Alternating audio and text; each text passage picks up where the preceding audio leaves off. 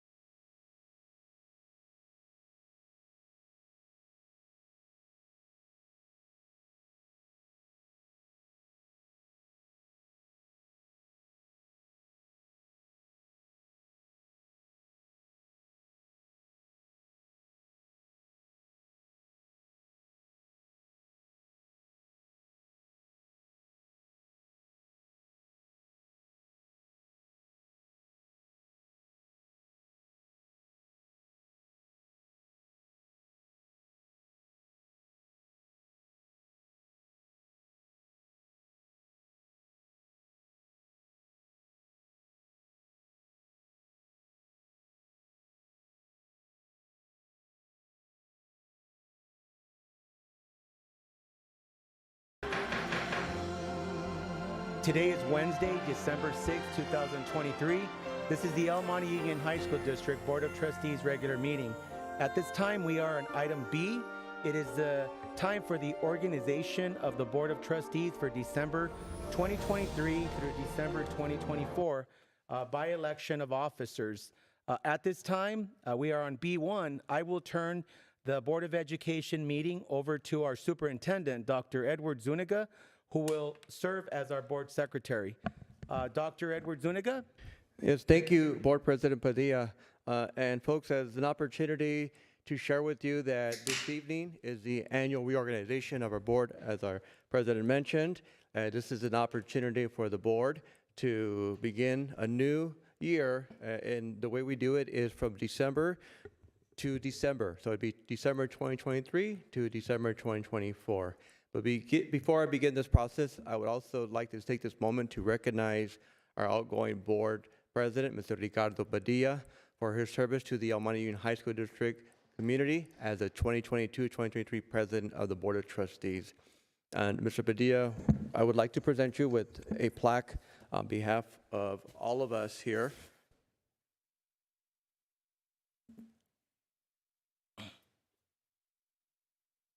I could use your mic. Yes. I'd like to read that. This is presented to Ricardo Padilla for your service as Board of Trustees President for the 2022-2023 year. And we don't take this gavel, but there is a gavel to remember the year that Mr. Padilla served the district as Board President. And I'm going to kind of speak from just my points that I'd like to share with you. Having the first year as board president, you and I have grown tremendously over the past year.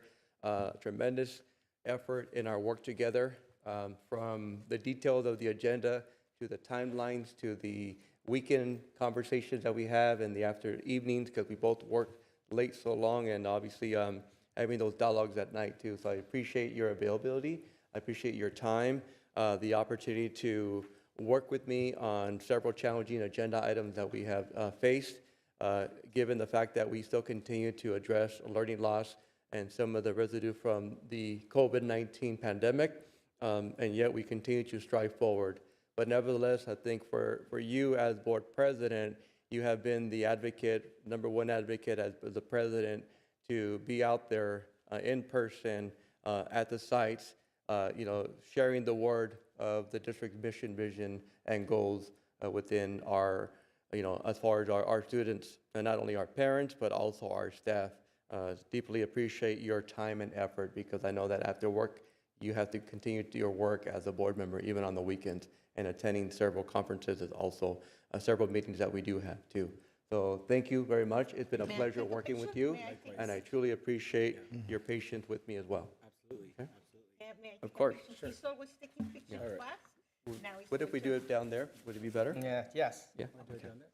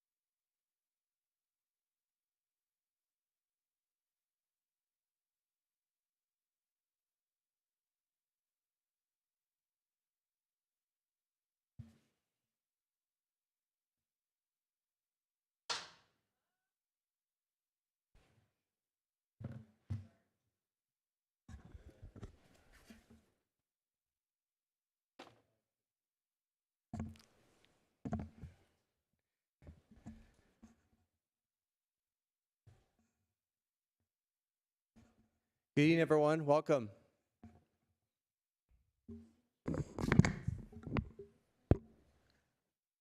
Okay, as we settle in at this time, I would like to begin with the process for the reorganization of the Board of Trustees for the year December 2023 to December 2024 by nomination and election of the Board of Trustees following officers.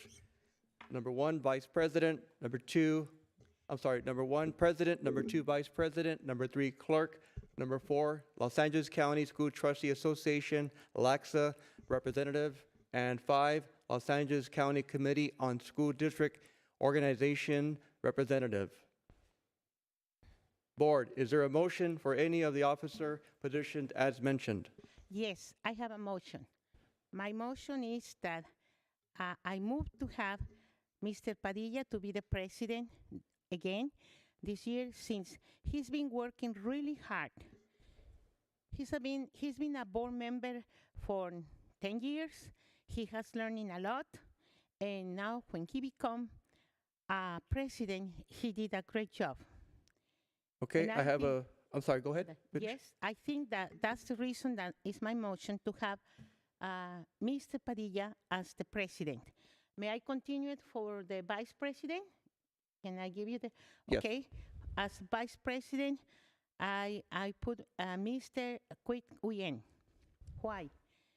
As a new member, he's been taking the biggest responsibility that all of us we have, our students. Our students are first, and we have to start taking care of them. He's doing his job very well, and I think that he will do a very good job as a vice president. May I continue as the clerk? I would like to be myself the clerk of this board, and to have as representative of LACSTA, Mr. Briones. I've been observing that Mr. Briones is great doing his job as representative of LACSTA. He's in all the meetings, and even that, he's probably going to be one of our members in LACSTA. And the third one, and the last one, I would like to have Mr. Carlos Salcedo as the last representative. I didn't write the name, but I know that he's going to do a very good job. I would like to accept this motion, Dr. Zuniga. Thank you. Okay, so we have a motion on the floor. President, motion for Padilla by Ms. Delatorre de Segres. Motion for Vice President for Quee Nguyen, Board Member Quee Nguyen. Motion by Ms. Delatorre de Segres. And for the clerk, Ms. Delatorre de Segres. Motion by Ms. Delatorre de Segres. For the LACSA representative, the motion was for Mr. Florencio Briones, and motioned again by Mrs. Delatorre de Segres. And for the LA County Committee on School District Organization, motion for Mr. Salcedo by Mrs. Delatorre de Segres. Is that correct, Mrs. Delatorre de Segres? Yes, that's correct. Thank you. Thank you. Is there a second Thank on you, the floor? Dr. Zuniga. I have second on the floor. Okay. Second for every position? For every nomination, Professor De Segres just said. But before, after I second it, I would like to say something. This is mark the anniversary of my first year. A year ago, when I came in the board, I didn't know Mr. Padilla. I never met him, never talked to him. But throughout the year, I learned from him. I worked with him. He worked very hard, and he's dedicated his time beside his full-time job. He cared for the student. He cared for the community, and a lot of time spent behind the scene. Especially, recent event like Caballeros, how hard he worked until like 10 o'clock with me to coordinate the event, and that benefit the student a lot. You will see my communication during the war communication, and therefore I second the motion for him to continue to be president.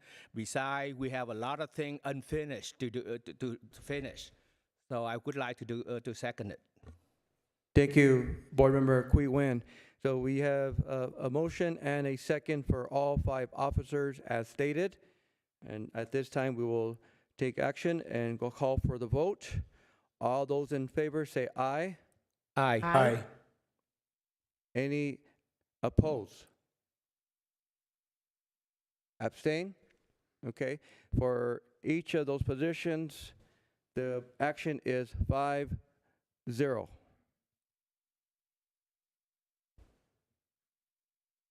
Congratulations, Mr. Ricardo Padilla, the second term for the President of the Board of Trustees of the El Monte Union High School District. Thank you. At this time, we would love to invite our guests who arrived this evening with us for our board meeting. We're going to take about a 15-minute period for a short reception in celebration of the reorganization and also of the one-year completion of the board presidency for Mr. Ricardo Padilla during the December 2022-2023 year. Congratulations again. I look forward to working with all of you over the next year. And again, thank you for the service. Thank you for being there for our students, our community, our families, our staff, and our parents. Greatly appreciate your service. Thank you. We'll take a break for 15 minutes at this point. The reception will be held in the lobby, foyer here. Please join us here. It'll be about a 15-minute, and it'll resume the regular meeting. Okay? Thank you. Thank you. And a little bit.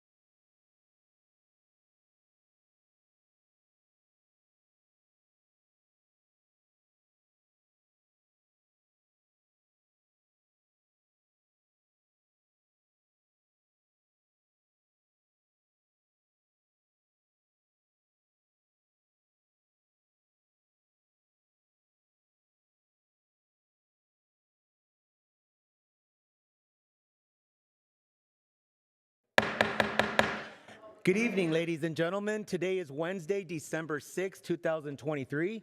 Welcome to the El Monte Union High School District Board of Trustees regular meeting. At this time, if you are following on the agenda, we are on item C. C as in Charlie. It's open session. I just called the meeting to order at 6 p.m. Dr. Edward Zuniga, Superintendent of the El Monte Union High School District, can you please give us a roll call? Yes, thank you, and welcome, everyone. We'll start off with Mr. Member Carlos Salcedo. Here. Member Florencio Briones. Present. Member Estela Torres de Sigres. Present. Member Qui Win. Here. Member Ricardo Padilla. Here. Student Member Sofia Hernandez. Present. All present. Thank you, Dr. Edward Zuniga. Right now, we will move over to the flag salute, and we have a special guest here. We have the City of El Monte City Manager, and I'm going to ask her if she could please come up to the lectern, and if you could please lead us in the flag salute. Ms. Alma Martinez, welcome. Thank you.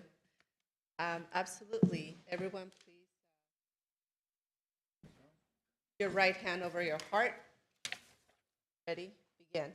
I Pledge allegiance to the flag of the United States of America and to the republic for which it stands, one nation, under God, indivisible, with liberty and justice for all.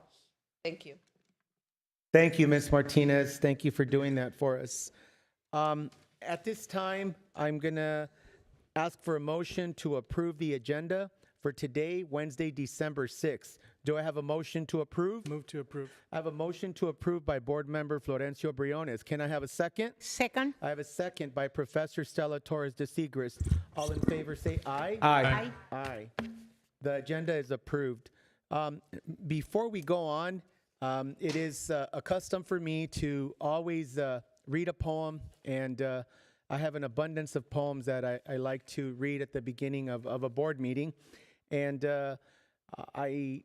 first of all, I just want to say thank you to my colleagues for believing in me and re-electing me to become president of the Board of Education for the El Monte Union High School District. It gives me great pride that you have the confidence in my leadership. And leadership is not something that you just do. It's something that you learn. People guide you and help you along the way. And I've always given a lot of kudos and credit to Professor Stella Torres de Sigres. She is my personal friend, but also a mentor. And the reading of the poem was something that I picked up from when I watched the board meetings as a regular board member. And she was president. She would always start off with like a special quote or a special poem. And so in your honor, Professor Stella Torres de Sigres, as this being my second term, I still give credit where credit is due. I consider you to be a very wise woman, the person that has the highest level of education on this board, and also the most experienced. Thank you for who you are. And again, I will read this poem and start this meeting in your honor. And it's a very simple one, kind of a very kid-friendly, but it says, "The best present," as we are entering the holiday season. And also, this is the only meeting that we will have during the month of December. So I do want to say Merry Christmas to those people that celebrate Christmas. I also want to say Happy Holidays to people who don't like to say Merry Christmas and want to say Happy Holidays. I say that as a proud American. I think that we live in the best country in the world, where we get to pick the religion that we want to be. And that speaks to this nation, this great nation. And I say that because even in my own family, not everybody celebrates Christmas. In my family, my parents are Jehovah's Witnesses. I am Roman Catholic. But again, I love the United States, that you have a little bit of everything, and that's what makes this nation so great. And so today's poem is called "The Best Present."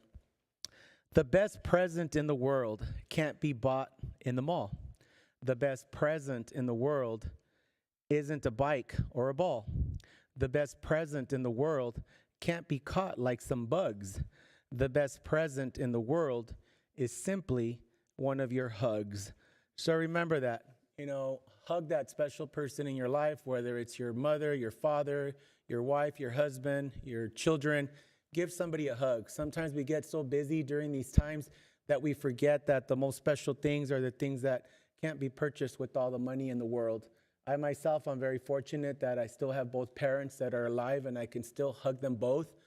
And I also have two boys that are raised. I have a brother that was incarcerated, and because of that, I had to raise two boys that are now 21 and 22, and I feel fortunate that I'm able to hug them. So after you leave this meeting, or even if you're in this meeting, and if there's somebody that you love, and let them know how much you love them, give them a hug. And again, remember that that's what the holidays are about. Sometimes we forget that, and we need to slow down just a bit. So with that being said, welcome to the school board meeting for December 6th, Wednesday, 2023 of the El Monte Union High School District. At this time, we're going to move on to C2, Charlie 2. Consider approval of Board of Trustees minutes for the meeting on November 1st, 2023 regular meeting. Can I get a motion to approve? Motion to approve. Move to approve by Board Member Qui Win. Can I get a second? Second. Seconded by Board Member Mr. Florencio Briones. All in favor say aye. Aye. The minutes are approved for November 1st, 2023. Item number 3, recognition of Rosemead High School Girls Varsity Volleyball Team. Go Panthers! Are there any Panthers?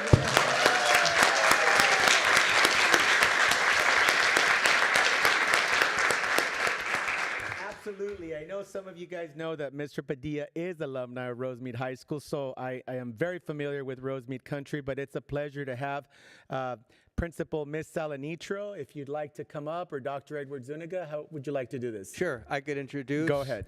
I could introduce the team. A couple of highlights that I'm aware of because I even attended that game and it was exciting at Moreno Valley High School. What an amazing job you guys did and represented Rosemead very well. First and foremost, again, welcome everyone and good evening. This is probably one of the highlights of our board meetings in recognition of outstanding students. Sometimes we are recognizing a staff member, one of our educators as well. And just a good feeling moment when we have the opportunity to celebrate these times when students are successful, whether it's in the classroom or whether it's on the field, on the court, anywhere, even when they go and they serve as far as community service too. But this evening, it's the 2023 Mission Battle League champions, and also advancing to CIF, battled and battled and battled. I think they were nail biters all the way through. And the stories that I heard even throughout the playoffs, folks were coming out tired of just the excitement and the yelling and just the energy that was there too. And definitely felt that during the 2023 CIF championship game for Division 9 at Moreno Valley. And it was well worth the drive and the traffic to Riverside because we all know that. And although our Rooter bus arrived a little late, they got there just in time when the game started too. So I want to congratulate, before we go on with our team, is the community. It was really fun to see that the community outshine the home team attendance. The parents, the student Rooter bus, the staff, the administrators, everybody who just showed up in spirit and cheered on our team. And I was watching the battles on the actual seats between the crowds, and it was fun to see that. I was like, wow, that's a high school moment for me there too. But the young ladies who performed continued to battle throughout the entire game, and I just want to highlight that game.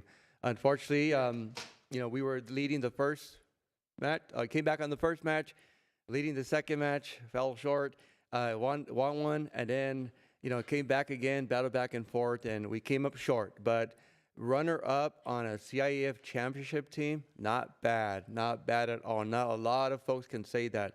So congratulations on your championship run, Division 9 in the championship game against Moreno Valley. A couple of days later, we had to regroup and get ready. We hosted that game against, I believe it was Liberty, if I'm not mistaken. And again, the crowd showed up to represent and also cheer on our student athletes. It obviously goes to 5 games, but she came up short 2-3.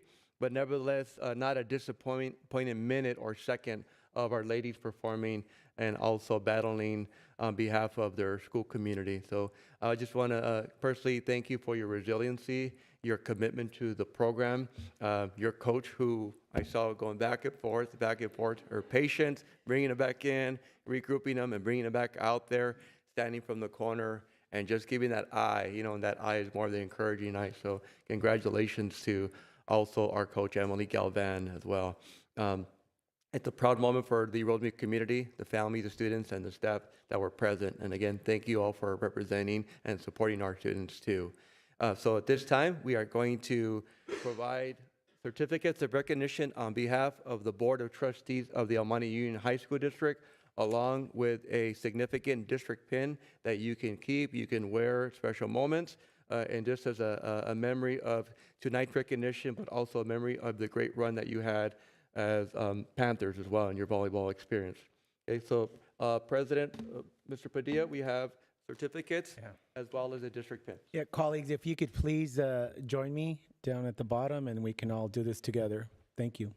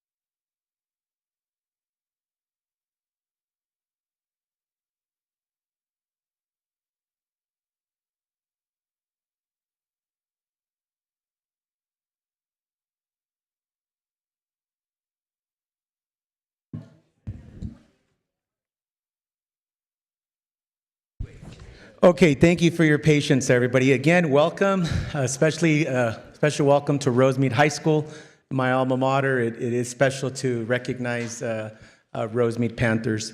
First, with any great team, it always also comes down to your leader. Leadership matters. And I would like to first start off with the coach, Miss Emily Galvan. If you could please come on up here. Yes.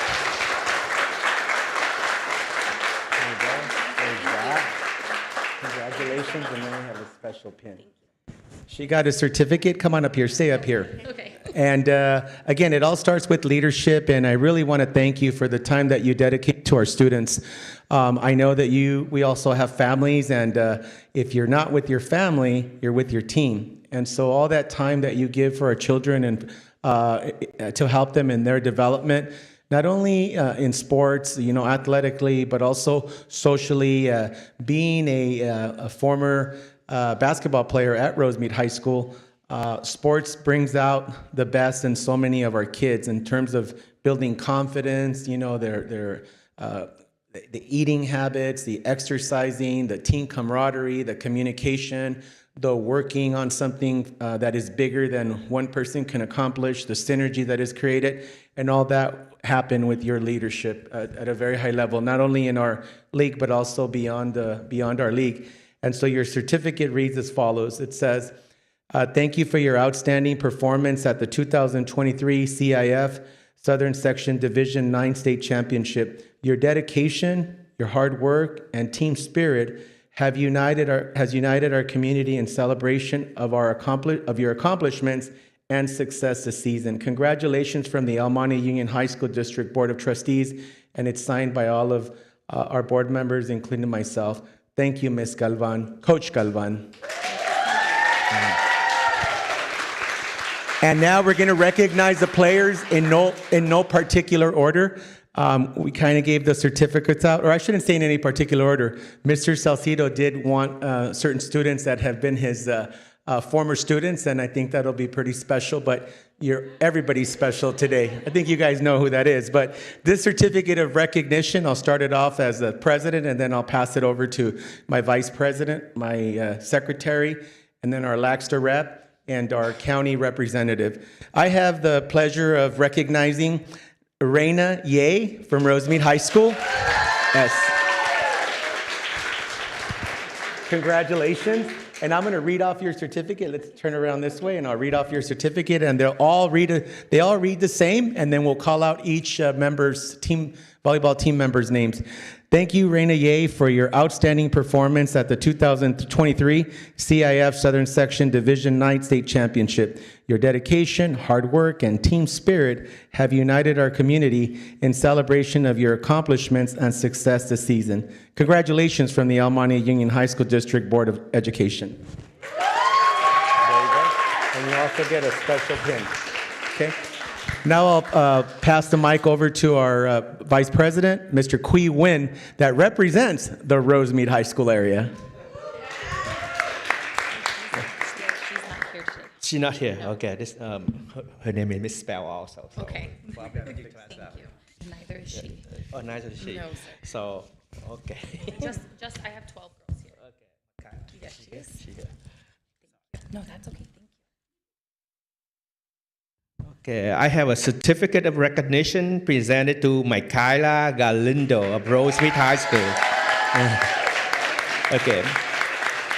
For your outstanding performance at the 2023 CIF SSS Division 9 State Championship, your dedication, hard work, and team spirit have united our community in celebration of your accomplishment and success in this season. Congratulations from El Monte Union High School District Board of Trustees. Congratulations again. Okay.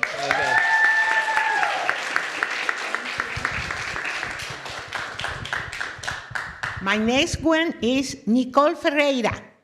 Nicole? Congratulations, Nicole. I know what is that. All of you brought me good memories when my daughter was in high school, and she belonged to that one. She was the captain for the volleyball team, 1999 Arroyo High School. Congratulations. Okay. The next one is for Julie Benavides. Julie, congratulations. And I know that you enjoy a lot doing that. Congratulations. Okay. The next one is Perla Vaca. No está. She's not here, No, but the coach will get it. Coach, Round of applause for Perla Baca. Perla Vaca. Okay, now. I'm going to put you guys on the spot. So how many of you have been Panthers since elementary school? Stand up.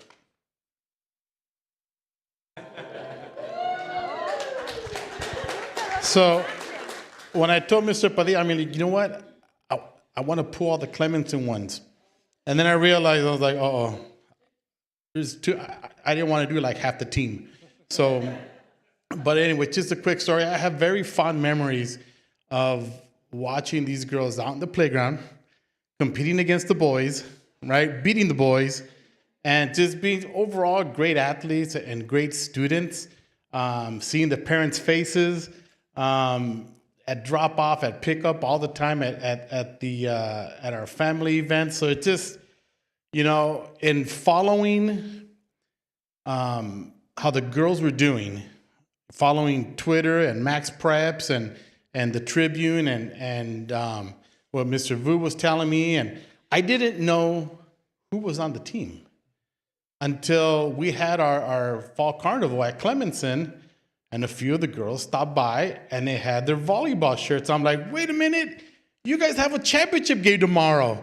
And they were like, so I didn't know until that night how many girls, former Clemenson kids were on the team. So, you know, it just made me a very proud principal, right? And even a prouder board member. So, like I said, I didn't get all of them, but Sydney Payad.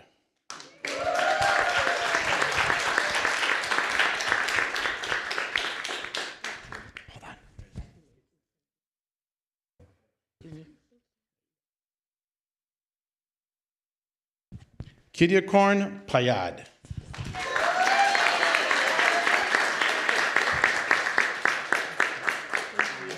Congratulations.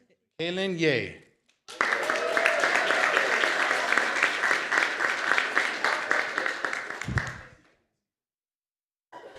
No? Not here? Yes? Congratulations. Very proud of you. Next up, we're recognizing Kimberly Ortega.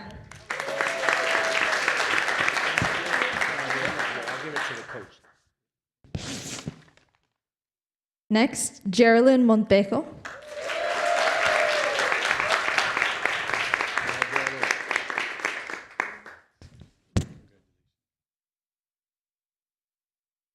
Next, Isabella Lemos.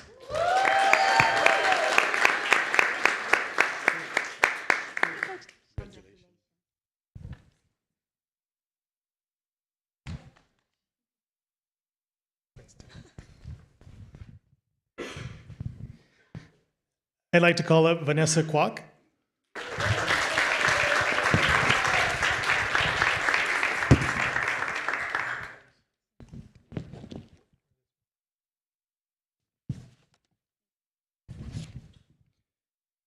Nicole Yan.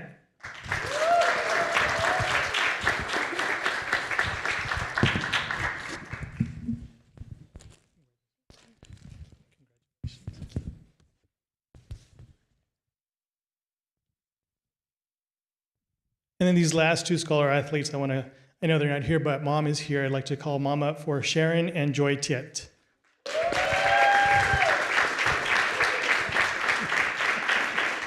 Okay. Sharon. Oh, you are here? Okay. Yeah. Is Joy here? Oh, no. Joy's not here. Okay. Congratulations to you. And she's your sister. Okay. Please share our congratulations with her as well. So I'm going to give them both to you. And these are your pins. Congratulations. Thank you. Yeah. Round of applause. I'm going to go ahead and give the mic over to the coach, see if she'd like to say a few words. Are you sure? I just want to say thank you to the school and to our parents and our community for supporting the girls, for helping them grow their hearts, because, you know, volleyball, it's more than just your athletic ability, and it's a lot of mental, and it is mentally straining. And with you guys there supporting them, it helped them get that far. And I want to say thank you to the girls for listening and applying everything that was given to you and taking yourselves as far as you did. I'm very proud of you guys.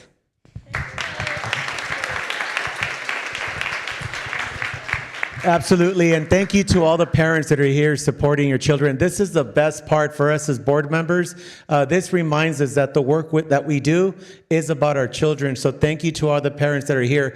Gracias a todos los padres que están aquí. Esta es la parte favorita de ser miembro de la mesa directiva, es reconocer a nuestros estudiantes, y gracias por ustedes estar aquí en compartir en eso. Muchas gracias a todos los padres. Okay? Are we going to do a picture, Dr. Zuniga? Okay. So we can get here and we'll do a picture, and then the board members will go behind you. We'll go behind you. We'll take some with the board, and then we'll tell the board, get out, and it'll just be you guys. Okay?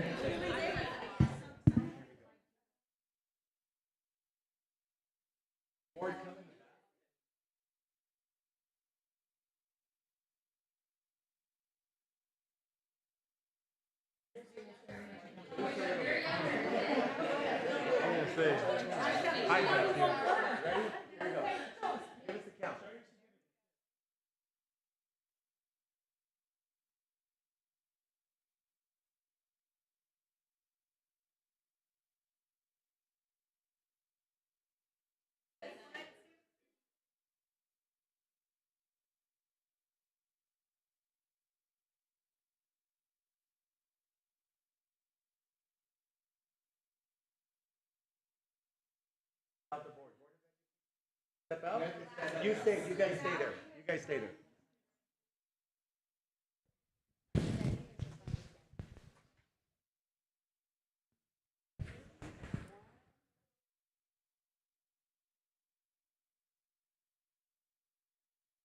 Yes, principals, come on up.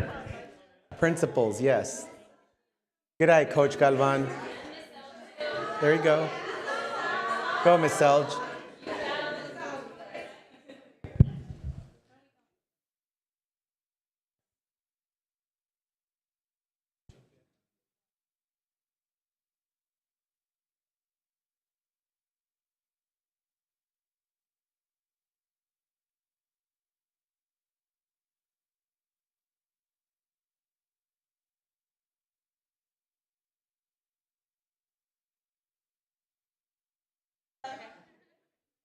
Another round of applause for Rosemead High School volleyball. Did you need a picture?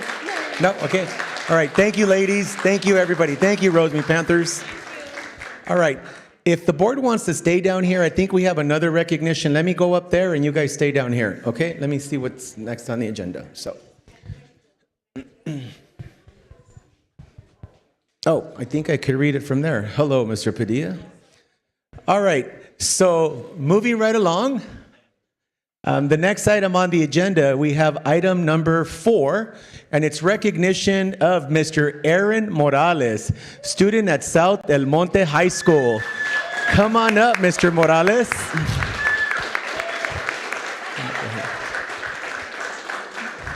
Thank you so much for being here. Go ahead and stand right here, and Dr. Edward Zuniga will be getting the certificate. But Aaron Morales is a special student that attends South El Monte High School. He is an Eagle. And in our last board meeting, he came before the Board of Education and he presented to each board member that's here an autographed copy of the book that he wrote. He is an author. It's not every day that we get a high school student that publishes a book. So we feel very honored. Not only do we recognize athletics like we just did, but we also recognize academics. And we have a special certificate here for Mr. Aaron Morales. And here's a copy of the book for everybody to see. And he, yes, give him a big round of applause. Yeah. It can also be found in Amazon. You can go on there and purchase his book. Okay, please support him. And again, he is his father. I don't know if you guys know this. Some of you know this, some of you don't. But his father is Dr. Morales, who is the proud principal at South El Monte High School. Okay. Yes, and so I bet Papa is very proud of his little cub, and I think that's so awesome. So I don't want to embarrass you, but I got 2 boys myself, but. I think I already did, huh? I'm sorry. Okay, South El Monte High School. We hold this for a minute.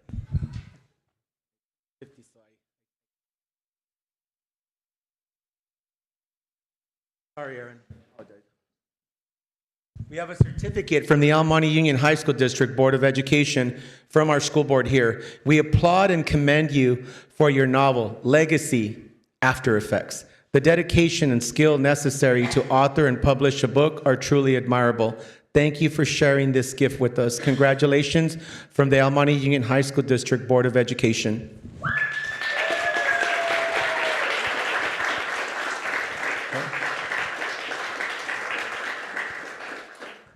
But there's more, okay? This is from the city of El Monte, and this is a certificate of commendation presented to Aaron Morales, South El Monte High School, recognizing you, Aaron Morales, for your achievements, authoring, come on, Mr. Padilla, learn to read, authoring and publishing your novel, Legacy, After Effects. May this be the beginning of an incredible literary journey, and may you continue to be an inspiration and influential role model to all your fellow classmates. The mayor and members of the city council do hereby extend personal congratulations and wish you continued success in your writing career. On behalf of the citizens of the friendly city of El Monte, the end of the Santa Fe Trail, dated this 6th day of December 2023 in the city of El Monte, county of Los Angeles, state of California. Congratulations. It is signed by the mayor, Jessica Ancona, the mayor pro tem, Mr. Martin Herrera, Councilwoman Marisol Cortez, Councilwoman Victoria Martinez Muela, Councilwoman Alma Puente, Councilman Richard Rojo, and Councilwoman Dr. Julia Ruedas. Congratulations from the city of El Monte.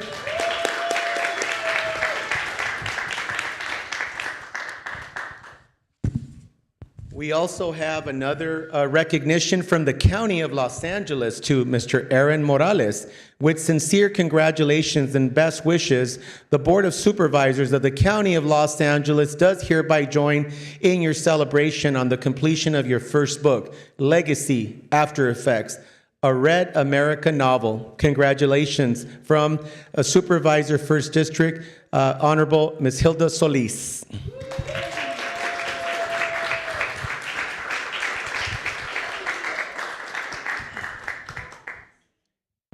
And last but definitely not least, a person that is known throughout the San Gabriel Valley, our senator, our state senator, the Honorable Susan Rubio says, Aaron Morales, El Monte Union High School District meeting honoree, on behalf of the California State Senate, it is my privilege to recognize you for your outstanding accomplishment in authoring and publishing a novel. Your dedication and perseverance to your dream has paid off and served as an inspiration to students throughout the 22nd Senate District. Congratulations from Senator Susan Rubio.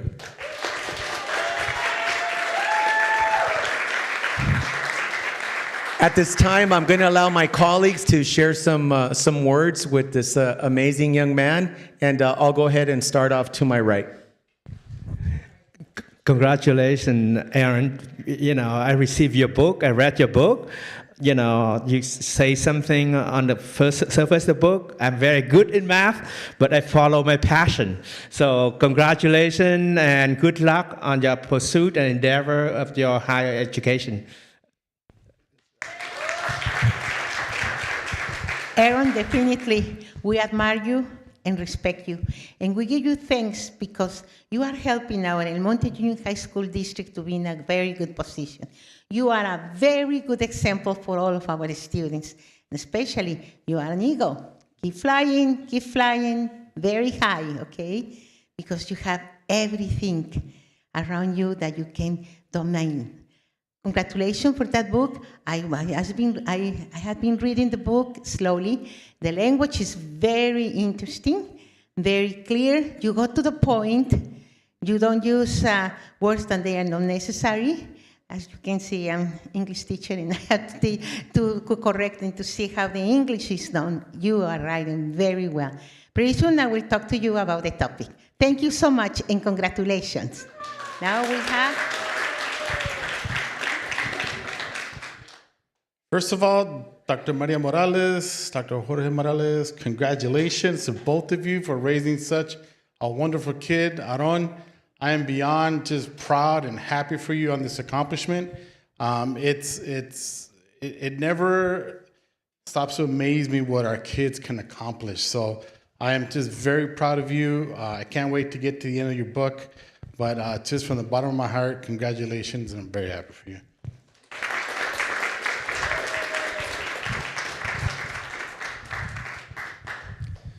So let me just say, as you used to work with your dad at Southern Monte High School when he was assistant principal there, he would not stop talking about you when you were just a little baby. So to have you here today being recognized in front of the entire community, in front of your dad, in front of your mom, in front of all the Board of Trustees here, I mean, it says a lot, not only about your parents, but about you. I will be honest, I just started reading the book because now most of you who have been watching the board meetings for the last year know I'm in school. We just finished the semester. Today was my last in-person class, and now I just have to write some papers. But I started reading the book today. I got through the first 2 chapters. I will save my literary critique until I'm done with the book, and I will follow up with you. I may sit down with you and ask you some questions, because there are some interesting concepts in there that I do want to have you elaborate more on. And you don't live too far from me, so I may just walk on over there and knock on your front door. But I really want to say congratulations to you. As Mr. Salcedo said, you are definitely what El Monte Union is all about. I want to say congratulations to both your mom and your dad, both Dr. Morales, who are here today. You've raised a wonderful young man, and this is what all of us should aspire to be, what all of us should hope for our own students, our own children here in the community. I'm beyond impressed. The longest document I've ever written is like maybe 20 pages. And to have you, give me a book, 178 pages. I will say I did receive a message from your mom telling me, hey, Aaron published a book. Can you please buy it? And I hadn't gotten around to doing it yet. And then the last board meeting, you show up and here's a copy of the book for you. Thank you so much. I was like, okay, well, like saved a little bit of money there. Thank you. But your mom and your dad, your biggest champions. And I think everybody here should know that. Both wonderful individuals. I've known Dr. Maria Morales for better part of 2 decades now. Dr. Jorge Morales was my teacher at Mountain View at one point. I think if he had ever, I want to say settled, I think if you had seen me and thought, gosh, I hope my kids aren't like that, I think you did well, because I think Aaron's a much better student than I ever was. But anyway, congratulations, Aaron. We're all extremely proud of you, and I look forward to your next novel. Congrats.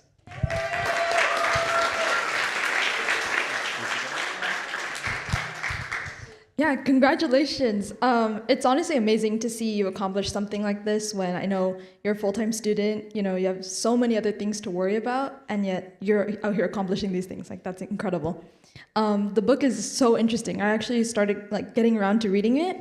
I love it. My mom was even reading it. So, it's amazing. Congratulations.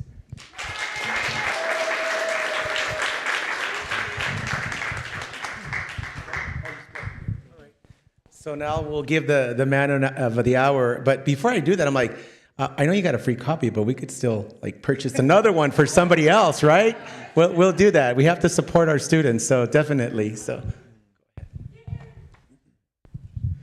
Ladies and gentlemen, I just want to thank you for this prestigious opportunity to receive these awards and be presented to my community, to my family, to my friends, and to overall just a community of welcoming individuals who have both praised me in my efforts to continue in my writing career and now further encouraged me to seek out this as an actual way of living, as a way to provide for myself in the future, and to hopefully make something of myself, to pull something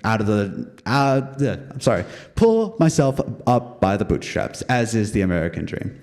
I want to just simply thank my mother, thank my father, and everyone who has helped me accomplish this goal. As 2 students at South El Monte, who they know who they are, provided both proofreading and artistic contributions towards the novel, which without their help would never have seen the light of day. I want to just simply thank you all once more, and look out for my next novel, because I can tell you it'll be done by 2024. Thank you. That is just simply amazing. I know he's a senior this year, and he will be going off to a university. Whatever university he ends up selecting is getting a powerhouse of a student. And I'm glad that we're able to recognize you at this level, because I know that when colleges are looking at who they're going to accept, it gets very difficult when you have students that have all A's and stuff. They start looking beyond the school setting. What else has this young man or this student done? And he has definitely gone above and beyond. I know that universities will look at the fact that he's now a publisher and will say, I want him. He's our student. So wherever you decide to go, we wish you the best. And thank you for being an amazing El Monte Union High School District student. And yes, I did not know that Dr. Morales was here. I don't know why. I just assumed that both mom and dad would be in the back. So I just saw dad over there. It wasn't until Mr. Briones says that Dr. Morales was here. So if you guys can please both stand so the public knows who you are, Dr. Morales is. Yes. So at this time, if we could just take a quick picture with the Board of Education and also the parents, come on up so we could be in the picture. We'll do one with the board, and then we'll tell the board. Okay. Board, come on in. Parents?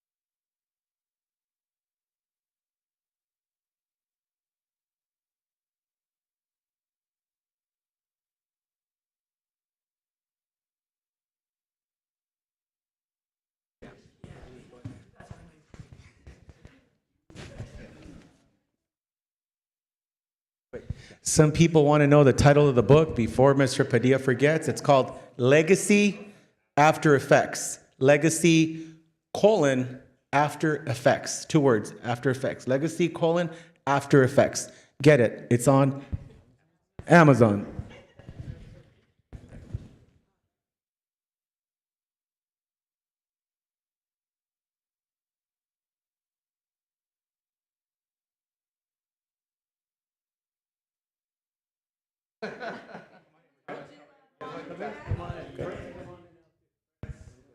Friends, come on up.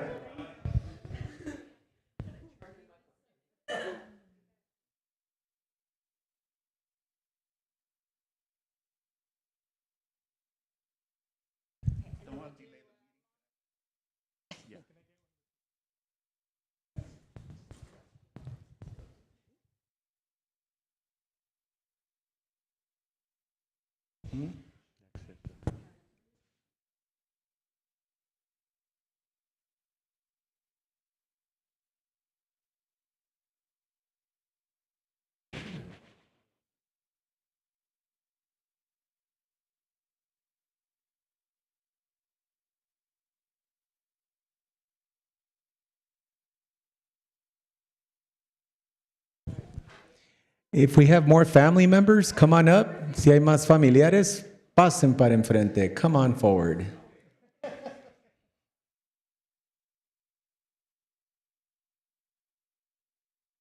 There you go. Latino families, we always roll deep. Everybody comes. I love it. I know about that.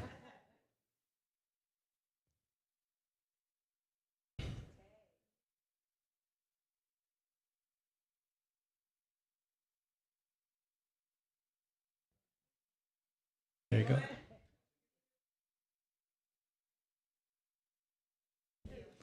Thank you. This will help our declining enrollment. That's right. Okay. Okay. Good.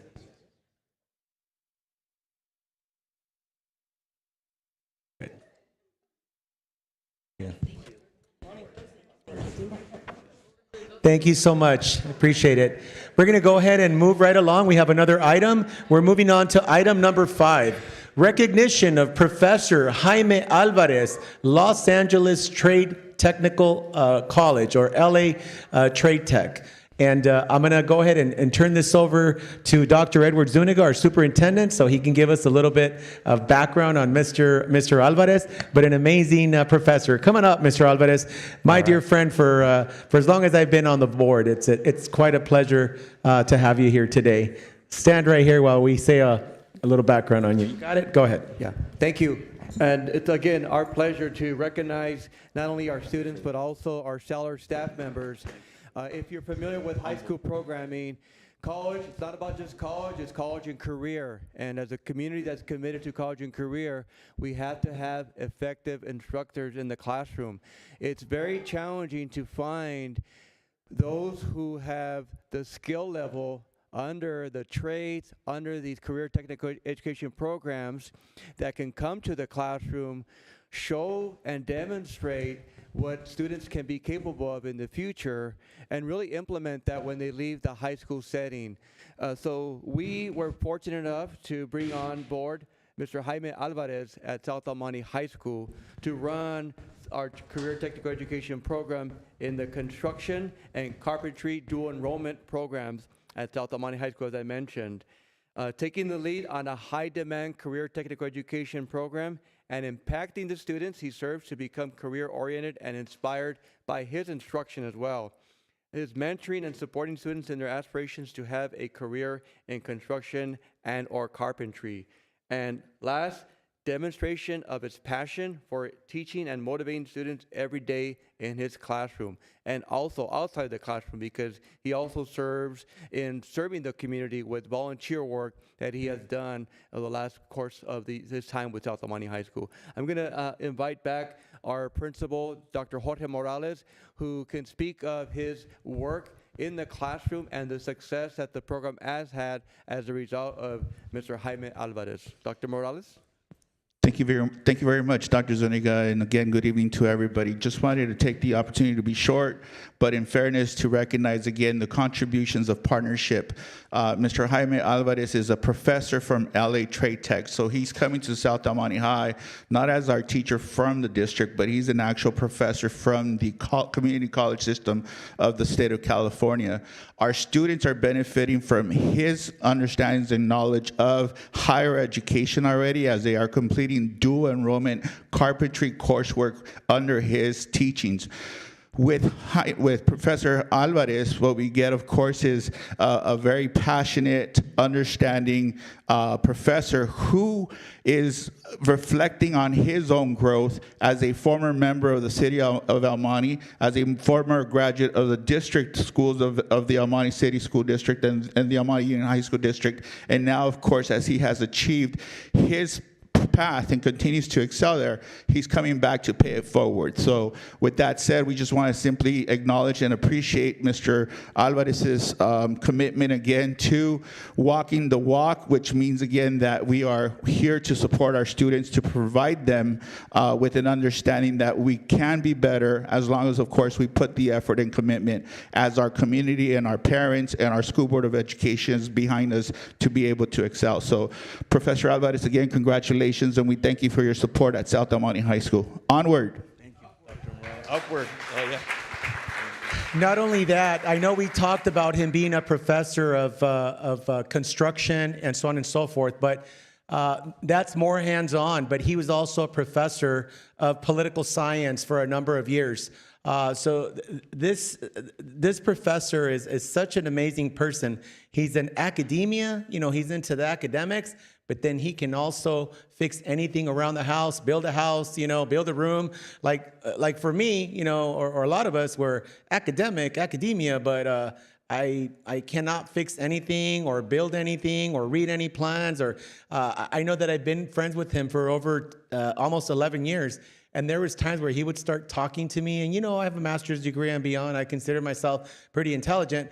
But then Jaime would start talking about stuff that was like, I'm like, Jaime, you lost me there. He'd start talking to me about some of the research that he does, and it was like, okay, my mental capacity is not there. Okay, you've gone beyond. So he's got the full package, and I know that we talked a long time ago when I first ran on the board that we wanted to create a career tech education committee, and then I seeked him out at LA Trade Tech, and then his college sent him and brought him to the table so that we could make that partnership with the different colleges, whether it's the college in Whittier or whether it's LA Trade Tech. It is our job as school board members to provide an array of career tech education programs for our students, and it's up to our students and up to their families to decide what they want on the menu. Not everybody wants to go to college, and that's okay. Our American system's kind of geared, we're kind of locked into the master's schedule. But more and more, you will start seeing that school districts are going to be paying more and more attention to career tech education. Why? Because the state of California is now funneling more money into those programs, and these dual enrollment partnerships are amazing. So I just want to personally thank you as president of the Board of Education for all the skills and all the girls that are in the program as well. It's not just for boys. There's gender equity. It's open. As a Latino, we're always concerned about equity and access, and we truly have access in the program that we have. I know that we recognized your program a few board meetings ago, and I know one of the young ladies there said that she wanted to go into that field because that's what she saw in her house with her father.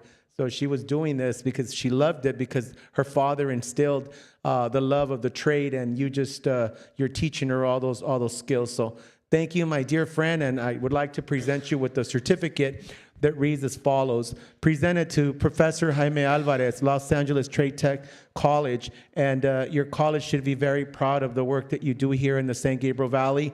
They have a jewel in you, Professor Alvarez, for your leadership. Sorry. I start getting comfortable and talking without my glasses, and then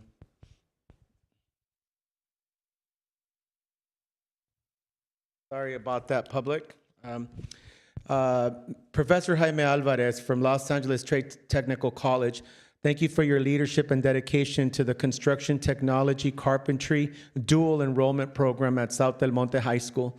Our students' success in the program is greatly due to your quality of instruction and training. Congratulations from the El Monte Union High School District Board of Education, and it's signed by all of our board members.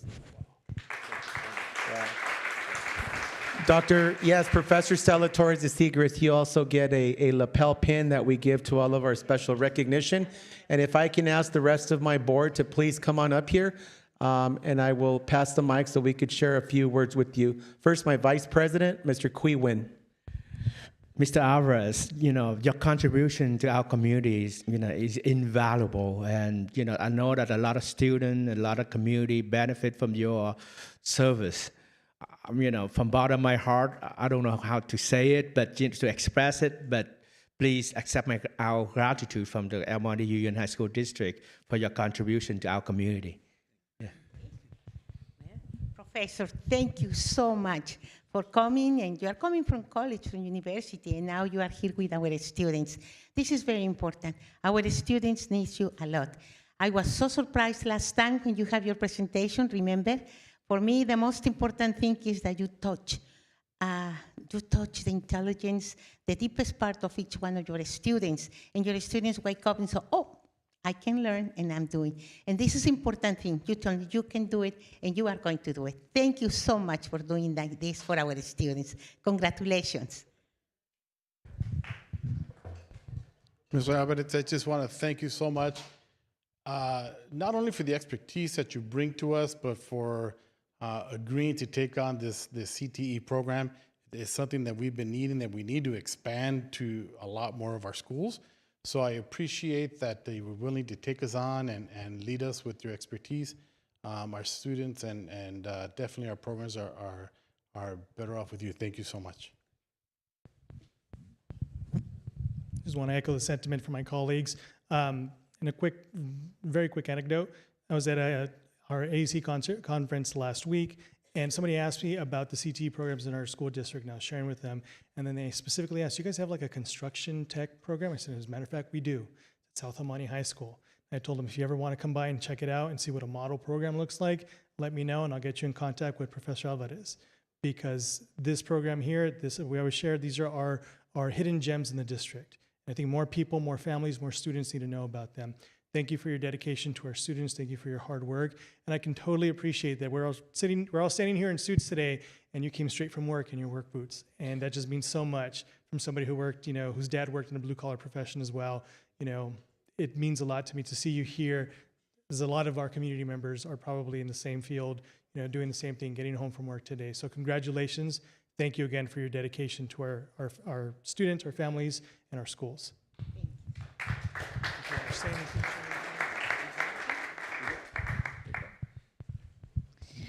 I personally want to thank you as well for your contributions and making sure that our students have access to these, and are able to explore different fields. I feel like a lot of these trade tech classes are sometimes overlooked, but it's so important that students have access to these quality programs. They're able to explore what they would want to do, and it just broadens what they're exposed to.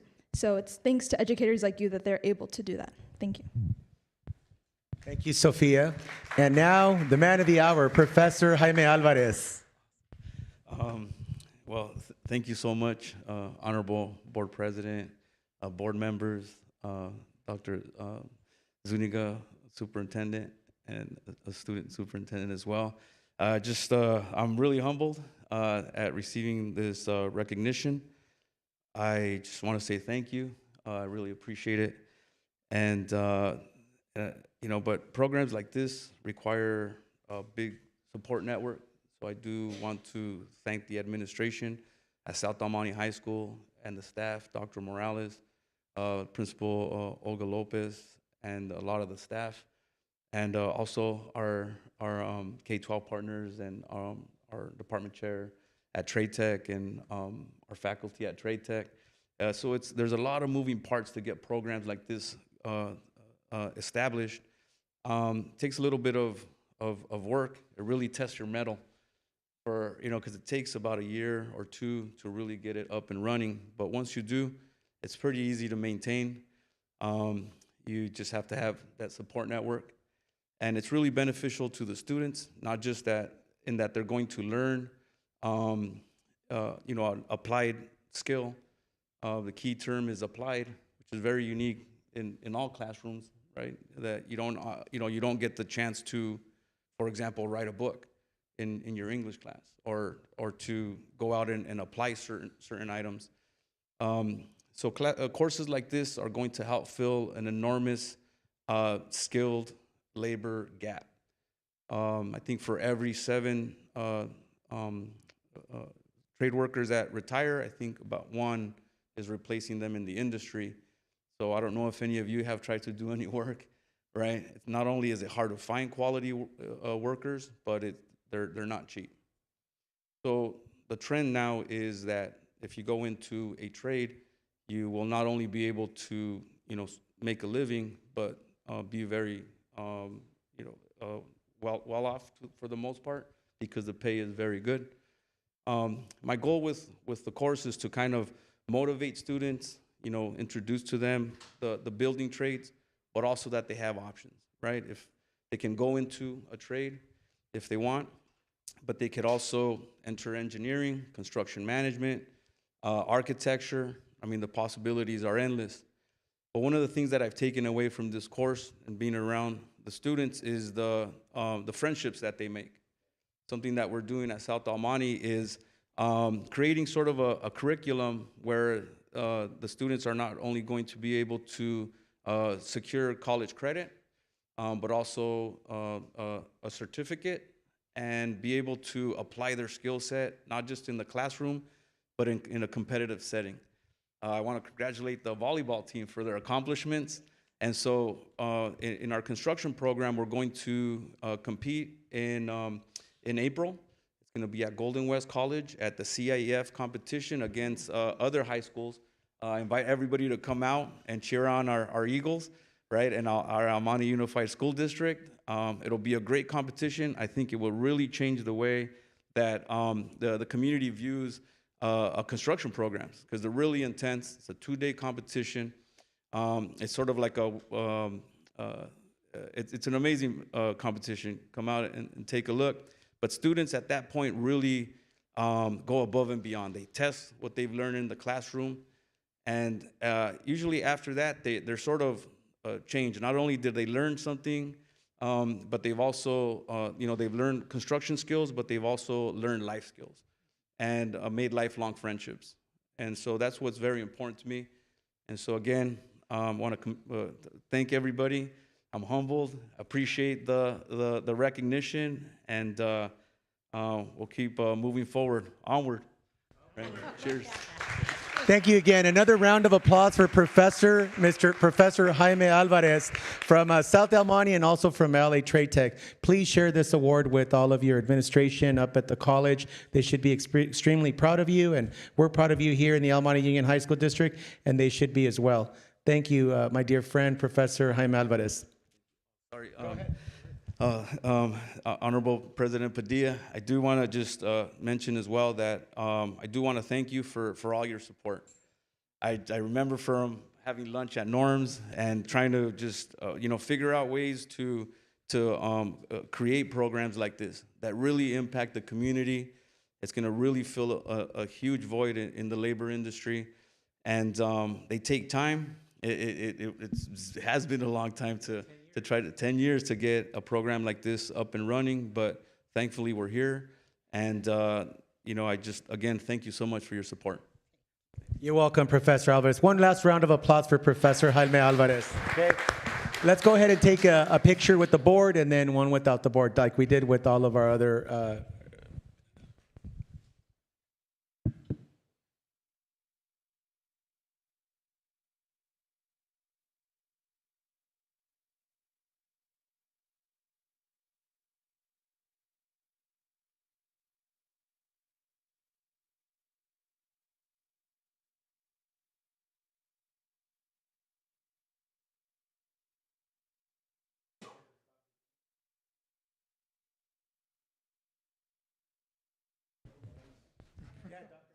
Come on up, absolutely. Absolutely.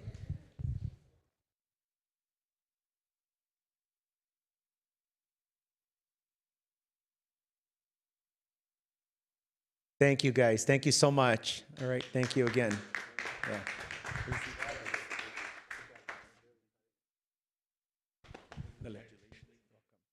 All right, we're going to go ahead and move this meeting right along. We're going to move on to item number 6, recognition of Longo Toyota for online auction proceeds donated to the El Monte Union High School District. As you know, the Longo Toyota is here in our city, and recently they had an auction for a special kind of car that they had. I believe it's called the Corolla Morato. Corolla, Morato. And they had an auction, and so it rendered quite a bit of money, and the money went to 3 different organizations, the El Monte City School District, El Monte Union High School District, and then one Vision to Learn. Vision to Learn. And so altogether, we got $37,500, and that money went to our auto technology program in the El Monte Union High School District, and also Longo Toyota is going to be providing some vehicles that our kids can get hands-on experience on. And so we're very grateful for having in our backyard and for them believing in education and in our school district. Unfortunately, the day of our board meeting kind of conflicted with an activity that they were having for, like 20,000 of their employees. They were all Holiday party. at Their a holiday party at reception. Knott's Berry Farm, and so they could not be here, but we like to go on record and publicly thank Longo Toyota for their partnership. Here, why don't you read it? I don't know where my glasses went again. Sure. Read it, please. I have mine on. So, certificate of recognition presented to Longo Toyota for your partnership and unwavering support of our students. Your generosity allows us to provide our students with the skills and resources they need to reach academic and personal success. Congratulations from the El Monte Union High School District Board of Trustees. Thank you, Superintendent Dr. Edward Zuniga. Round of applause for Longo Toyota. Thank you so much. And we got to make sure we get that. Sorry, board, no picture here. There's nobody here. So we're going to move, instead of doing the public comment, what I'm going to do right now is I'm going to go ahead and do presentation from the El Monte City Manager on the city's project room key. If we could have Ms. Alma Martinez come up to the lectern, and we'll go ahead and do your presentation at this time. Thank you for being so patient with us.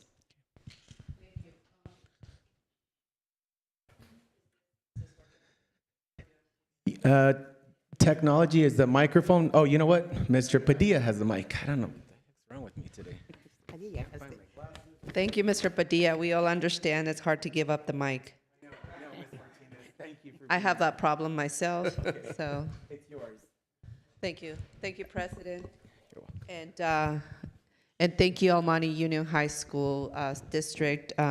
President Padilla, thank you for the invitation, and Superintendent for coordinating this presentation. And what I'm about to present to you is not only a testament of testing someone's mettle, like the teacher, professor said.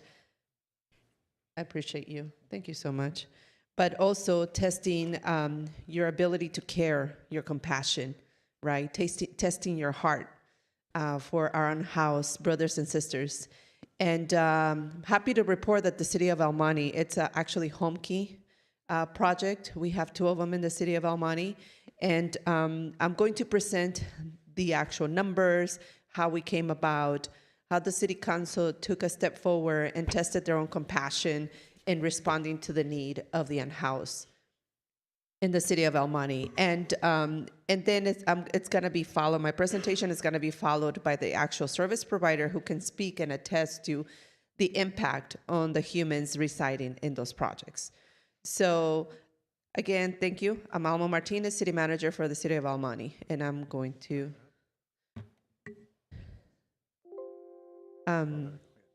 it's down. See, give me the wrong information here, but that's okay. I'm going to start off with describing the project. The project is definitely a partnership with the County of LA, and this Home Key site will, both of them will reduce unsheltered homelessness by helping people living in the streets be indoors, receive supportive services, which you will hear more information about, and the need to become stable and ultimately move into permanent housing.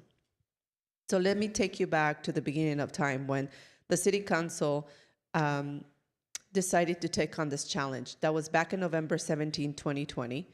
And We applied for 2 grants, and the grants were a total of over $17 million with the Department of Housing and Community Development for the implementation of this program. From then on December 15, the City Council, and now the project has names, acquired the Hilda Solis Rose Court and the Hilda Solis Iris House. They were previously known as the M Motel and the Budget Inn. Both of these locations are on Valley Boulevard. They're right next to each other. And side note, these locations were heavily burdened by human trafficking, crime, you name it. It was happening there. Since the acquisition of the motels, the city has been able to secure an additional $9 million for the Budget Inn and $17 million from various state and federal grants and resources, bringing both hotels to approximately $43.8 million. And recently, the county, through Supervisor Solis' office, has committed $7.5 million towards the construction of the M Motel as well. So since January 2022, there has been a total of 81 individuals housed at the Hilda Solis Rose Court. And Union Station, who you're going to hear from, has been provided contracted operations and supportive services for the tenants residing at the Hilda Solis Court. I'm going to show you some of the pictures. I want you to keep something in mind. Anything that could have gone wrong has gone wrong. But we have really stuck to what we can do and know best, which is care for our own house. This is what the project looked like before, and this is what the project looks like now. I saw some of you, I know Florencio, Board Member Florencio, what might have been at the ribbon cutting, as well as your President Padilla. And I'm sure, and President Padilla was very impressed. He can tell you about it. This is some of the before and after pictures. You're going to see some water damage, mold, very uninhabitable conditions from a code enforcement perspective, obviously, before and after. And now I'm going to call Union Station to go through the process of how people are selected to be in this location, as well as the impact and the services that they provide. And is it next? Okay, great. Let me start by saying thank you. This is such an honor to be here this evening. I also want to say Union Station works with 33 cities and 15 incorporated areas. And I say this honestly, we have never worked with a city like El Monte. I saw everything tonight, and I actually got goosebumps, and I don't live here, but you should be so proud of your city. You should be so incredibly proud of your city, because El Monte has stepped up on the issue of homelessness like no place else that we work. So I'm just going to talk a little bit about Union Station. Am I going the wrong way? Oh, he's pulling it up. Talk a little bit about Union Station, the work we do around homelessness, and then more specifically about kind of what we're doing here in El Monte. Thank you so much. So our focus is really on ending homelessness for individuals, for families, for youth, and homelessness at large. It is one of the major crises of our times. I want to say we've been in existence for 50 years. We are the lead agency for all of the San Gabriel Valley. We also work in Northeast Los Angeles. So right now in LA County, we're looking at, I think the numbers are a little higher, even just over 70,000 people. San Gabriel Valley is getting close to 5,000 people experiencing homelessness. This is on any given night. And you'll look at the breakdown in terms of families, adults. A couple of little facts that are really distressing is the fastest growing group in the homeless population are our seniors, people who have either been working or been homemakers their whole lives, and retire and can no longer afford housing. You'll also see the breakdown in male and female. Up until very recently, women made a very, very small percentage of the population, we are also seeing that number growing dramatically, and that is usually women heads of households with young children. And then, of course, we have the breakdown from a racial ethnic perspective. Another sad fact is Latino Hispanic homelessness has seen a huge surge in the last year, a growth of about 25%, which just shows the rent burden that is on so many families. The cause of homelessness, we hear all sorts of things. We hear mental health, we hear addiction. Those are not the causes of homelessness. They may make you more vulnerable to homelessness, but what is the cause is the lack of affordable housing. People cannot afford to pay the rent. That is the cause. Again, there are other things that will make people more vulnerable to homelessness. You know, the cost of living. If anybody's been to the grocery store lately, you know the sticker shock, right? Again, cost of housing is just skyrocketing, and then other things as well that all affect individuals and people and their ability to be stably housed. Again, personal vulnerabilities. The example I always use for this, I use an analogy, is when COVID first hit us, what did they tell us? Who were the most vulnerable to COVID? People who were over 65 or who had a chronic illness, but never did they say that those things caused COVID. Being over 65 is not a cause of COVID, right? It makes you more vulnerable. So when we look at things like mental health, addiction, all of those things, they make you more vulnerable. Domestic violence is the #1 reason for women becoming homeless, fleeing domestic violence. About 46% of foster kids will become homeless by the time they're 25 or 26, 46%. So these are kinds of things that can lead people into homelessness because of their situation. They cannot afford housing. So let me talk a little bit about the service that we do. We do a full coordinated services from start to finish. We have teams that actually go out on a daily basis to wherever people are that are experiencing homelessness. We have what we call multidisciplinary teams. They are made up of an addiction specialist, a mental health worker, a caseworker, and then someone with medical training. So we actually work with Keck USC School of Medicine. We do medical services right in the field. Our focus is not just helping people where they're at in that moment, but building relationships of trust, because people who have been homeless have been so traumatized. We hear about service resistance. It isn't really a thing. People don't not want housing, but they don't trust because they have just been given promises time and time again. So we work really hard to build trust with people, and then we get them inside.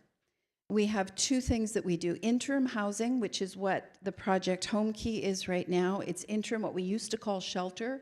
We now call it interim because it's a pathway to permanent housing. We do the motels here in El Monte. We also have tiny homes, which is what you see there. We work in a number of cities. What happens when a person enters the interim housing, like here in El Monte, is they are assigned a caseworker who then works with them on setting goals. And the ultimate goal is to get them into permanent housing and to become stable and reintegrate back into community. But everybody has different needs, and so we work with them to say, what does that person need? It's not a one-size-fits-all. In some cases, maybe they need to get their GED so they can get a better paying job. So we will help them with that. Maybe they do need mental health support or addiction support. Whatever it is they need, we work to get them into permanent housing. We also offer permanent housing. The one on the left is one of our family permanent housing buildings. It took us a lot to get it built because there was a lot of pushback and fear in the community. Since it's been built, we have not had one single complaint from the community. It has lifted property values in the area. It is the nicest building in the area. The biggest problem we have is people wanting to rent an apartment there. So permanent housing, if done well, is good for communities. And then the final piece is really about how do we reintegrate people back into community, because it is community support, is community connections that bring health and wellness.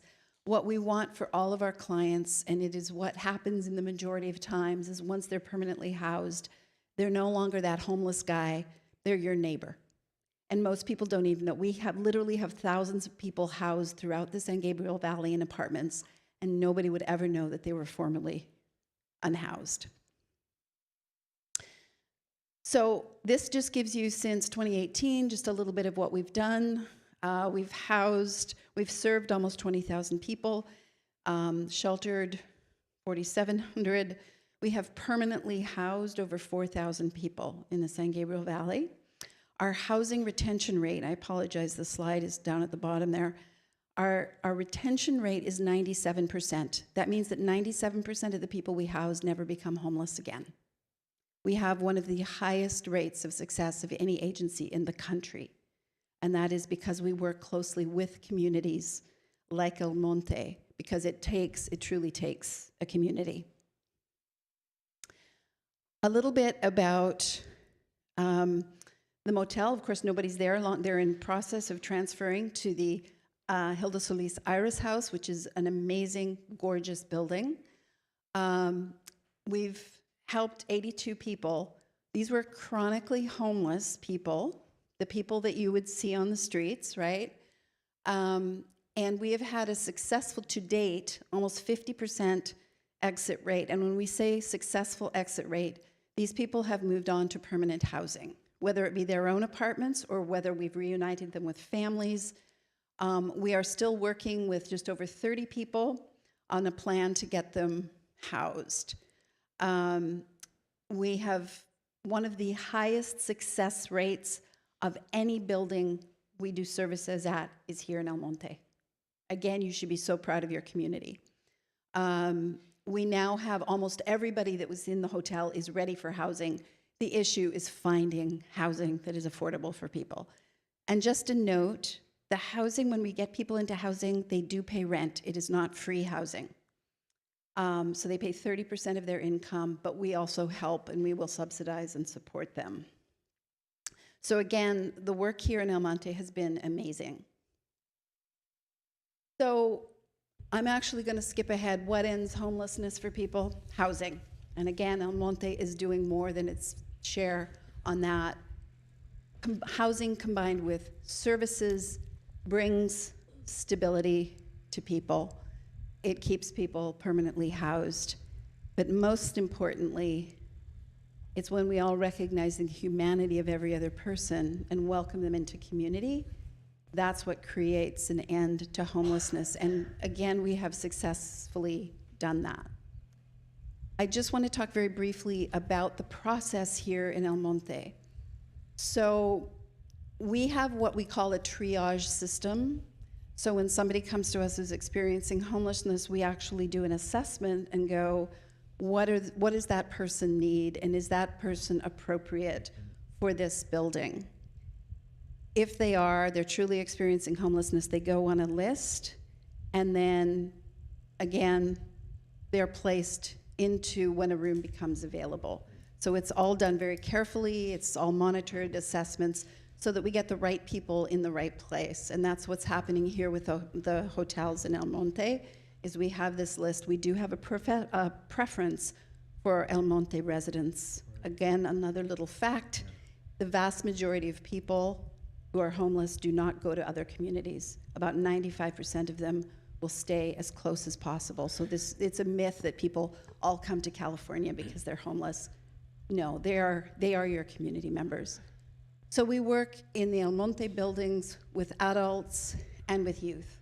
And we work with another youth provider. I'm going to interrupt for a little bit. Yes. So I'm going to jump in here. I'm going to jump in with my questions, and then my colleagues can join. I know that you're going to do the presentation, but while we're on that topic, so if I am a parent and I'm experiencing homelessness, and I say homelessness because I would like for you to define what is your definition of homelessness, because I've done child welfare for 31 years, and homelessness to me in the school district, or the way we define it, is any family who has to live with another family in order to put their money together to be able to make the rent.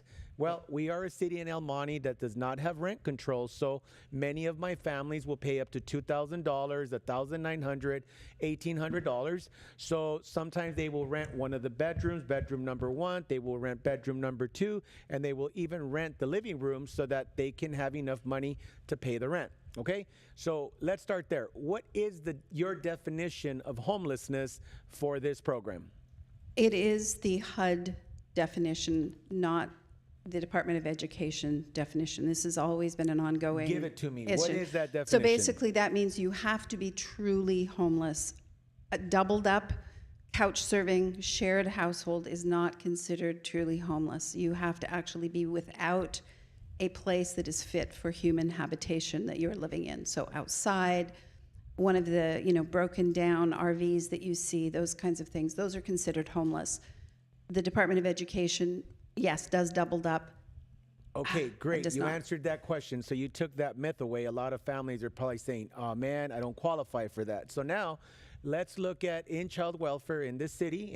We're not a unified school district. We're Almani Union High School District. There's the Mountain View School District. There's the Almani City School District. There's the Valle Lindo School District. What are families that are in motels? We have a lot of families that stay in the motels on Garvey.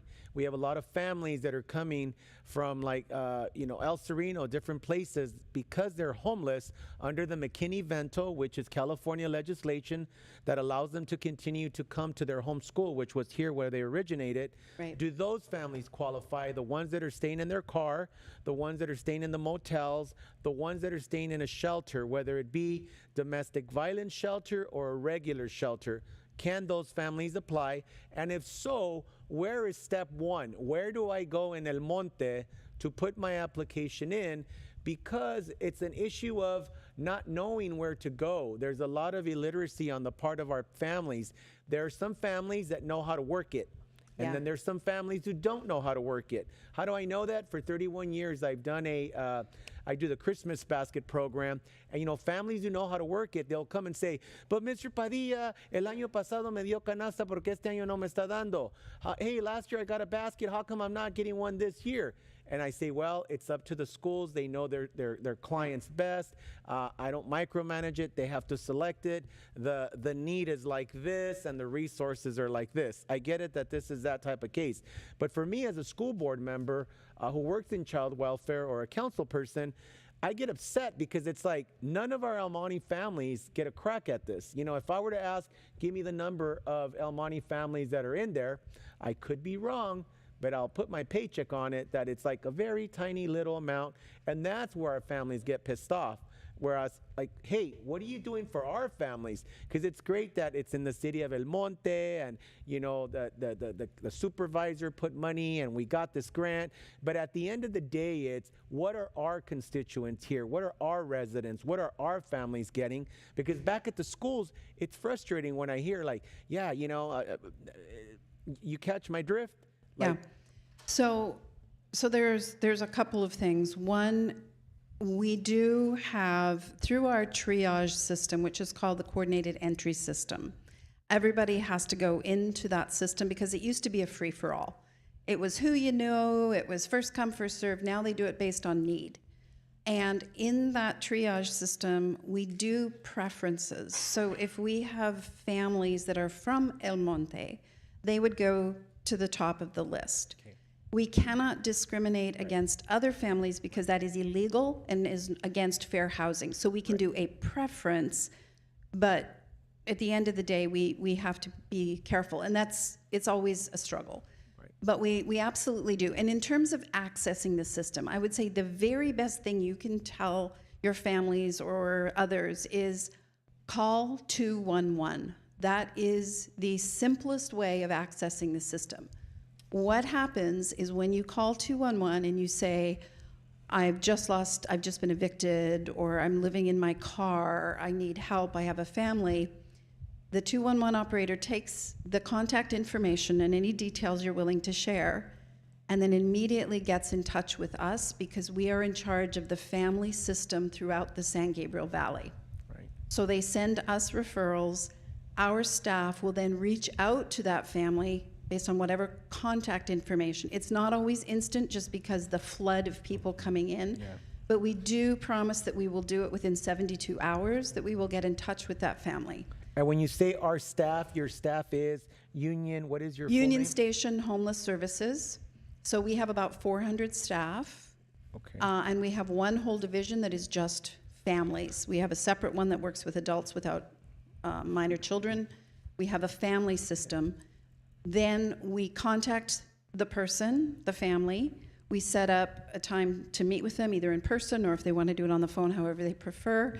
And we do the assessment to say, what are your needs? Yeah. And then we work to get them whatever we Yes. can that's available. And the tragedy is we are short of resources, not just Union Station, the whole system is short of resources.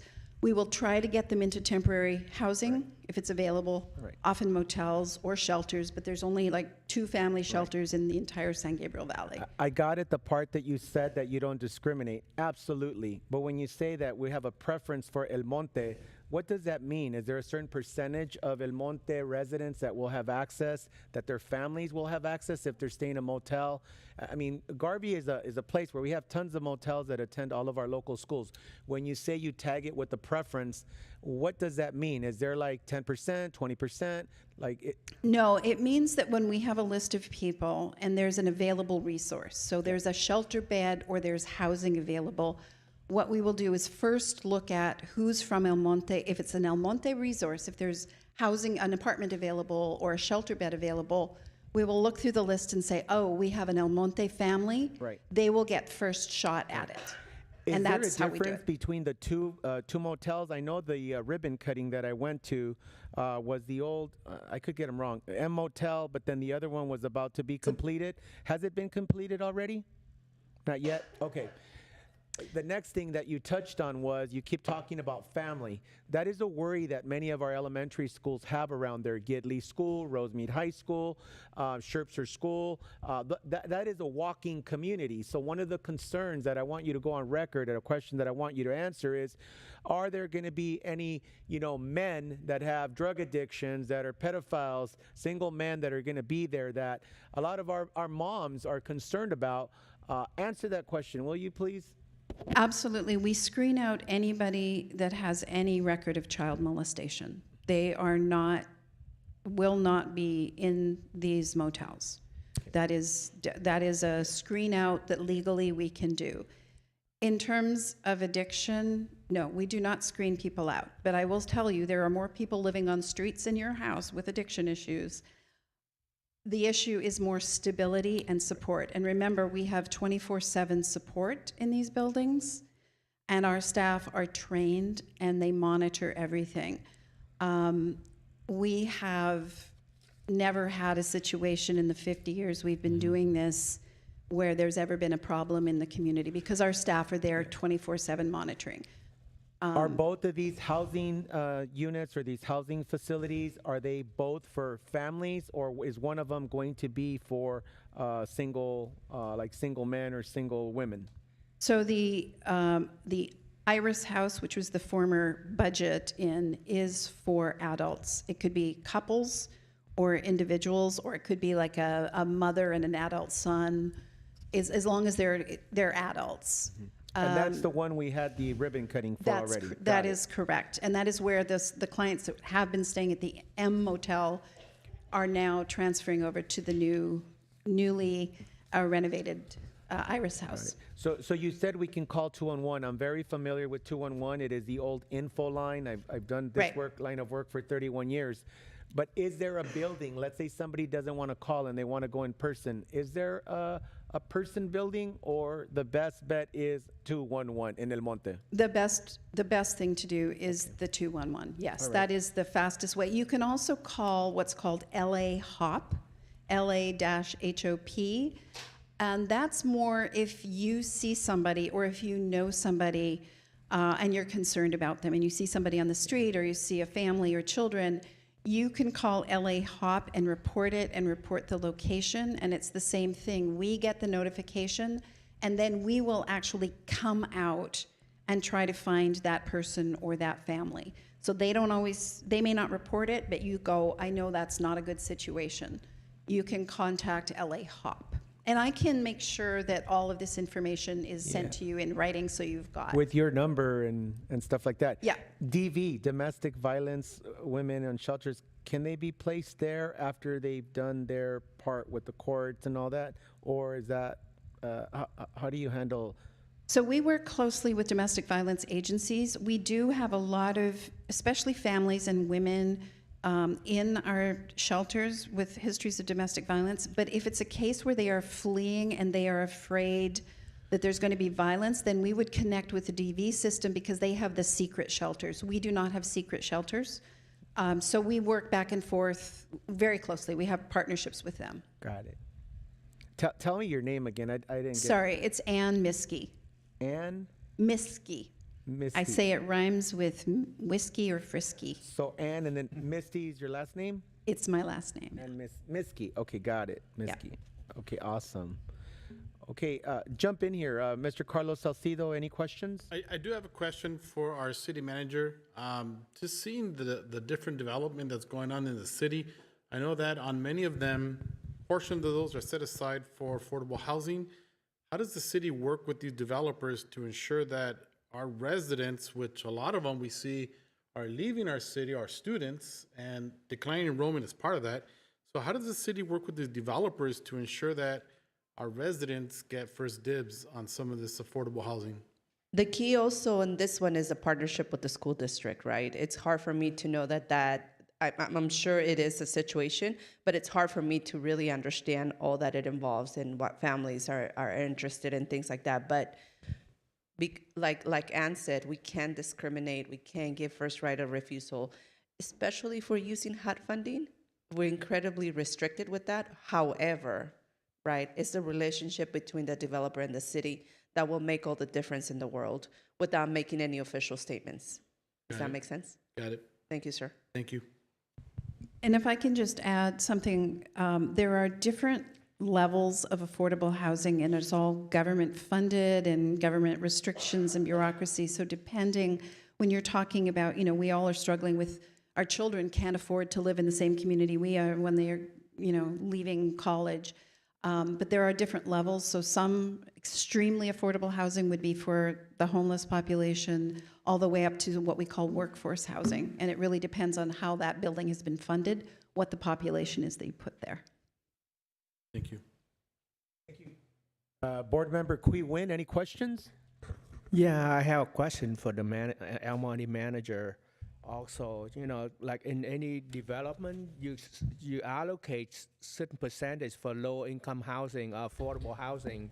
So, but the last time I went to one of the project, Ashton Gateway project, the one that's on Santa Anita, and they told me that they don't have any. No, we don't. No, we don't.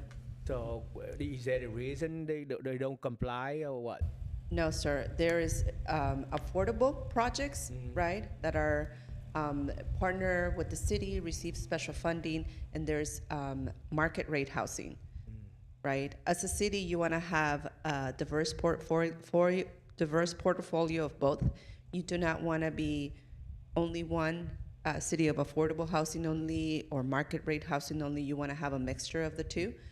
Also, the market, right? To attract businesses, you have to have a diverse portfolio of residents, right? Some that fit this income, some that fit this income. That is a private development. And because it was not funded through city funds or was an agreement that it was going to be market rate, we have no saying on that. Yes, sir. If I may, just for some historical context, so that development that was just completed recently there on Santa Anita, that is, if I'm not mistaken, the second phase of it. It is the second phase. The first yes. phase did have an affordable component to it, and I don't know if that was part of the original development with the Grapevine back in the day. So the second phase was the market rate part, if I'm not mistaken. No offense. You've been around for 5 years? 6 years? Going on 6 years. 6 years? Okay. Board member. And that project had been stalled, I think, for most of that time. And I'm happy to report that we took that project out of bankruptcy and actually completion. Yeah. During my tenure, in my little 6 years. Yes. Thank you. Thank you. And the original project, I think that was the below market rate part of it. So, because I did hear that the same question brought up to me recently from a community member, There's no below market rate Now, there. now there is a below market or affordable project in the back. Yeah, that's what I'm And talking about. That's the one that yes, that one's completed. And that was the first phase. That was the first tower. phase. Yes. So there's that one is definitely for affordable components to it. The one in the front isn't. Right. So yes, you're correct, board member. I was going to call you council member.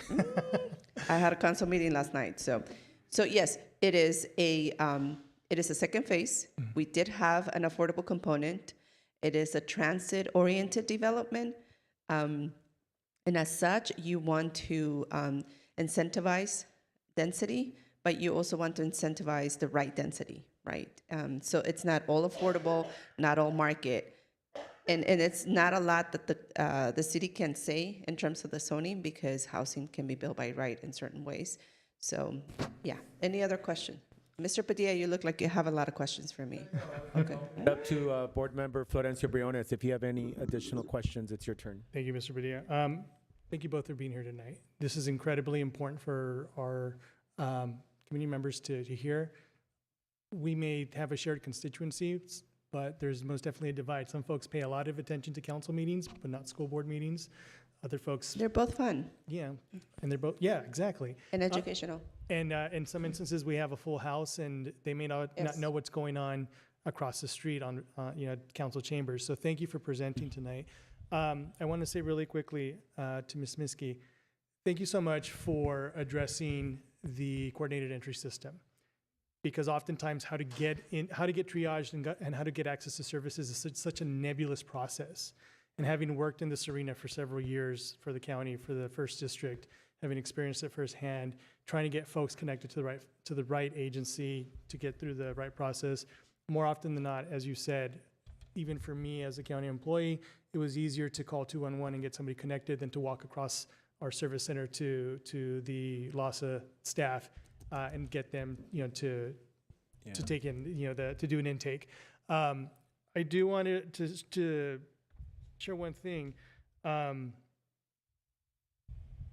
I have to give absolute kudos to city staff, to Ms. Martinez and your staff, as well as the city council, because I don't think I've ever seen a city work so diligently hand in hand with other agencies like the County of Los Angeles, with other providers like PATH and Union Station, to acquire property, to renovate the property, and get that property occupied by individuals who are experiencing homelessness so quickly. When I worked for the first district, I worked with our legislative team on housing and homelessness in the San Gabriel Valley, and primarily in the unincorporated areas here in the SGV. And let me tell you, there were a lot of cities, and I won't name them, just out of courtesy, but there were a lot of cities who did nothing but throw up roadblocks. During the COVID pandemic, when the governor announced the Project Roomkey project with an agreement with Motel 6, we had a property in a neighboring city where that council, we had to threaten litigation. We had already sought and had secured an injunction on a city in the 4th district. And we had to send them a very unfriendly letter to say, if you want to take this position, by all means go ahead, but we will see you in court and we will win. City of El Monte was the exact opposite. I remember working with Ms. Martinez and her staff through the first district and knowing that we could count on the City of El Monte to be a partner. And it's been great and just amazing to see the transformation of those two properties, the Budget Inn and the M-Motel. I have family that live down the street from those two properties, and I've seen what they were like for decades. Haven't seen photos, and I've never been inside of them, but having seen photos of what they looked like before they were remodeled and seeing what they look like now, and more importantly, seeing how many individuals are being housed and receiving services, it means a great deal, because to me, somebody who is unhoused deserves as much support as they can get to get them back on their feet.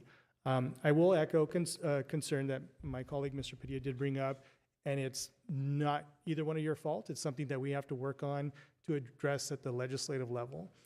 But that's the definition of homelessness based on either the HUD definition or our definition through McKinney-Vento. We have families who are couch surfing who would not qualify for any of these services because they are not in a location that is not fit for human habitation. but for all intents and purposes, they are unhoused.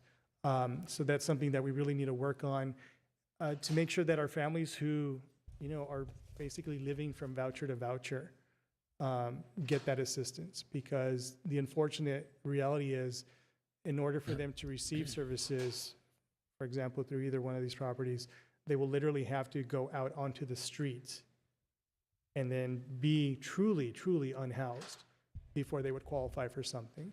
And that we don't want them to get to that point, but it's that catch-22. So that is something that we have to work on, and hopefully there's a partnership between school districts like ours, and City of El Monte, and others to help address that disparity between definitions and resource allocation. Right, and that's a legislative matter, like you said, board member. But I want to reiterate, Mr. Padilla, if I may, and I've worked very well with your superintendent. We meet all three superintendents regularly. That's a concern that has been voiced. Again, the City of El Monte has created, right, and we put on the market more affordable housing than any city. I will challenge any city, and I know Ann back me on this. We have built more affordable housing at different income levels than any other city in the San Gabriel Valley, right? And I stand by that. I know I've seen some of those developments, and now we are bringing different type of economic development, actually economic development into the city to employ the students that they can work afterwards. We have a Target coming on board. We have other, In-N-Out, Chick-fil-A, Raising Cane's, meeting with another big Fortune 500 next week, a point of sale, shoe distributor. All that takes time, right? But we're moving. You have a city council that's really hungry for development, economic development now, right? We've done our part. Don't forget we have McLaren Hall, Mr. Padilla, but we are regulated by HUD. We're regulated by the funding that goes into these projects. That funding is not something we can skirt around, because then we will be in danger of losing it. So it's not that we're declining the help to help our families. Look, you're talking to a person that immigrated from Mexico, and I used to live in a one-car garage with my four brothers, my mom and dad. Right? That is, I feel your passion, I feel the need, I understand it, I lived it, right? That led me to work on my master thesis on affordable housing on accessory dwelling units that 20 years, I was way ahead of my time, 20 years ago, don't want to date myself, but it's real, I understand it, but we have to be holistically approaching this issue, and we're bound by certain definitions. We have received money from the county. We have to follow some of those processes. It keeps things going in the city at a level where we're providing the infrastructure and we're providing the service providers, and they love us for it, and they love me. They love us for it, but we do have restrictions. But I hear your superintendents over and over, and it's very clear. And I'll also let the council know what the concerns were, the need, the access for affordable housing. Mr. Padilla, we have, as a city now, and I'm looking at you because you work with the resource center a lot. Now we have our own vouchers. Okay, we don't have a lot of them, but we have our own vouchers, and we have relationships with a lot of the hotels here in the city. So if you ever need anything, you have my cell phone number. Now, don't put it in the public now, but you have my cell phone number.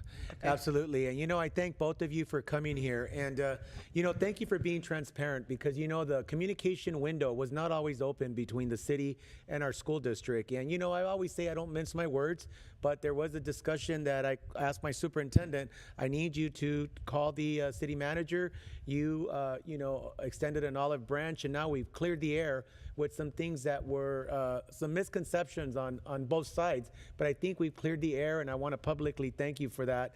And I get it, but and I see it with a biased eye. I see it from my families in my school district. What are my families going to get? But it's good to hear your side as the city manager. I heard you loud and clear that you cannot just have development that's all for low housing. And I get it, but it's still frustrating, whether it's the McLaren Hall or it's this one.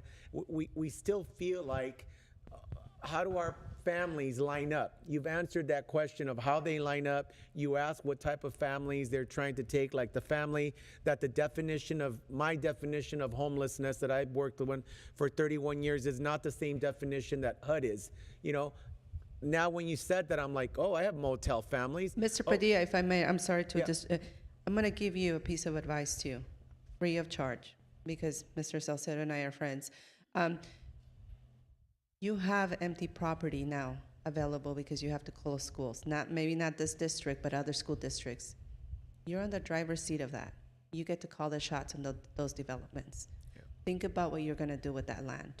I'm just going to say it out there. It's not El Monte Union High School know. District. If you're Other referring to districts. the Mountain View School District. Other school districts. That's another district, not our district. I'm saying families are families. I get El it. Monte residents are El Monte call it residents. like it is, because when you say that, you leave a little gray area, making it sound like El Monte Union High School No, District but we work has empty together. land. I just want to make sure Yes. you know that it's not city land and city on our shoulders. There's other available property Absolutely. that you can have conversations Absolutely. about, not just the city. Yes, and I'm fully aware that as a city manager, you have to work with all the superintendents. You have an entire city and the school districts within the cities, whereas we're just one district. Then there's Mountain View School District, El Monte City. I get that part. You have all the city and all the districts. So it is imperative that we are all on the same page and that we're collaborating, communicating, and critically thinking how we can work together. And I want to publicly thank also Dr. Edward Zuniga, because you did make that phone call. We did clear, whatever was in the air, and we got that out of the way.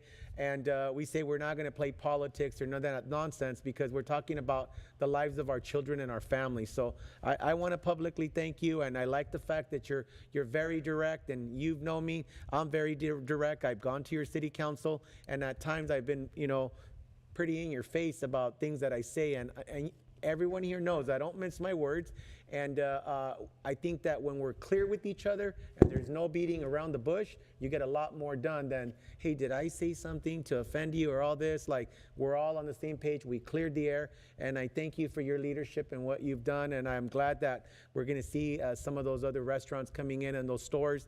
And I also thank you for your time, Miss Minsky, for coming here, on a Wednesday night. And thank you for all the work that you've done. But I also remember, and I believe that it was you said that we will not end homelessness until everybody realizes that this is everybody's problem. And when I say that, I'm talking about NIMBYs, not in my backyard. Everybody has homelessness, but everybody's like, I don't want it, you take it. So yes, I'm glad that the city of El Monte has taken on a big chunk of that, but it can't be El Monte only. But again, we can't fix everybody else's city council. But I agree with you. That was my big takeaway from that night when I was there in that ribbon cutting, that until everybody has some compassion about those people, those people that some people refer to, we're never going to solve the issue of homelessness, and it will continue to get worse because nobody wants to pour any money in their backyard because they think of all those things like the men that are going to come and do something to our kids. And you just answered that it's going to be families, because we have those homeless issues. So yeah, and if I can just mention one more thing, and then I will sit down, I promise. Although we are restricted in terms of some of the resources that we offer families or individuals, we do have other opportunities to help people. So if a family is a doubled up family, for example, or they're not homeless, but they're worried that they're going to they're going to be evicted because the payment suddenly went up, still call the 211, because we have problem-solving staff that will work with them to try to help them in other ways. We may not be able to get them housing through the HUD dollars or whatever, but we also have an employment program, we have education, GED, we have a lot of things. So I just want to throw that out. Yeah. We can't technically serve some people with housing, but we have other opportunities. So if our families call 211, though, how are they going to know, how is the operator going to know to refer them to Union Station Homeless Services when there's so many programs? Do they ask specifically? It's based on geography. So if you live in the San Gabriel Valley, you will be connected to us. If you live somewhere else, there are other agencies, but we do the San Gabriel Valley for all family services to do with homelessness. And one clarifying question. When you say San Gabriel Valley, are you referring by service provider areas, like spa? It's spa, yes. So what spa is this, so folks know? This is spa 3. Okay, so if somebody calls and says, I live in El Monte and I am unhoused, the 211 operator would know that they're in spa 3, and Union Station handles families who are unhoused in spa 3. That is correct. They wouldn't just refer them out to PATH or somebody else. No, we are what's considered the county's lead agency for families and adults in spa 3, the San Gabriel Valley. Thank you. Excellent. Before you leave, Ms. Yes. Minsky, can you come to our superintendent and just give him a number, your phone number, so that we, the board members, not the public, can get in contact with you? Yes, I have a card, and I will make sure Excellent. to give you that card. Big round of applause to City Manager Elma Martinez and Ms. Ann Minsky for a phenomenal presentation. Thank you so much, ladies, for being here this evening. I really appreciate both of you. Thank you so much. Have a good night. Moving right along on the agenda, we're going to take it back to item number 7, C7, Charlie 7, public comments. At this time, Superintendent Dr. Edward Zuniga, may I please have the cards? Here they are. May I please have Mr. Jaime Anabalon, parent from Rosemead High School, girls basketball at Rosemead High School. Welcome, Mr. Anabalon.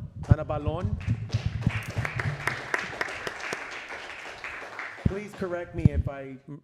No, that is the correct pronunciation. Anabalon? Thank you very much. Yeah. Okay, welcome, Anabalon. Mr. Anabalon. Thank you for giving me this opportunity to share. Obviously, I've been a member of the community for more than 40 years, and it's good to see that you have a lot of people, a lot of programs put in place, and you're really making strides to improve things.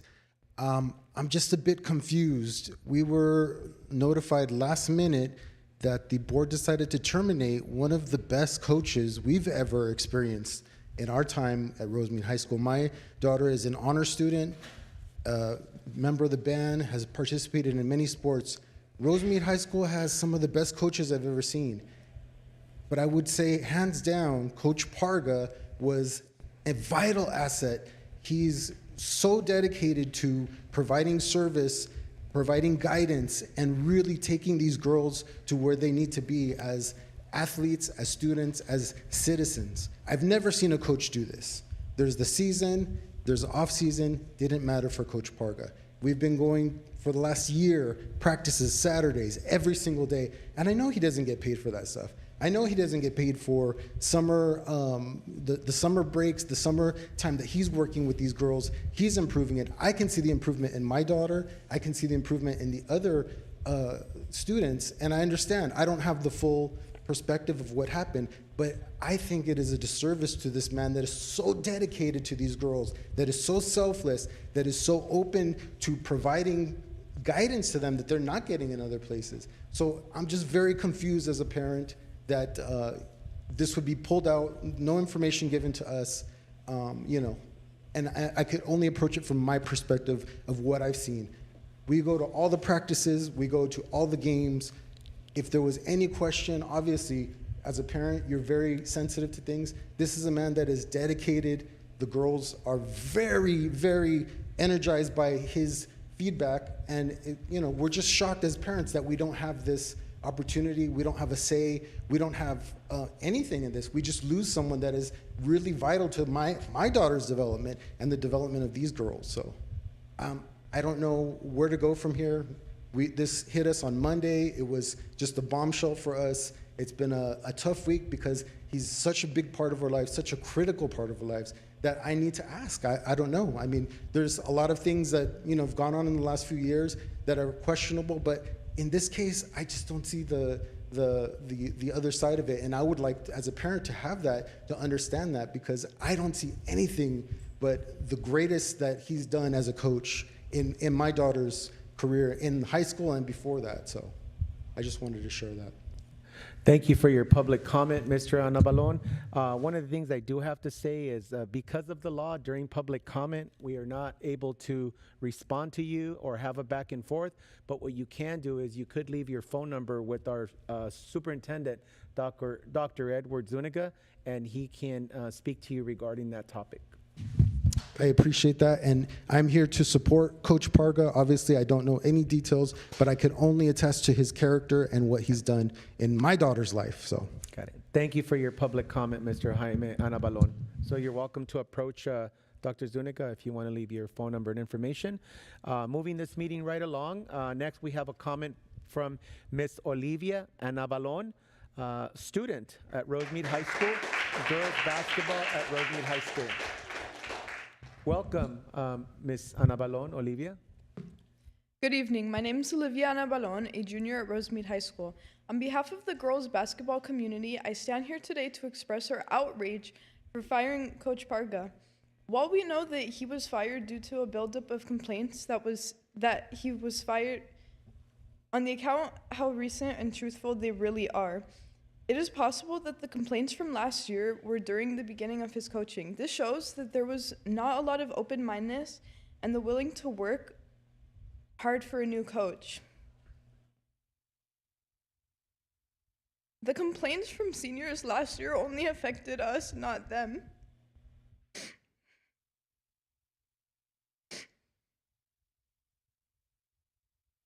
It's okay. Take your time. Take your time.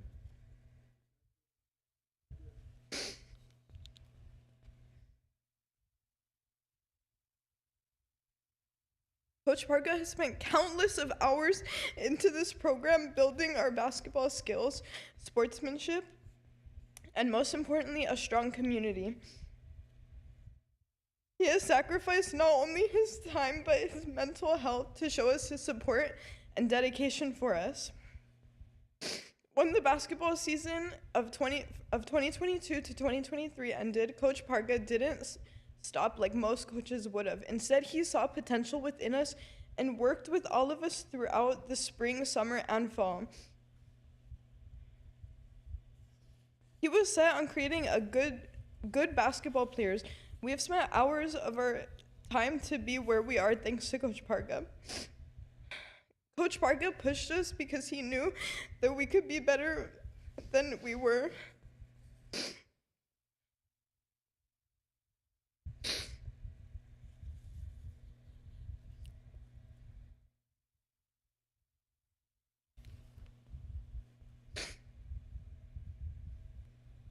We were ready to go into this basketball season strong, and with Coach Parga, we have had many wins and successful plays. This is unacceptable that he has been fired because a majority of us want him back as head coach.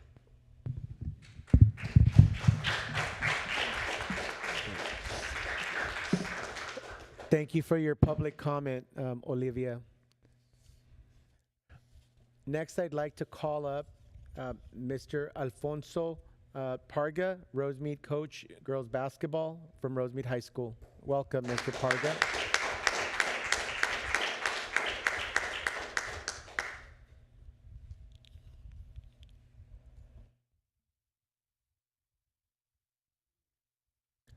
Good evening. That's a tough act to follow. When does the clock start? As soon as you start talking, you'll see the timer up on the. Can I just say something before it starts?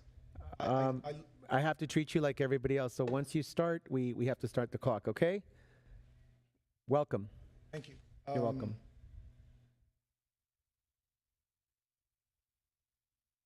You mentioned leadership matters earlier, and I totally agree with you 120%.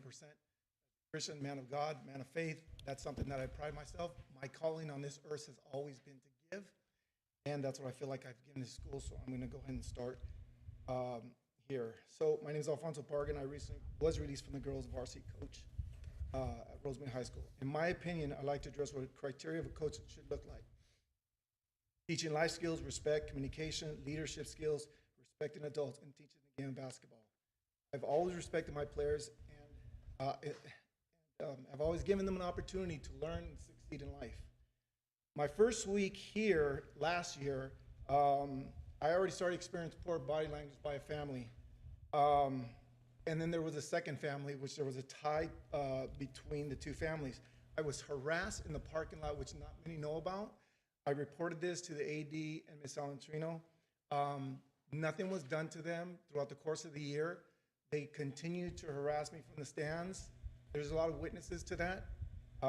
Finally, it died down after an administrator heard some inappropriate comments from them, and they were shut down. They were suspended for the rest of the short season at that point.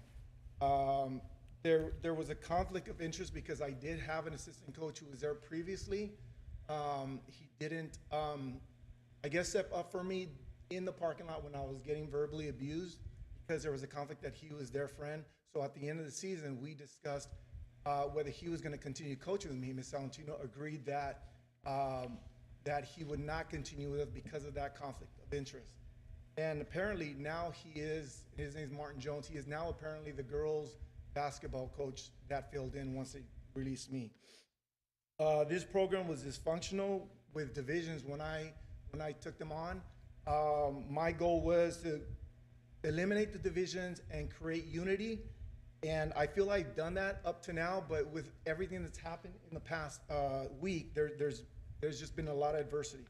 I'm just gonna kind of move on really quick. I'm here because last week in Laguna Beach, you know, a coach gets passionate, and the girls know that I don't curse at them, and I rarely ever curse.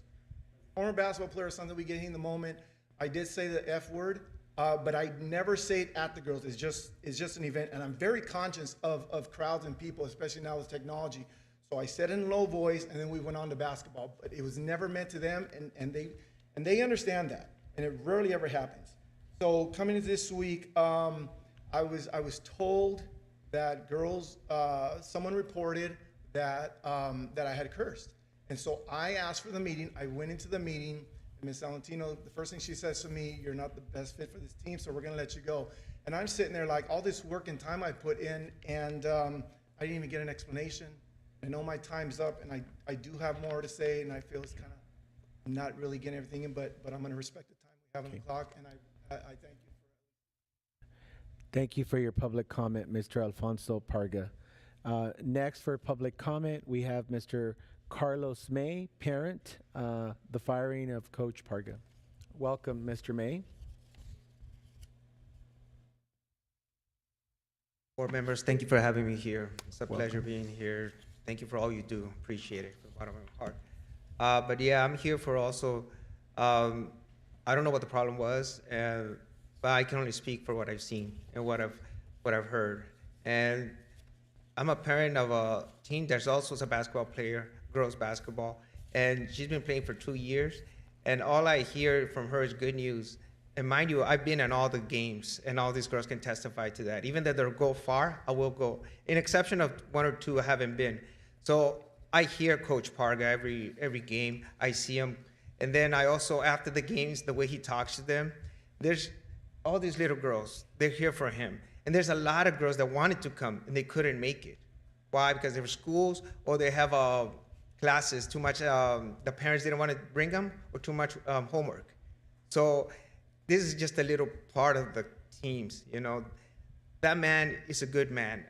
He's so approachable, you know. I, as a parent, I can talk to him. Whenever I wanted my girl in varsity, but she didn't make it, so I'm not gonna get mad at Parga, you know. He's a good man. I just hope that you guys give him another chance. And that's all I'm here for, to speak of his character. And I can vouch that he's a good man. That's all I have to say. Thank you. Thank you for your public comment, Mr. May. Appreciate it. All right. At this time, do we have any other public comments? Superintendent Dr. Edward Zuniga? No, there's not, sir. Thank you very much. At this time, we're going to move on to item C as in Charlie, item number 8. This is communication from union representatives of EMUEA and CSEA. Anybody here from the El Monte Union Educators Association, please come forward. Welcome, and thank you for being so patient. Today has been a very busy night. I know you've been sitting there very patiently, so thank you so much. All right. Well, good evening, board members, cabinet, and community. I'm Grace Hernandez, and I'm EMUEA's Vice President. And there's a number that we need to highlight today, and this number should affect every decision that this board makes. And it is a number that the entire community should be aware of, because it's a number that directly affects our classrooms. 88 million. This district had an end-of-year balance of 88 million this past June. 88 million of unspent money. 88 million that should have been spent on our classrooms. Just to be clear, everyone should understand that this district, like all other districts, is legally required to keep a small percentage of a reserve, which is 3%. Having a reserve a little larger than 3% is usually recommended by the state, but this number, 88 million, represents close to 50% of this district's annual budget. This translates to more than 80 million extra savings than is required by the state. This district receives money from California to spend on our classrooms, on our schools, on our students, on our staff, and instead it holds onto it like a bank. Last time anyone checked, the name on this building does not include the word bank or savings or trust. Instead of spending the money received, with every year, this district's reserve gets larger and larger and larger. That's money that could have been spent on more programming to support students, more instructional materials, more technology, more teachers to improve more one-on-one instruction to students, more counselors and psychologists to provide mental health and academic services to our students, more support staff in the classroom to help students who are struggling, more of everything. But this district squirrels money away for a rainy day when our students in our classrooms need the support now. This district is poised to eliminate more than 20 classroom teachers and counselors at the end of the school year because pandemic monies that pay for these positions are going to expire. These monies are considered temporary, but our students' needs are not temporary. Our students' needs are ongoing, and the dedication and the hard work from these valuable public servants need to be ongoing as well. But that 88 million surplus could help these people on our sites on a permanent basis and continue to serve our students and their needs. This district has trouble filling vacant positions as there is a national shortage of educators, but it doesn't think that offering staff more than just the annual cost of living adjustment would attract people to fill those positions. At the last negotiation session, this district offered our members COLA as a first and last, best, and final offer. Bargaining in good faith, COLA doesn't make this district attractive to anyone. Particularly since the pandemic, educators from this district have fled to other districts or the profession entirely because COLA doesn't even account for the rampant inflation that has hit everyone's pocketbook. Educators also have left this district in increasing numbers because they can't afford to live anywhere near Almani and therefore have impossible commutes. And COLA doesn't help pay for the increasingly expensive gasoline required for these commutes. But that 88 million surplus could help alleviate these problems and keep the educators we still have to serve our students. This district touts its commitment to continuous training and professional development for its staff, sending them to conferences up and down the state, but then turns around and doesn't fully reimburse their expenses because the tip at dinner was a little too much, despite still being within the daily meal allotment per district policy.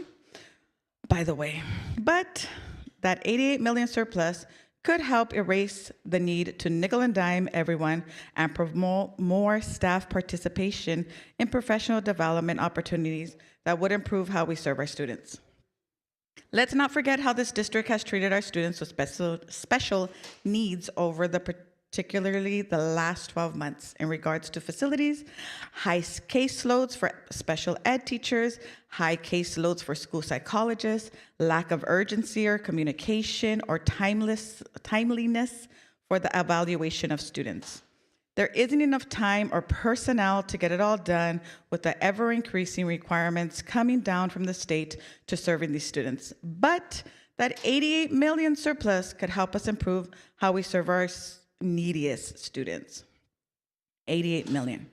Let us repeat that number again, 88 million. And imagine all the great things we can do with that. Our students deserve it now. Our classrooms deserve it now. Our staff deserves it now. Not in the future, not on some fictitious rainy day, but now. And with that, I wish you all a good night and happy holidays. Thank you. Grace Galvan, thank you for your communication. Do we have anybody here from CSEA, the California School Employees Association? Hearing none, we will move on to the next item. We're on item D, D as in David, oral/written communications. At this time, I will open the public hearing for our annual and 5-year reportable fees report for fiscal year 2022-2023 in compliance with Government Code Section 66006 and 66001. Dr. Edward Zuniga. Yes, President Padilla, this is an item that is an annual notice to the public regarding the fees for reporting within the school district and under Government Code Section, as mentioned, 66006 and 66001. This also is in reference to the board item agenda that's on the agenda this evening. And we abide by the law that a public hearing takes place prior to the board's consideration this evening. And I don't believe there's anyone here for that public comment or information for this item. Okay, so at this time, I will close the public hearing, Dr. Edward Zuniga. Moving right along, we're going to move on to D as in David, oral and written communication. We have D2, board/superintendent announcements and communications. I'll go ahead and start off with board member Florencio Briones. Thank you, Mr. Padilla. I do have a few items to report on tonight. First and foremost, happy holidays to everyone. I hope you had a wonderful Thanksgiving.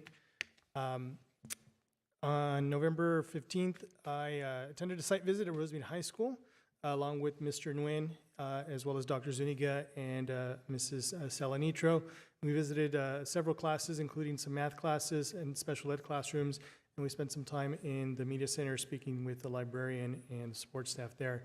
So I want to say thank you to the Rosemead staff for accommodating us that day. And then also that same evening, I attended the Fall District Showcase of Bands there at Rosemead High School. It was a little bit different because it was raining that day, so we had it indoors in the gymnasium as opposed to out on the field. Nevertheless, it was a wonderful event, and it was great to see all of our performing arts students there from our 5 high schools. I also would like to report out on my attendance at the Los Angeles County School Trustees Association meeting on November 27th, as well as my attendance at the California School Boards Association Annual Education Conference that took place that same week from the Delegate Assembly from the November 28th to the 29th, as well as the conference from November 29th through December the 2nd. LACSA meeting took place on Monday, November 27th, and there were presentations from Baldwin Park Unified School District, a CSBA Golden Bell winner for their wellness centers and mental health services that I was happy to be a validator for, as well as presentations from Long Beach Unified School District on their wellness centers. One thing that big takeaway that I had was that presentation from the LACSTA meeting, as well as a session that I attended at AAC, which was titled Beyond Wellness Centers, Developing Wellness Campuses. The presenters there were from Placer County Office of Education. The big takeaway from both of those presentations were that here at El Monte Union High School District, we're following the best practices as it relates to wellness centers, with one significant exception, and that's the associate positions within wellness centers. Both the LACSTA presentation and the AAC presentation, when I spoke to the presenters and asked about their opinions on having associate members or associates in those positions, they indicated that having associates being supervised by fully licensed clinicians is not only adequate and proper, but also standard practice throughout California. So when I inquired a little bit further, they indicated that, yes, as long as you have one individual who is fully licensed as a clinician, you can have associates who they will supervise while those associates are working on their hours.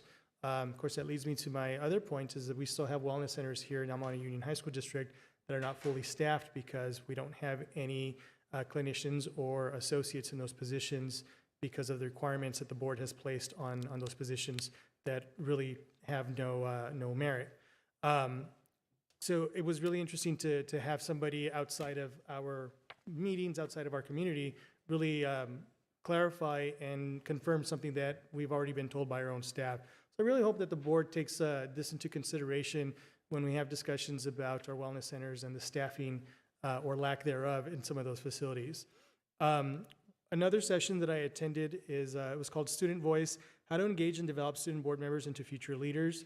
And again, my big takeaway was we're following the best practices now. Obviously, we have our student trustee on the dais who exercises her vote for preferential voting, opines on different matters here on the dais, speaks to us regarding different matters taking place on our campuses, and really, truly is our student voice here in El Monte Union.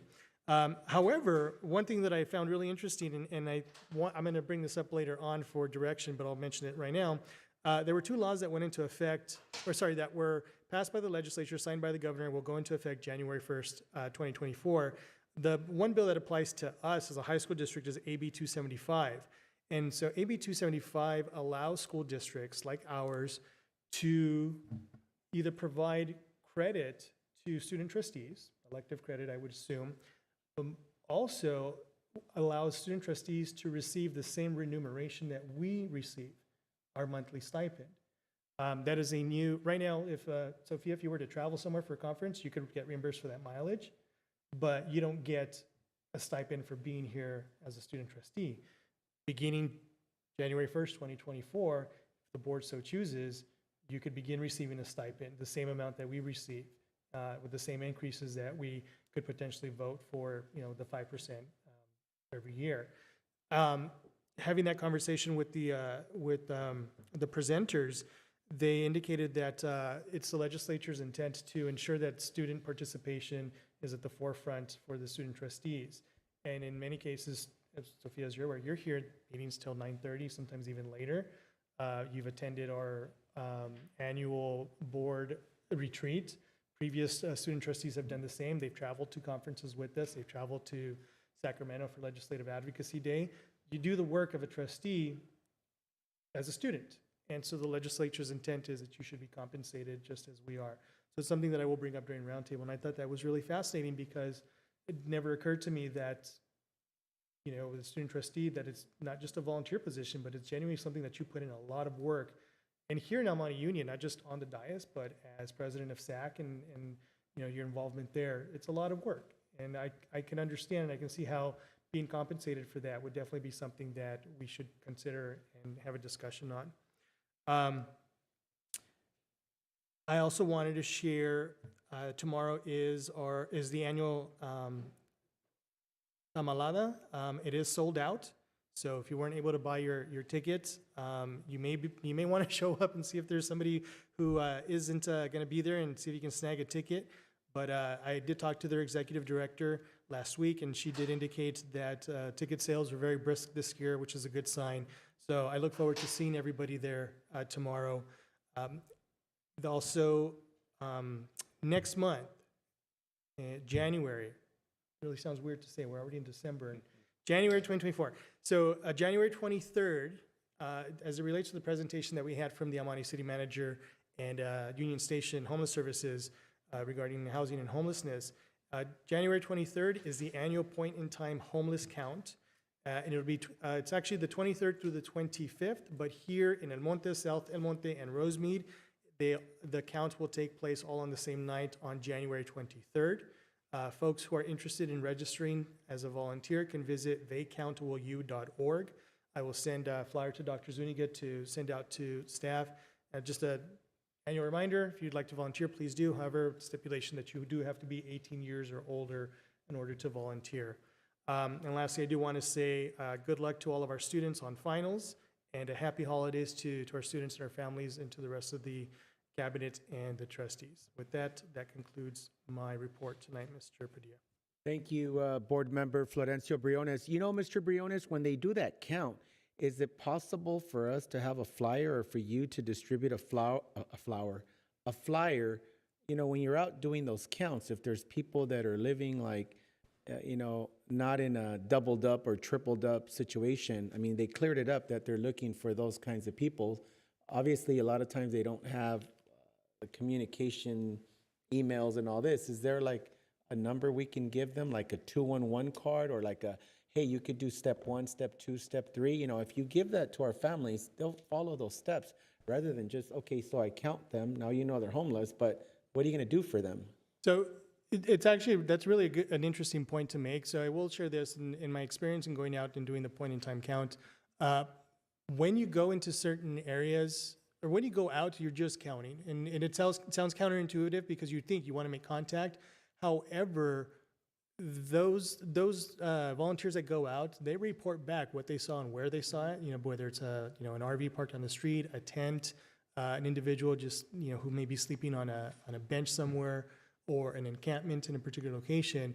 And the teams from whether it be PATH or Union Station or the Los Angeles Homeless Services Authority, they'll go out and make contact with those individuals, sometimes ahead of time. If there's areas that are difficult to count or to reach, like for example, you don't go into the San Gabriel River, you don't go into some of the freeway underpasses, like along the 605 freeway along Valley. Right. LASA will go out with the sheriff's host team, where El Monte Police will go out with LASA, and they'll make contact with folks there.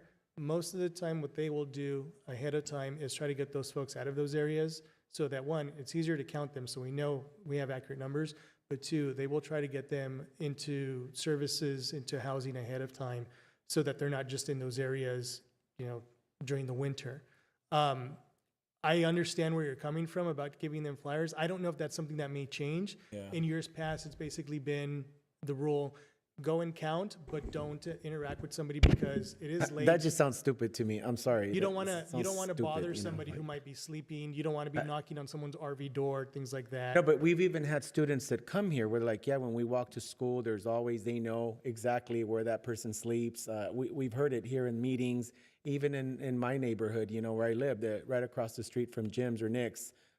There's a group of men that always congregate in the same place. Now knowing 211, I'm going to go over there and say, hey, that's a really good let me point. tell you what you need to do. So this is for folks who, like you just stated, who see individuals on a regular basis. This is one thing that Ms. Miskey brought up. If you see somebody who you see regularly and you recognize that this is the area that they're in, that's where, for us, you go to lahop.org and you report that individual so that a team will come out and engage with Okay, them. well, Dr. Zuniga, I hope you took that number down because I'm going to be hopping a lot. I'll send the info to Dr. Zuniga. And if they don't come, then I'm going to go back to the city and say, you know what, you call that little Misty lady, I'm going to call her myself and say, you know what, you lied. These people have been here for weeks, months. Nobody's made contact with them. I see them all the time. They tear up the corner. They leave all their crap behind. And I mean, I get it. They bring stuff. They bring a bunch of stuff because it's stuff that they need, you know what I mean, to live. But again, that's good. I'm glad she cleared that up. I now know the definition that they're working with. And to all my homeless families that are in motels, they're gonna get that number. They're gonna call, and then those families will come back and tell me, Mr. Padilla, yes, I got help, or you know what, they're just full of it. They'll straight up tell me, like, they're not helping me at all. And then I'll come back and I'll tell Alma and tell Miskey. I have some question. Like I say, I did some homeless count in Rosemead the last couple of years. So we don't interact with the unhoused people. All we see just count and go back and report. That's all I do. Yeah, that's all it is. And this is a process that's mandated by HUD. It's the county operates what's called the continuum of care here in LA County, with the exclusion of two cities, Pasadena and Long Beach. They have their own COCs. So the federal government requires us to go out and count to see how many people are unhoused. And there's got to be a better way, and I think we've had this discussion and I get it, before. but on that specific day, you follow their little protocol, whatever they want. But I don't need their protocol and all that to know, like, hey, there's the homeless 3 people right there, and they've been there forever. Like, give me the number because I'm going to give it to them. Like, hey, you want to use my phone? Call them. Put them on loudspeaker. I want to hear what they're going to tell you. Because a lot of times it's like when I refer people to counseling agencies. You're going to Foothill? Okay, put them on the line. Let's see what they say. I like to put myself through their process to see what their barriers are and all these little hoops that they put in front of our families, whether it's Inky Youth and Family, Asian Pacific Clinic, Almanzar, Foothill Family. I mean, I know Alma Services. I know all of the agencies, but until you actually put yourself through it, then you get a sense of some of the barriers and all the nonsense and baloney pony stuff that some of the agencies will put, and why the people get frustrated and they're like, oh, screw this. I'll keep living on the street and I'll have to deal with all this BS. And that's keeping it real. That's what happens, But okay, yeah. So you put the word out. What day was it for the January homeless 23rd. count? What is it? January 23rd, 2024. January 23rd. Okay. Well, thank you for that, Board Member Florencio Briones. Next, I'd like to turn to Board Member Mr. Carlos Salcedo for a board report. So a couple of announcements. First of all, this past week, I was able to go to the First District PTA luncheon alongside of Estela Torres de Segrist. Was there representing the high school district as well. And it was good to see all the representatives from all over the First District. Along with what Mr. Briones said, I just want to wish all the students good luck on finals. I know they're studying very hard, and next week it'll be a big week for them. Dr. Zuniga, remind me, our posada is next Friday? Next Friday, correct. Time, start time? Start at 5. Yeah. Okay, just a reminder, just for everyone to come out to our posada. And yes, tomorrow is our tamalada, and we are honoring Corinne Pineda, correct? So yeah, hopefully there's some tickets at the door. I know it's sold out, but it's always a great event, and I hope to see all of you there. Thank you. Thank you, Board Member Carlos Salcedo. At this time, we're going to continue with board communications. This is an opportunity for board members to express to the constituents and to our parents exactly what the board has done, how they actively have been out visiting sites or the work they've been doing for the people of their district. So I'd like to turn to Board Member Professor Stella Torres de Segrist. What have you done?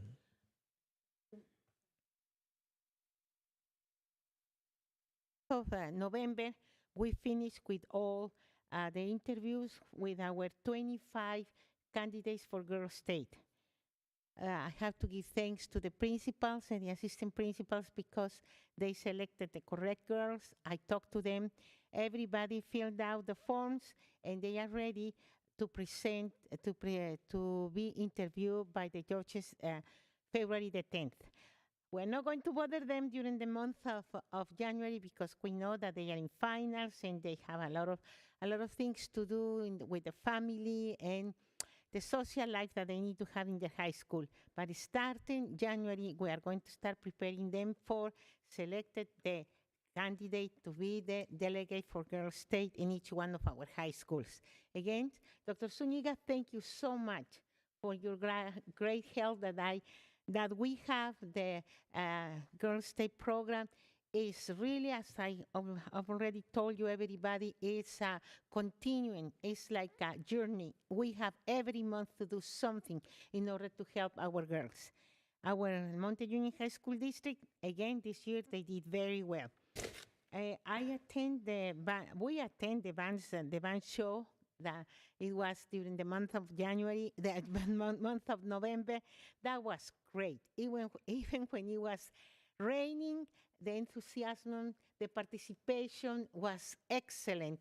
I really noticed the spirit of all the students and the great conductors, the great teachers that we have, the conductors of our bands, and the music was wonderful. I am feeling very, very proud of our students and the program. The program was wonderful. Also, we attend the 160th anniversary of Valle Lindo School District Board of Trustees. It was very well represented by Mr. Quid and also Dr. Zuniga, and they were very happy to see us there, and we gave them a plaque, beautiful plaque, and everything was very interesting. And let me know, see the students, all the students, the great respect that we have to that district. We have the meeting of DILAC. I was so happy to see how well the parents act in the DILAC program. That was the first day of meeting of DILAC, and all the board was ready.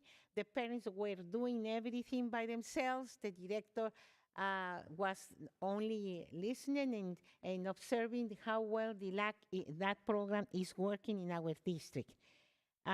Of course, el programa de caballeros. I was one of the persons who attend to that program. And the most important part that I noticed in that program is that I was talking for the first time with all the different students, boys. I usually talk with girls, but because of Girls State, but this time I was talking with all of the boys when I was mentoring them, when I was talking at the lunchtime. Our students really, they want to learn. They are hungry of learning. They are open. I was so happy to see how well this program helped us, the Board of Trustees that we attend, or the teachers, or the mentors that they were there, to go directly to our students. This was a great opportunity to touch the heart of our students. I attend by Zoom to the meeting of LACSTA. It was very interesting. They were talking about the wellness center. I learned more. It was very interesting for me to learn more about them. And of course, we have there the lady who won a golden belt in the CSBA from Baldwin Park, and she explaining all the things that she's doing in that program. And I have got several ideas, and I hope that we can keep on going that program in our school district. And CSBA, for me, each year I learn a lot in that program. I really appreciate and give thanks that our district always goes. The one of the workshops that it was very important, because they told me that it's very important, Dr. Zuniga, I didn't know, is the program of ethics. Ethics Assembly Bill 2158. I was told that all the board members, we need to take that workshop, that program. And they were very strict because they took our names when we got there, and then we have a break, and again took our names, and coming back, took our names. At the end, they took our names, and they are going to send us, I think directly to you, the names of the, no, it's not, it's a certificate that they are going to send you and let you know that, yes, we took that program.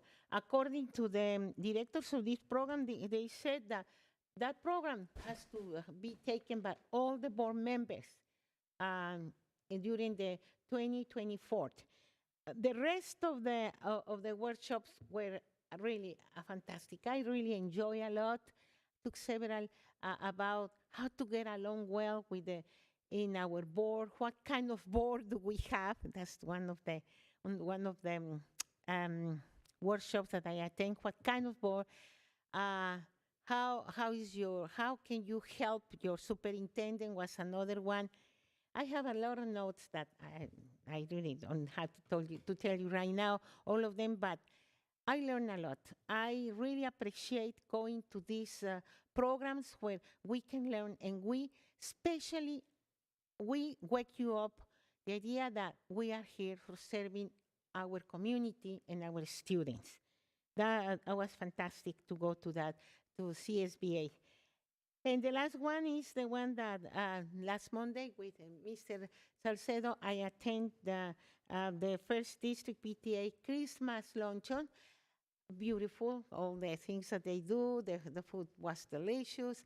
A lot of selling raffle tickets, because they are right. The money that they get is for the scholarship.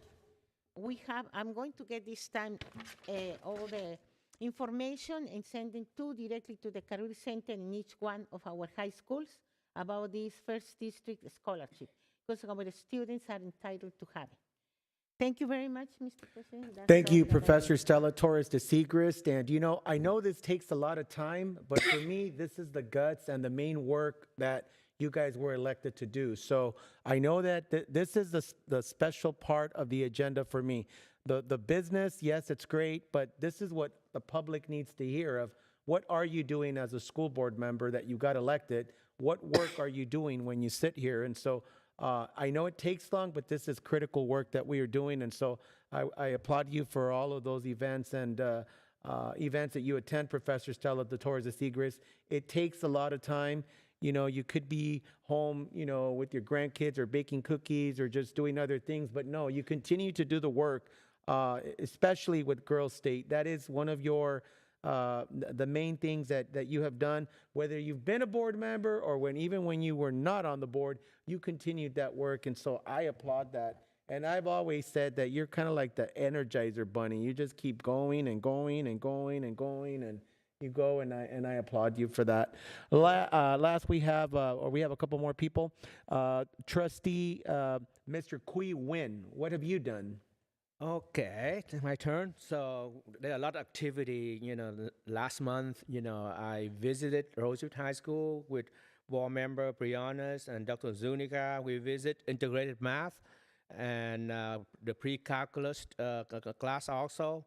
So most of the new teachers are doing very well. They're very engaging, and and it's good. And we also visited the community-based instruction classroom. And surprisingly, not a few days later, we received a call from parents of those CBI students, and they had some concern. I passed that concern to Dr. Zuniga to handle it, and and I also visit Mountain View High School, visit all the integrated math also, because that's where I focus on integrated math 1. So good improvement I see is they have tutor in the classrooms to help the teacher, but I don't think it's it's not enough, because the classroom was 35, 37 kids, and we can use some more help. We can recruit help from upperclassmen, who good in math, and give them a chance to serve their fellow friend, and also get credit for it. And we also went to one integrate math 2, using the NWEA in progress. The teacher very enthusiastic to showcase what they did, and there's a lot of growth. And when they show that there's some growth, a lot of growth that they're doing, and that's a good news. And now can I have the clicker to show the slide?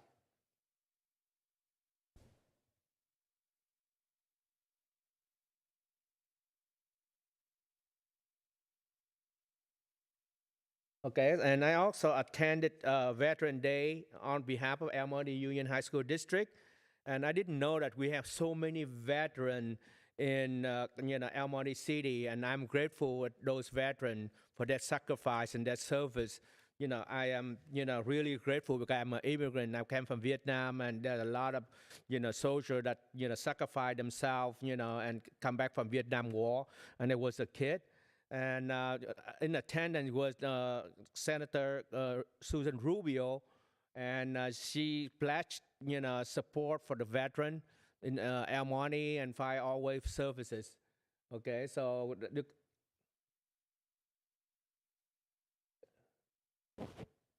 which one? Okay, this one, and this one, the Caballeros. That's the highlight of my activity. With we attended. This is Mr. Cuevas, and with all, with professors, the secrets, and President Ricardo, and it's a wonderful opportunity. This is the first time it ever happened. I was chosen as a mentor. Talking to the student. I had 3 tables, each table about 8 students, total about 20 something. So every 20 minutes we rotate, and we try to teach it, to teach them about financial literacy, and about how to succeed in life. And it's a good talk, and you will be surprised how little that they know about life and what it takes for them to succeed. Because most of these students come from very socially, economically disadvantaged family. So their parents work day and night and put a lot of, to make and meet. And they have no time to teach them the real life skill.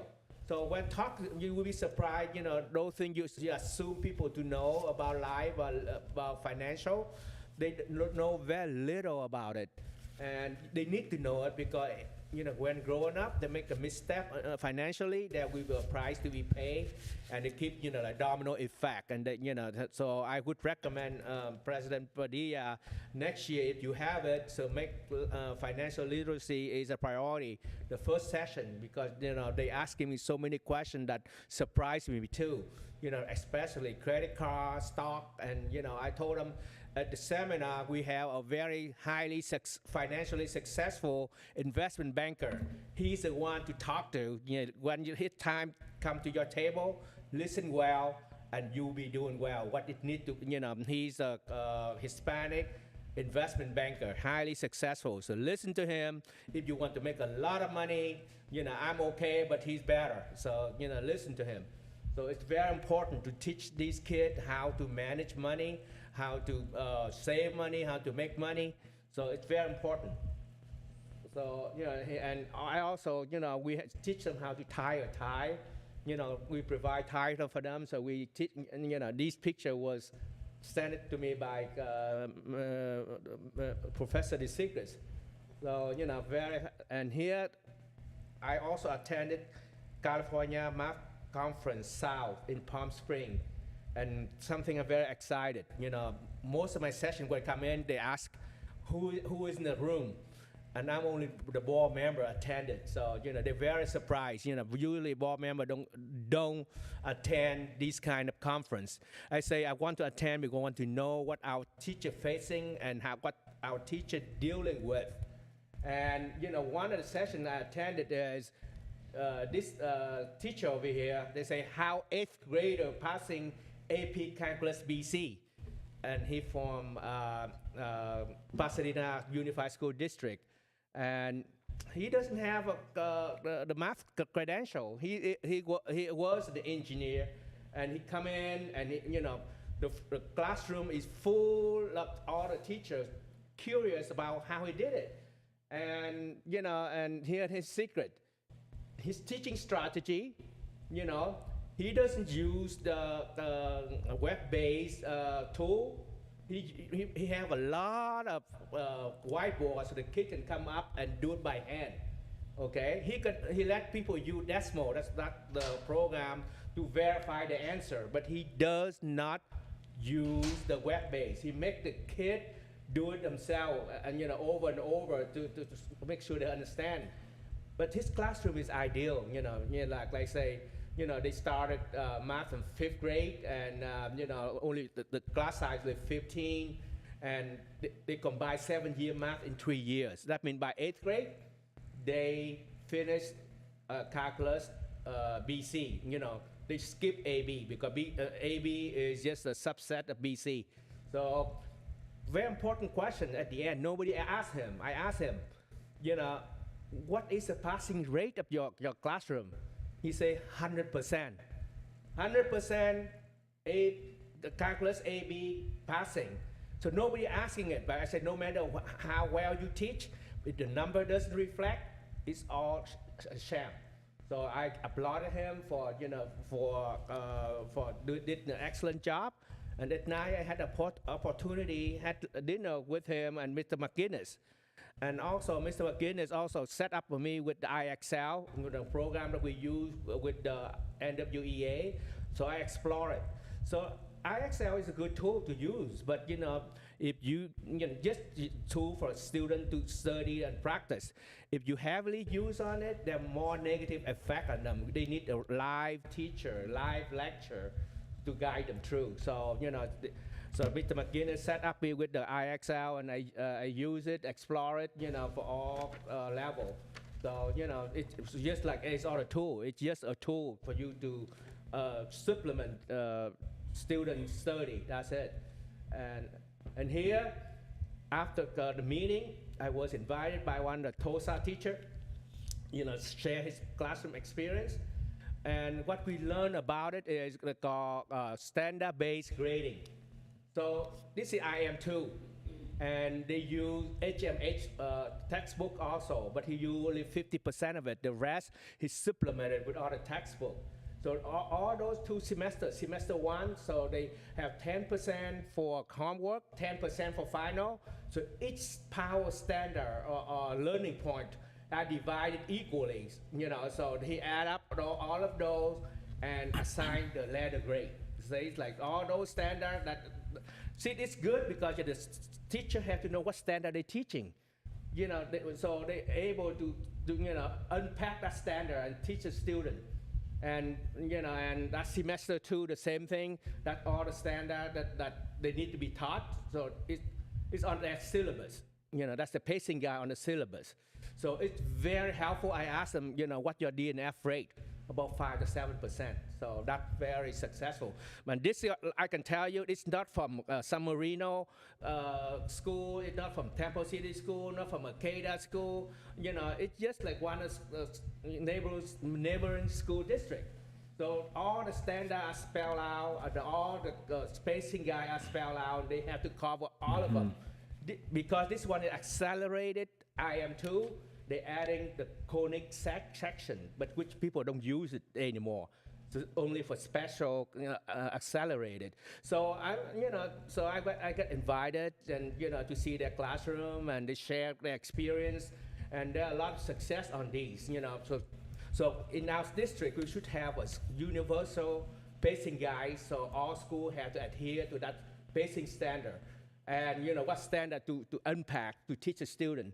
And and that could be a good idea. So one thing I take away from the math conference is standard-based grading. And I also talked to Mr. Brian Covey. He was with me also, and he said, "Did you know about standard grading, standard-based grading?" He says, "Yeah, I do it all the time. I do it in my old school." So that people are using it, and we should encourage, especially in math. We had that standard spelled out, what need to be taught, and what, so the grade is based on how well you master the standard. And that's very, that's very, very good. So that's their teaching strategy, background, and everything, and this is him, so that's it. And, one last thing about CSBA, conference. I take all we attended all those 3 days is on attendance and finance and chat GPT, GPT, because attendance is the best indicator of how successful student going to be. Not only it bring our to show up our financial stand. So that's why I will let Mr. Padilla take it on, elaborate on it, because he's an expert. Because all our session concentrates on attendance, and finance and just GPT. And that very much is, and for my report. Thank you, Board Member Kui Win. Quick question, as Mr. Kui was talking, I have a question. In our next board agenda, is it possible for us to get, what are the power standards identified at El Monte High School? What are the power standards for mathematics at South El Monte High School? What are the power standards at Mount View High School? What are the power standards that have been identified at Arroyo High School, and so forth? All of our high schools, like, how do we know that all of our schools have identified the same power standards? So again, we don't have an A being a different A at Arroyo that we do at Mount View. Have we as a district identified what those power standards are so that we could put something in place like that? Have we identified those as a district? I don't know if it's for the Assistant Soup of Educational Services. Mr. McGinnis on that Do we project. have that, or are we all over the place? And I don't want to necessarily speak without having all the information in front of me, Sure, so I'll sure. be sure to get you some more information. But my understanding has been just, my preliminary research has been that we have done that work in the past. Excellent. However, over the course of time, especially through the pandemic, how closely we've kind of kept to that may have shifted. So if you'll remember, I did a presentation a little bit, a couple of board meetings ago where we talked about our math work, and one of the things that we are going to focus on next year is working around priority standards, which is exactly to what you're asking about, is really looking at those power standards, and I'm I not going to use the remember word now that power you're saying that standards. because you specifically said we only have 4 years of high school. We can't, unpack every single standard there is. They're not here for that many years of instruction. Right. But you did say that we would do the work that as a district, as math departments, instructional coaches, we would all come together to agree on what the power standards will be for the El Monte Union High School District. I remember that very distinctly. So that is part of our upcoming work and focus, so that we are more consistent across the district, allowing us to be more laser focused, not just on what we're teaching in terms of the content and the skills, but also being able to provide interventions and support for those particularly important skills and content areas. Got it. Now, when you say the work, what do you mean by the work? Is there some professional development that is coming along, or what do you mean by the work? It wouldn't necessarily be professional development. It would be something like Mr. Nguyen mentioned, is unpacking the standards, using some criteria to identify what those essential learning standards will be, so that we all have an agreement and a conversation. So it's more like work in terms of bringing committees together with teachers to have a conversation about those, and actually sitting down and wrestling through making those decisions about which standards become priority and which ones become supporting. Got it. And in terms of professional development, I know that we had a teacher here. It's actually the teacher of the year from Arroyo High School who said, what are the next steps? We've done the NWEA. She said we're not balking. Our site did it. In terms of professional development, where are we with that? There has been professional development with NWA, and as we mentioned, there is a cycle. We're going through 3 administrations, and after each administration, we're following that up with professional development from NWEA. And so that's ongoing, and we are working to identify other sources of professional development that will support the work that we're going to be moving into. Right. I heard the NWEA, but I'll be crystal clear. Tell me what's happening with the professional development with the contract that we approved for a person called Catalina Sainz. Tell me what's going on with that. We have an upcoming meeting on the 12th of this month where we are continuing to have a conversation starting with a needs assessment to help us identify and formalize our plan that we've already started to develop. So part of that is still in the works. We don't want to just identify professional development without being strategic about what it is that we are trying to support. So we're going to be thoughtful about that. So we are meeting and working with her. Okay, so in terms of the standards, though, you did say that work has already been done, or you need to look into that. I do want to see what the power standards are that we have identified in the school district, and if we are all over the place, it's okay. Just tell the board that we're all over the place, but identify what those power standards are, because we will compare it to the document that Mr. Cui, the best practices from the conference that he went to, and so on and so forth. So again, we do have a math initiative, the making A+ adjustments to history. Traditionally, the history has always been that our Asian students have always outperformed our Latino students, and the majority of our students in this district are Latino. And this board does not want to continue to do what we've always done, because if we do what we've always done, we're going to get more of the same. So we're making adjustments in different places. And I know that it's been a hot topic, but it's something that we will take on, and we will continue to work together and bring in the teachers to be a part of that professional development, because they did say, we need more professional development. So the professional development that we approved was Catalina Sainz. So we, the board, expect to hear more about this professional development. And yes, keep us abreast, because I really haven't read anything in my Friday memos. If you tell me you're going to do a needs assessment or whatever your next steps are, Dr. Zuniga and Assistant Supervet Services, don't keep it hush-hush. You need to keep it in every board memo that we get on a Friday. We, the board, would like to know what is happening with professional development for mathematics. So please include it, okay? All right, moving right along, I'll give the floor to our student trustee. Can I ask one yes, quick go thing? right ahead. I would like to thank the assistant principal of Rosemead High School, Ms. Sandra Charge. I don't know, I cannot pronounce her last name. Belge. Because, we were there at, of all high school band performance, and it was a rainy day, we call, and and she's so nice and graceful. She offers us hot chocolate, and we feel very warm, and we are thankful for her welcoming us, and we really appreciate it. And I personally, probably other people would thank her for her gesture, hospitality. Yes, Thank you Miss very much. Vice Principal Sandra Selge. Yes, thank you so much. Thank you, Board Member Qui Win. I'll go ahead and turn it over to our student trustee, Ms. Sofia Hernandez. Thank you, President Padilla. So we had our last SAC meeting was on Monday, November 13th at Mountain View High School. A huge thank you to Mountain View High School for hosting, and a huge thank you to their ASB for painting posters for each school site.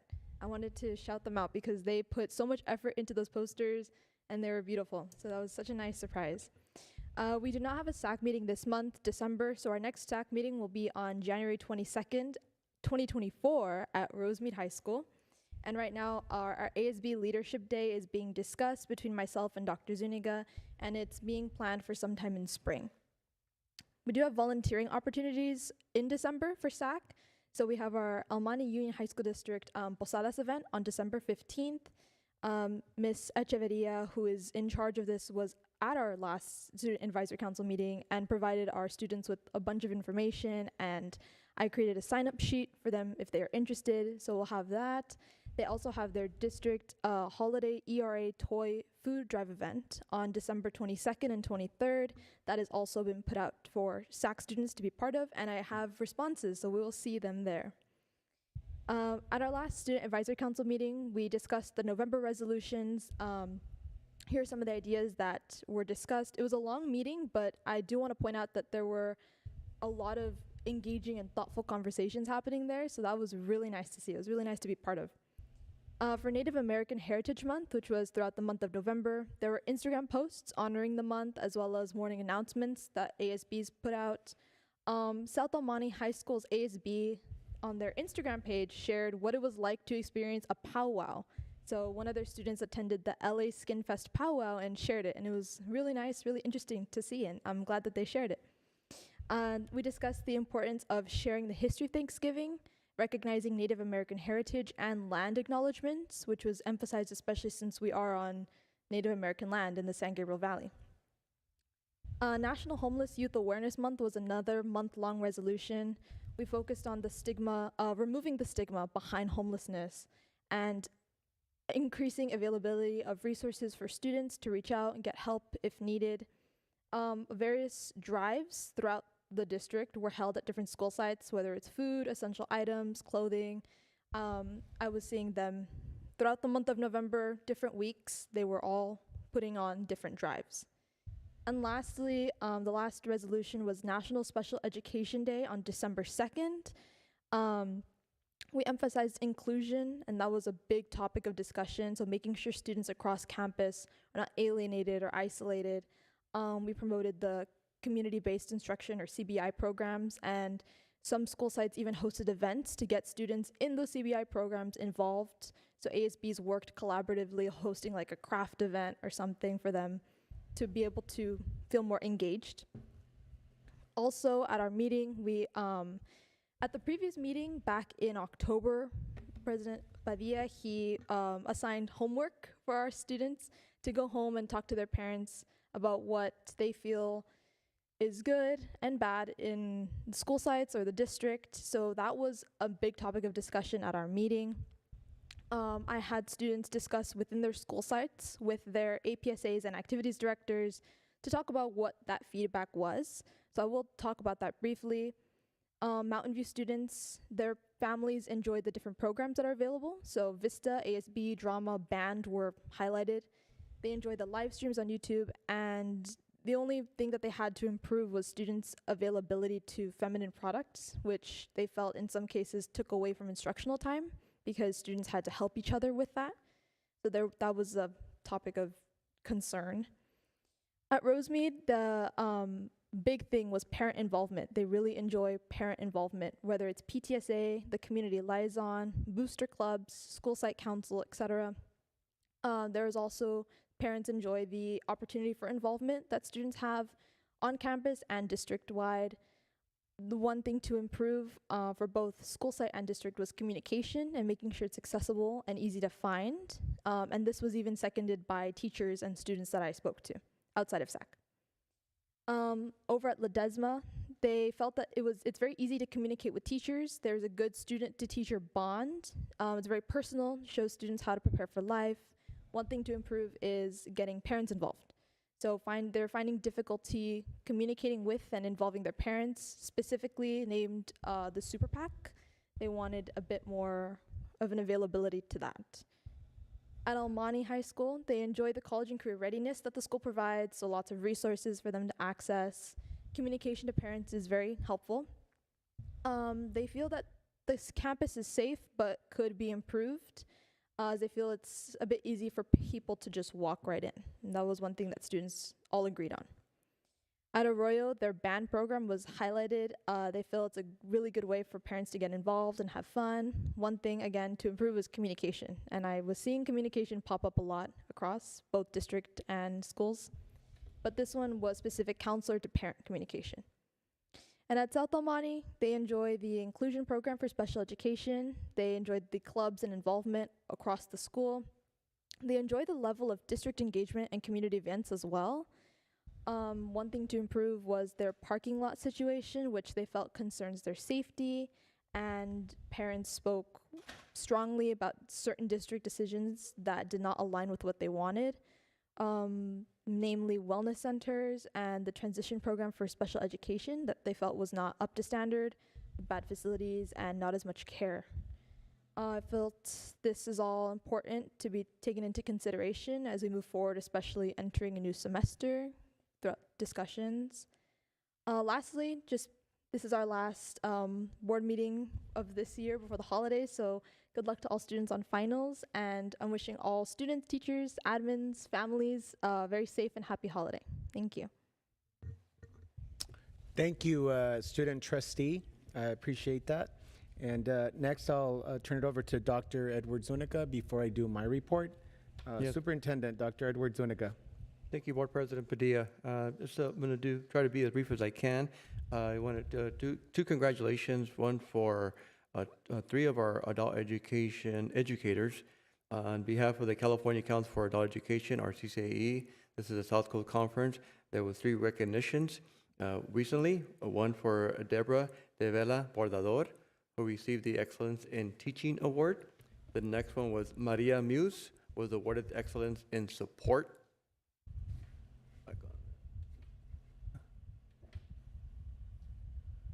Okay. In support for classified staff, and Jennifer Anuchirachiva Damaripa received the Excellence in Support Services Award for certificated staff, and she's one of our counselors at El Monte Rosemead Adult School. We recently featured them in our superintendent's update for the end of November, and I also the adult school is very proud in featuring them on social media as well. So congratulations to 3 of our wonderful adult education educators and the work they do every day to serve our students as well. I'd also would like to congratulate, and we are going to do a story on them for the Royal High School band. If you did not hear, Royal High School received first place in the 2023 Southern California School Band and Orchestra Association Field Championships, a very prestigious championship run, which Arroyo has been part of for many years under the directorship of Joe Massaro.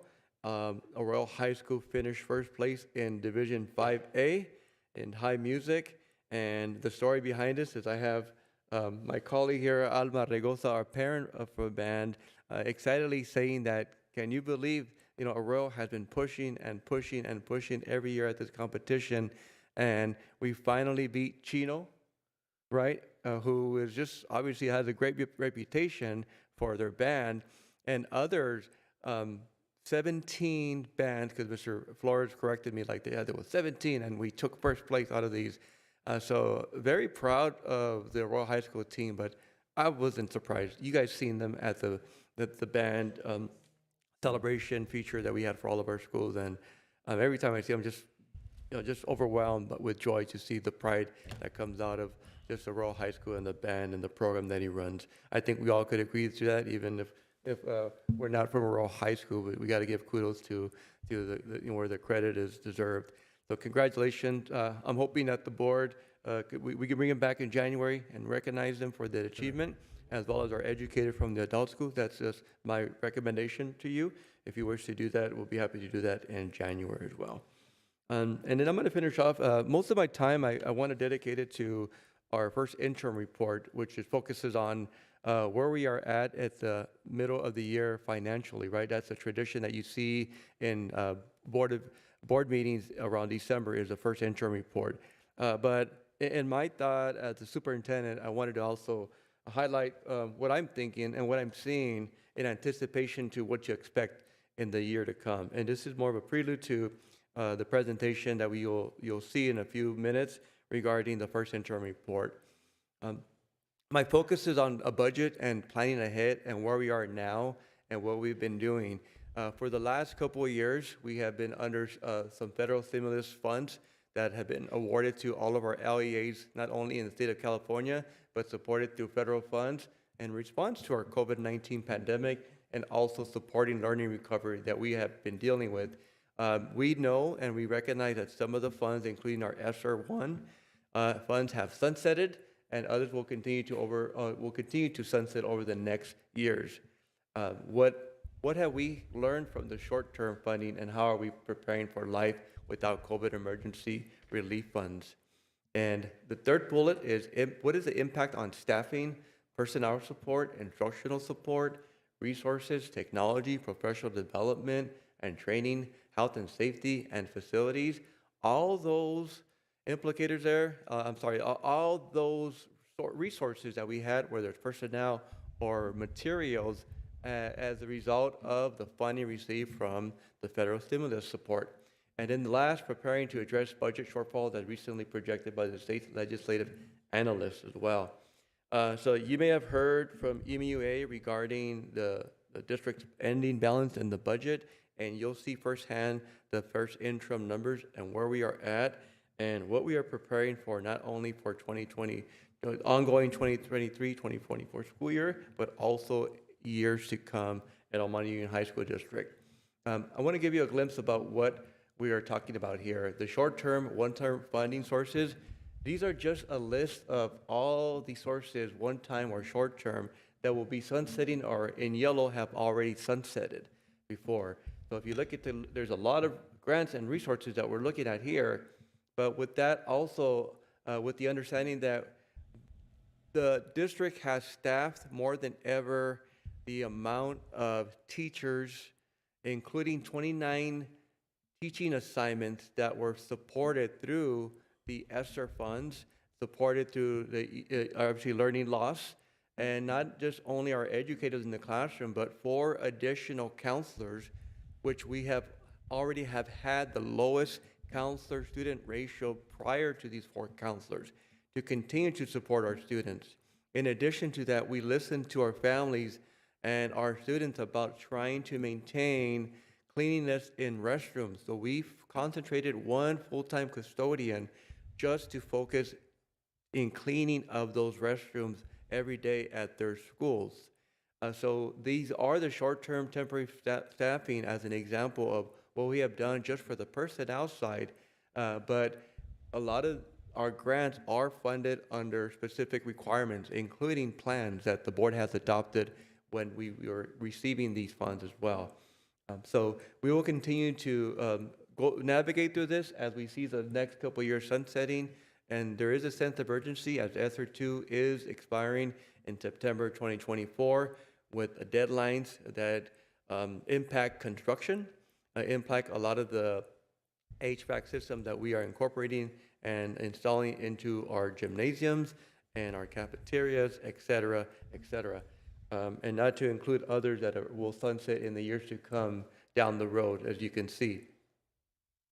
So the challenges in spending, that's an interesting statement there, because I mean, obviously we could all easily go to the mall and spend and spend and spend, but the challenges is a lot of accountability on behalf of the district, and also as a superintendent and as the board, we are monitoring what are the results of what we are doing to support students in those classrooms and to have better outcomes in the near future. So relief funding is essential to our schools, as we know, but there have been significant challenges. Number one, staffing levels, especially with one-time money. Concerns about many programs and services not being sustainable due to the nature of one-time funding. We understand that. And also concerned about some infrastructure expenses extending past the deadlines. Supply chain issues, we understand that. We've seen that even through Measure HS, and there's no timeline on Measure HS, only by contract and what our expectations are with our construction management team as well. But this is reference to if ESSER funds are not exhausted, given the circumstances, then we lose funding. Slow permitting processes as well, because obviously DSA is just an example of what slow permitting processes as well. That's a frustration that we do have, being an LEA within the state guidelines. And last, reporting burdens and confusion about guidelines, including plan submission. So there's been challenges, the money is there, but there's been a lot of challenges with reference to what the state requires and the constant reporting. Mr. David Norton, I can see him there, and he's nodding. You hit it on target there. So those are things that we as staff continue to be challenged by in order to service our students as well. Short-term funds and district responses to community. Again, we have a responsibility to responding to our students and our community and our parents about how we are utilizing these funds and how impactful they have been in the classroom. That becomes the conversation that we do have here on the dais when it comes to student results. For example, how we're utilizing staff to better support students and what outcomes are we seeing in the classroom as well. Connect expenditures to goals cited in our LCAP, adopted plans, and community surveys. We cannot just, in most cases, just think about an idea and want to spend it. The plan is in place for a reason, and we follow that path as best as possible to align what we are doing to service our students. Continue to assess and monitor strategies and goals for funding. How are we doing? We're spending tons of federal stimulus funds, and what are the results that we are seeing? Are students dealing and coping with social emotional learning, for example? How are we servicing them outside the classroom? And what personnel are we utilizing? And also learning loss, and how are we dealing with that? And what data is showing, the trending data, and specifically to student success, D&F rates, for example. Promote our successes. We do want to share good news as far as how are these funds supporting our students, and again, is increasing the personnel and also the resources that have come with it, including technology resources. Engage our school community and partners to support our schools in this process. And then last, communicate a vision beyond the pandemic, which we continue to focus on, because at some point, we are already turning the page. And if we haven't turned the page yet and looking ahead, then we're in yesterday's time, and we cannot continue to do that. So our next steps, continue to monitor active one-time short-term funding and ensure that funding is in alignment with our adopted plans, our LCAP, or our district priorities. Meet all timelines for funding expiration dates, use it or lose it, and then address temporary and short-term staff tied to short-term funding, which we have been doing every week in our discussions in cabinet, as well as our administration meetings with our directors and our principals. Our January is an outlook for Governor's 2024-25 budget proposal on the impact on the future of our district budget. We do intend to go to the board and recommend a board budget study once we return from the new calendar year in 2024 to emphasize the changes that are going to come within the state's fiscal financial challenges. Meet all statutory deadlines affecting changes to personnel as well. If we do have folks on a temporary assignment, or even folks that, for example, if we are in declining enrollment and continue to retain staff, that is deficit spending. So meeting all of our deadlines and statutory requirements for personnel, and then prepare for the 2024 budget over a 3-year period. The cycle continues. We're in the first interim. We'll see the second interim in the spring, and then the business office will come forward for the 24-25 3-year outlook as well in the adopted budget for next school year. So I know I said a lot, and I was trying to be brief, but I know that the details will be included in the first interim report. And I will stop there, Mr. President Padilla. Thank you, Superintendent Dr. Edward Zuniga. Everything that you say is so critical and it will be affecting us. So thank you for being transparent and putting it out to our public, to our constituents, to our teachers and staff. And it's important that we hear both sides of the aisle. So with that being said, I'll go ahead and give you my report. I know I'm quick to tell trustees, like, what have you done? You know, well, I'll tell you what I've done. I did have the pleasure of attending or putting on our first Caballeros leadership seminar for our young men. If you recall, Senator Susan Rubio did come to El Monte High School, and she had Wings, which was a leadership seminar for young ladies. So in the El Monte Union High School District, we believe in gender equity. If we do it for the men, we got to do it for if we do it for the young ladies, we got to do it for the young men. So thank you to Senator Rubio for putting on Wings in our district. And then along comes Mr. Padilla and our board here, and we put on Caballeros. Now, what is Caballeros? It's a young men's leadership seminar, but Caballeros stands for something. It stands for California Boys Acquiring Lifelong Educational Resources on Success. So on that day, it was on a Saturday, and if I recall correctly, it was November 18th, and all of our students from all of our high schools, we had a total of about 150 to 160 students that were in attendance, and they had 3 workshops. The first one was on image and etiquette, kind of dress for success, and then how to use your utensils at the table when you go to the prom, when you go to a fancy dinner. It's important for so many of our kids to learn how to do that. It's one of those hidden rules that a lot of people know, but a lot of our Latino kids, you know, including myself, I eat with tortillas. If you're an Asian kid, a lot of our kids still eat with chopsticks, and so and some kids eat with forks. But it's important to know what to do with what fork at what time, start from the outside in and all that. And I'd like to thank Sergeant Eladio Avelino from the United States Marine Corps, who came out and presented that workshop on image and etiquette for success. Thank you so much also to his partners that came, Sergeant Cody Norrell. And there was one more gentleman, and I can't recall his name, and I apologize for that. I know he's new to the El Monte area, but I am grateful to the United States Marines for coming out and investing time in our youth here, particularly our young men. Also to Joe Perez who conducted our financial literacy, and he's from Credit Union of Southern California, also a Royal High School alumni. They always want to come back and help our students. We also had a mental health and physical wellness workshop. They did a combination. Thank you to Mr. John Caballero, LCSW from the El Monte City School District, that donated his time to present to our students on a topic that is so important, so relevant, especially, you know, as we continue to deal with COVID and the effects and the after effects. And also to the physical wellness presenter, Mr. Fabian Regalado from Fresenius, who came and talked to our students about the importance of eating healthy, exercising, and how much, you know, like the intake of fat, what they need on a daily basis, and how to take care of their bodies. It was very well received. And so I also want to thank Professor Stella Torres de Segrist and the Honorable Mr. David Segrist, board member from the El Monte City School District, who came out and participated as mentors. And also to Mr. Qui Win. They did participate in an interactive lunch where for 3 20-minute intervals, they got a table of 8 students, and they got to tell them about their profession, where they went to school, the type of degree that they have, some aha moments that they had growing up or mistakes that they made, and to give that advice so that our students don't make those mistakes.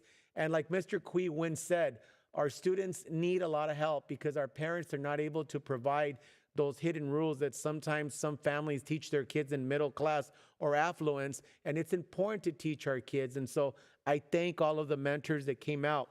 But first, I'd like to thank my committee, my steering committee for Caballeros. I want to give a huge shout out to Principal Mr. Freddie Arteaga. Mr. Freddie Arteaga was my right hand. He's the place that we stored all the materials. I want to give you a big shout out, Freddie Arteaga, also to Bernie Arteaga, the counselor there, and to the entire staff, because all of them put all of the bags together. Every student received a string bag that was donated by some by our school district, some by the U.S. Marine Corps, but every student received a 10-piece travel kit that included shaving cream, lotion, soap, a razor, just things that you need as a gentleman when you travel. In addition to that, every single attendee received a tie that we used during Image and Etiquette for Success, and we showed the kids how to put on a tie. Mr. Kui was doing it, I was doing it, the Marines were doing it, and a lot of the men that were in there, we were helping, and it was so neat to see that. So many of our kids did not know how to do that, and it takes me back to when I was a kid. I remember somebody tied a knot for me, and I refused to undo the knot because I didn't know how to make the knot again. So I would just kind of stick my head in there, and I'd make sure not to pull it out, because then the knot would come undone. So it brought memories of that. But I also want to thank Mr. Banyas. Thank you to Mr. Banyas for Mount View High School for all of his help with everything that he did, with all the tablecloths, for all 35 of the tables that we had, and all the signs, to Ms. Gracie Retamosa from South Del Monte, a counselor from the community college system, to Mr. Eddie Cuevas, the host. Thank you so much, Mr. Eddie Cuevas. I know that you changed your vacation and your ticket and your air flight to go and visit your parents. Thank you so much. I want to publicly acknowledge you for being the host, a gracious host. What an awesome high school you have there. Awesome staff that put everything together for, several hundreds of kids to come together, all the tables. I know there was a lot of stress for you. I want to give you a big shout out as well. Just, I did not want to forget that. Mr. Kui Win, I got Freddie Arteaga, my right hand. Dr. Edward Zuniga, thank you so much. I know that when I came to Dr. Edward Zuniga and I had this vision of doing Caballeros, Dr. Zuniga's like, oh man, more things on my plate. And I told you, I promise you, I will not dump this on you. And I was right there every step of the way. I did so much work, but with his help, we were able to unite forces and make it even better. But I want to publicly acknowledge Dr. Edward Zuniga for all of the behind the scenes of the facilities used, getting the checks for our vendors. We had the people that provided the food, former teachers of our school district, Alicia, the Solórzanos, have always been beautiful people and provided so much for our school district. I was glad that we were able to have them. And also to Ralph Galvan. Ralph Galvan is an elected official for the Water District, and he was the tech person that helped me with all of the link where the students registered. So I want to give a big shout out to Mr.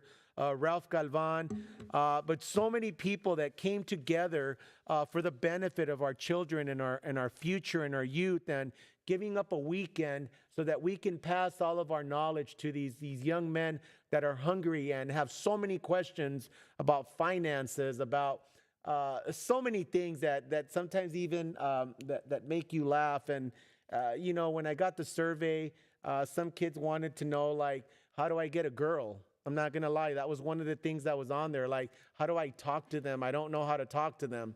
One boy wanted to know more about finances. One wanted to know more about compound interest.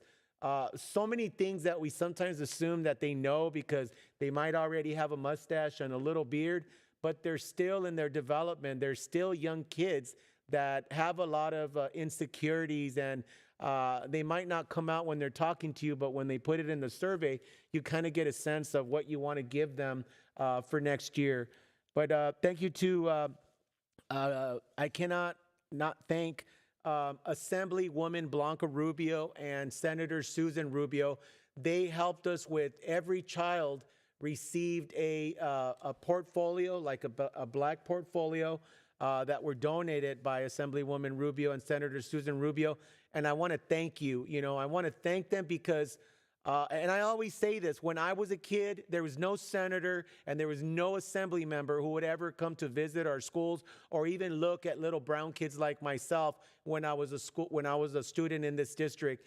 And with Assemblywoman Blanca Rubio representing us and Senator Susan Rubio, I know that my brown kids from this community and my Asian kids and the few white kids that we have and the few African American kids that we have will have a seat at the table, because if you're not at the table, they will have you for lunch, and we will not get our fair share of what these children deserve.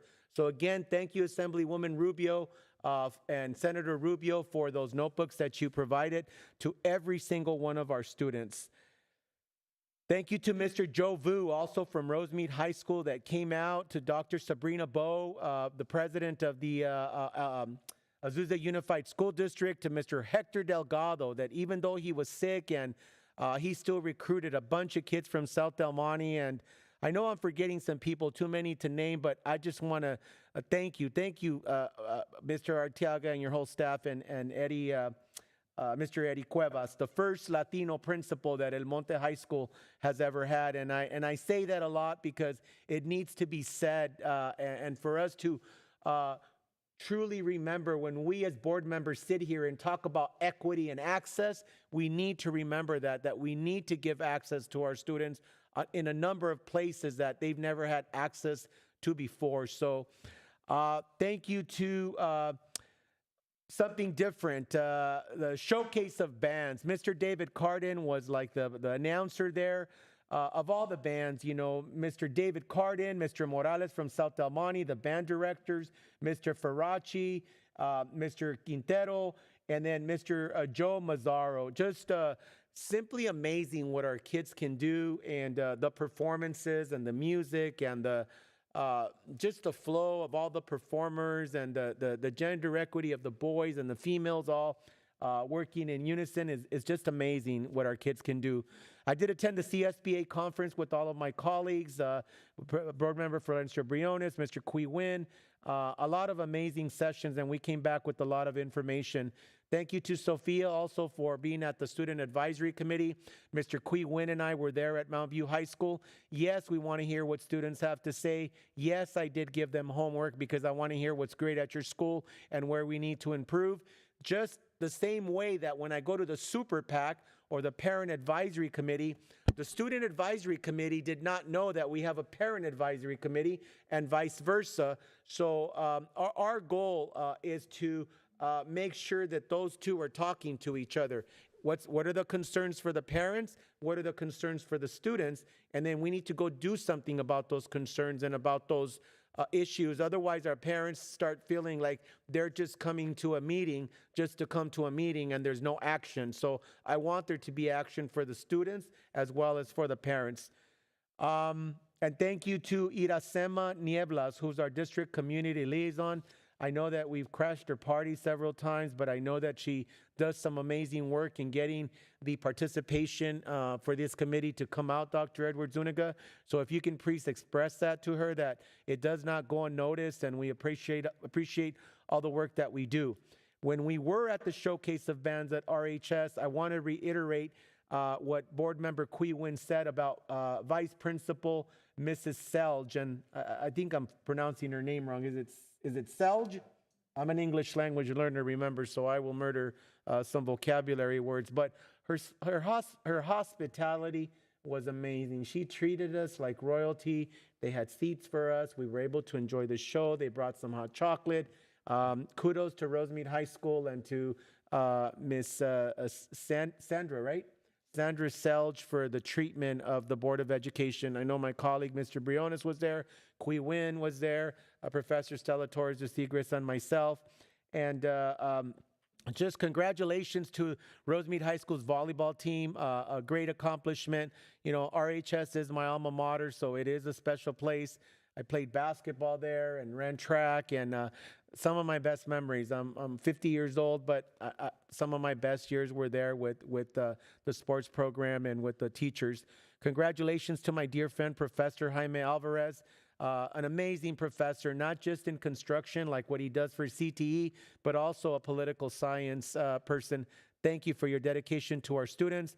And to Aaron Morales, I could feel the love from his parents, from Dr. Morales and Dr. Morales, mom and dad.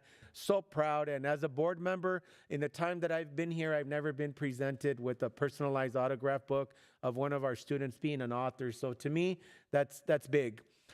Thank you again to Longo Toyota for their $37,500 contribution to our auto technology program.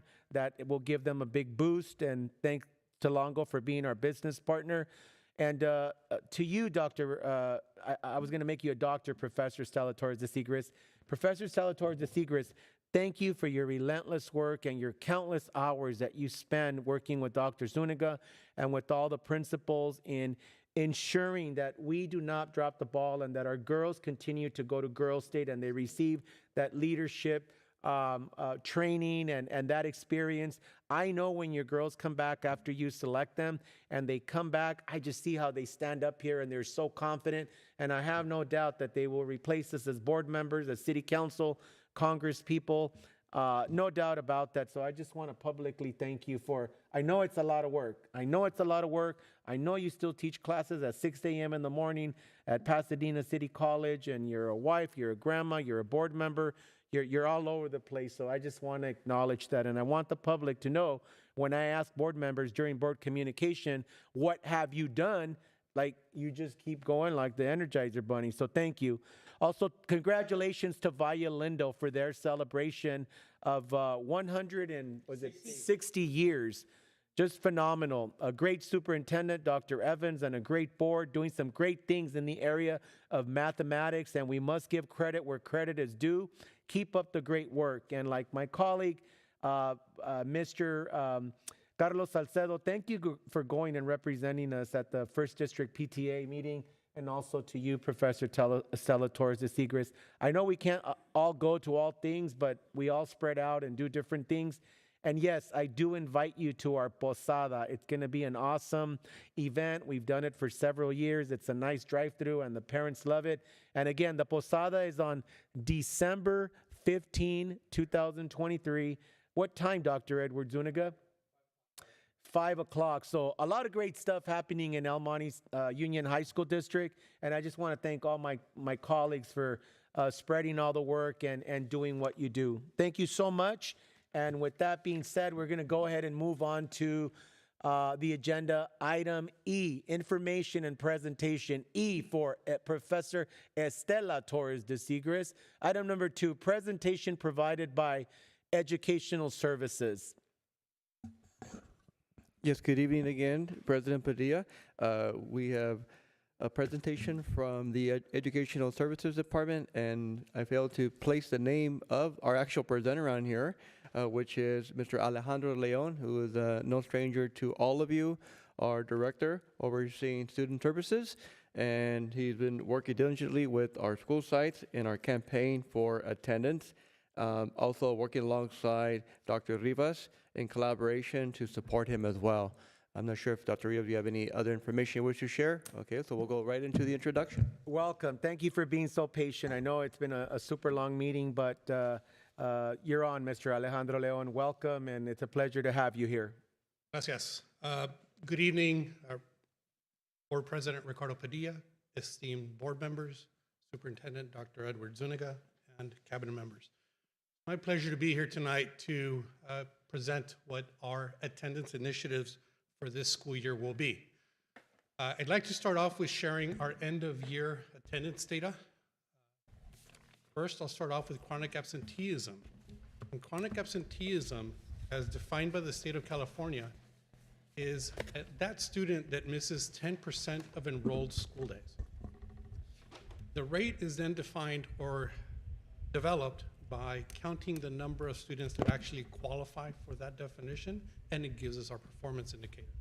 As you can see, our district last year was at 25.2% chronic absentee, and that is right there with both the state and the county average.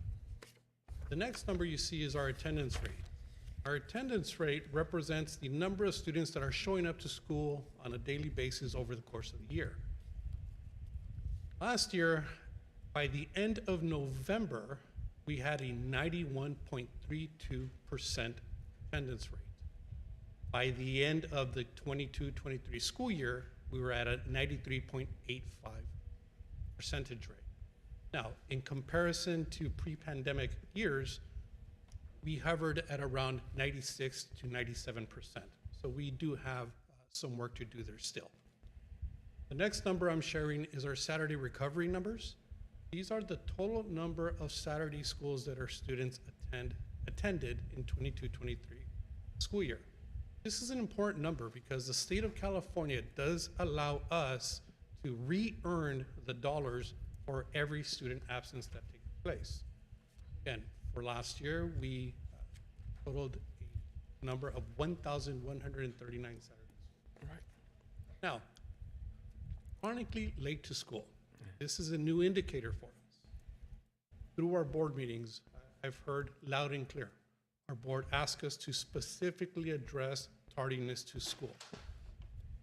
We have been hard at work to develop not only the resources, but to coin the term for its use within our district of chronically late to school.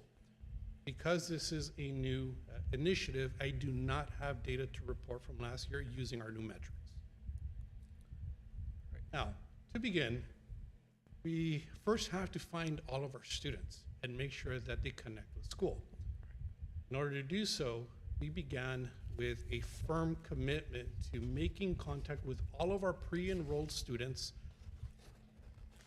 that we were expecting for the 23-24 school year. So that you understand, a pre-enrolled student is any student who went to school in our feeder districts at our feeder schools. Some of those students, or the majority of those students, come right into our campuses.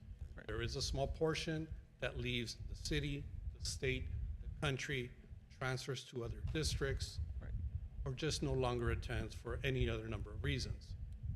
As a result of this effort, our CWAs, within a month's time, attended or conducted 82 home visits within a month's period. This project then allowed us to complete 100% of student registration in a much faster amount of time. This is a state requirement. We were also able to identify those students who were not going to return to our district for any number of reasons and verified the whys and made sure that they connected with other school districts or confirmed that they had left the area. Yeah. Now, with our students in place, our next step was to launch an attendance improvement initiative. Right. Our attendance improvement initiative is a project that is led by my office, working collaboratively with school sites to develop attendance goals and action plans to improve our attendance rate, our chronic absenteeism, and our tardiness to school.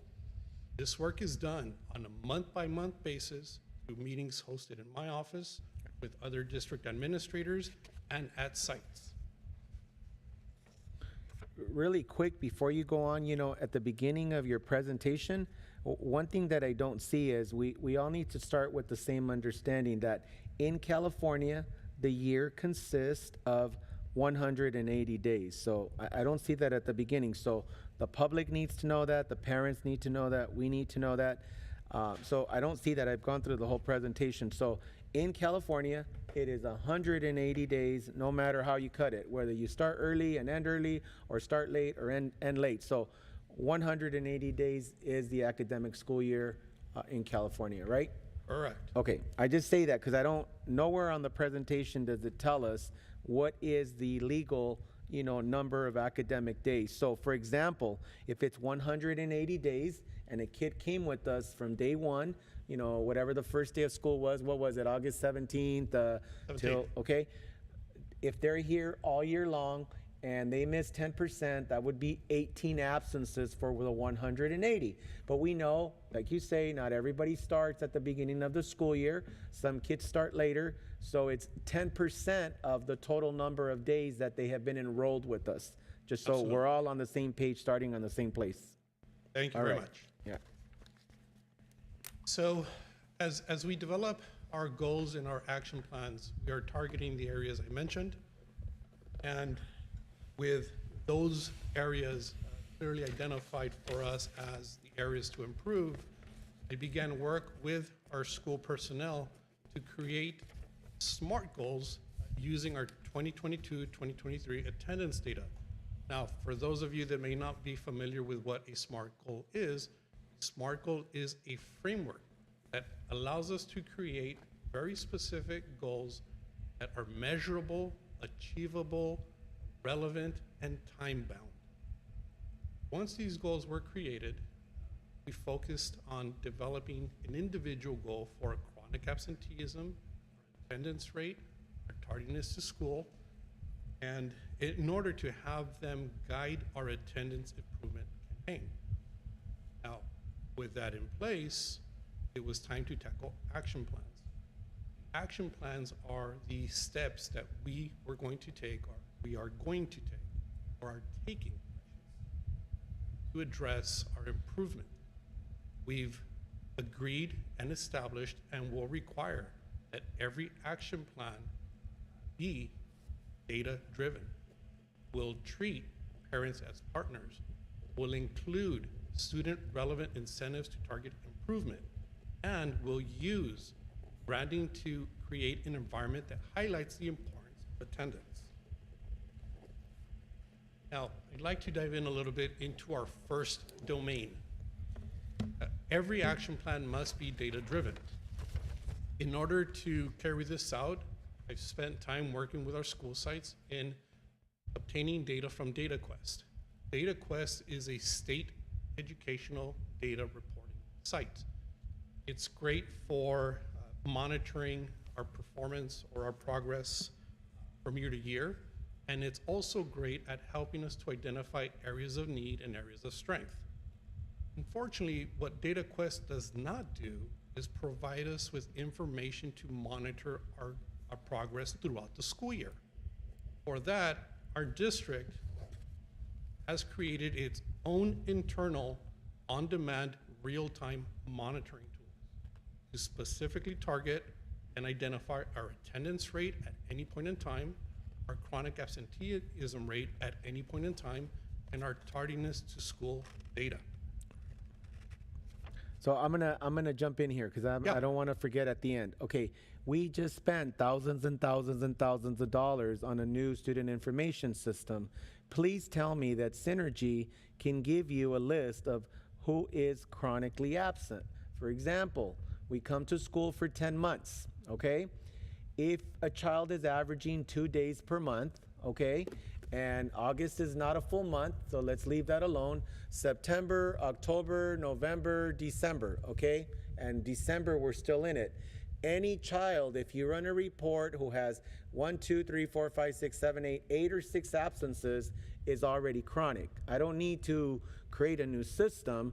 Please tell me that Synergy can do that, because if we have child welfare people and a bunch of counselors, but child welfare, in minutes, I should be able to tell the system, give me all the students that have X amount of absences, and you get a list. And once you get the list, there's your list. There's your work who you got to target. And Synergy does provide us with those lists. Okay, all right. What we've created are data processing tools to give an additional convenience to our staff. What additional do you need? Synergy just gave you the names of the kids and how many absences they have. No, right, and it gives us the reports. What we also want to see is the data trend in chart form. You mean from previous years, or what chart form? From month to month.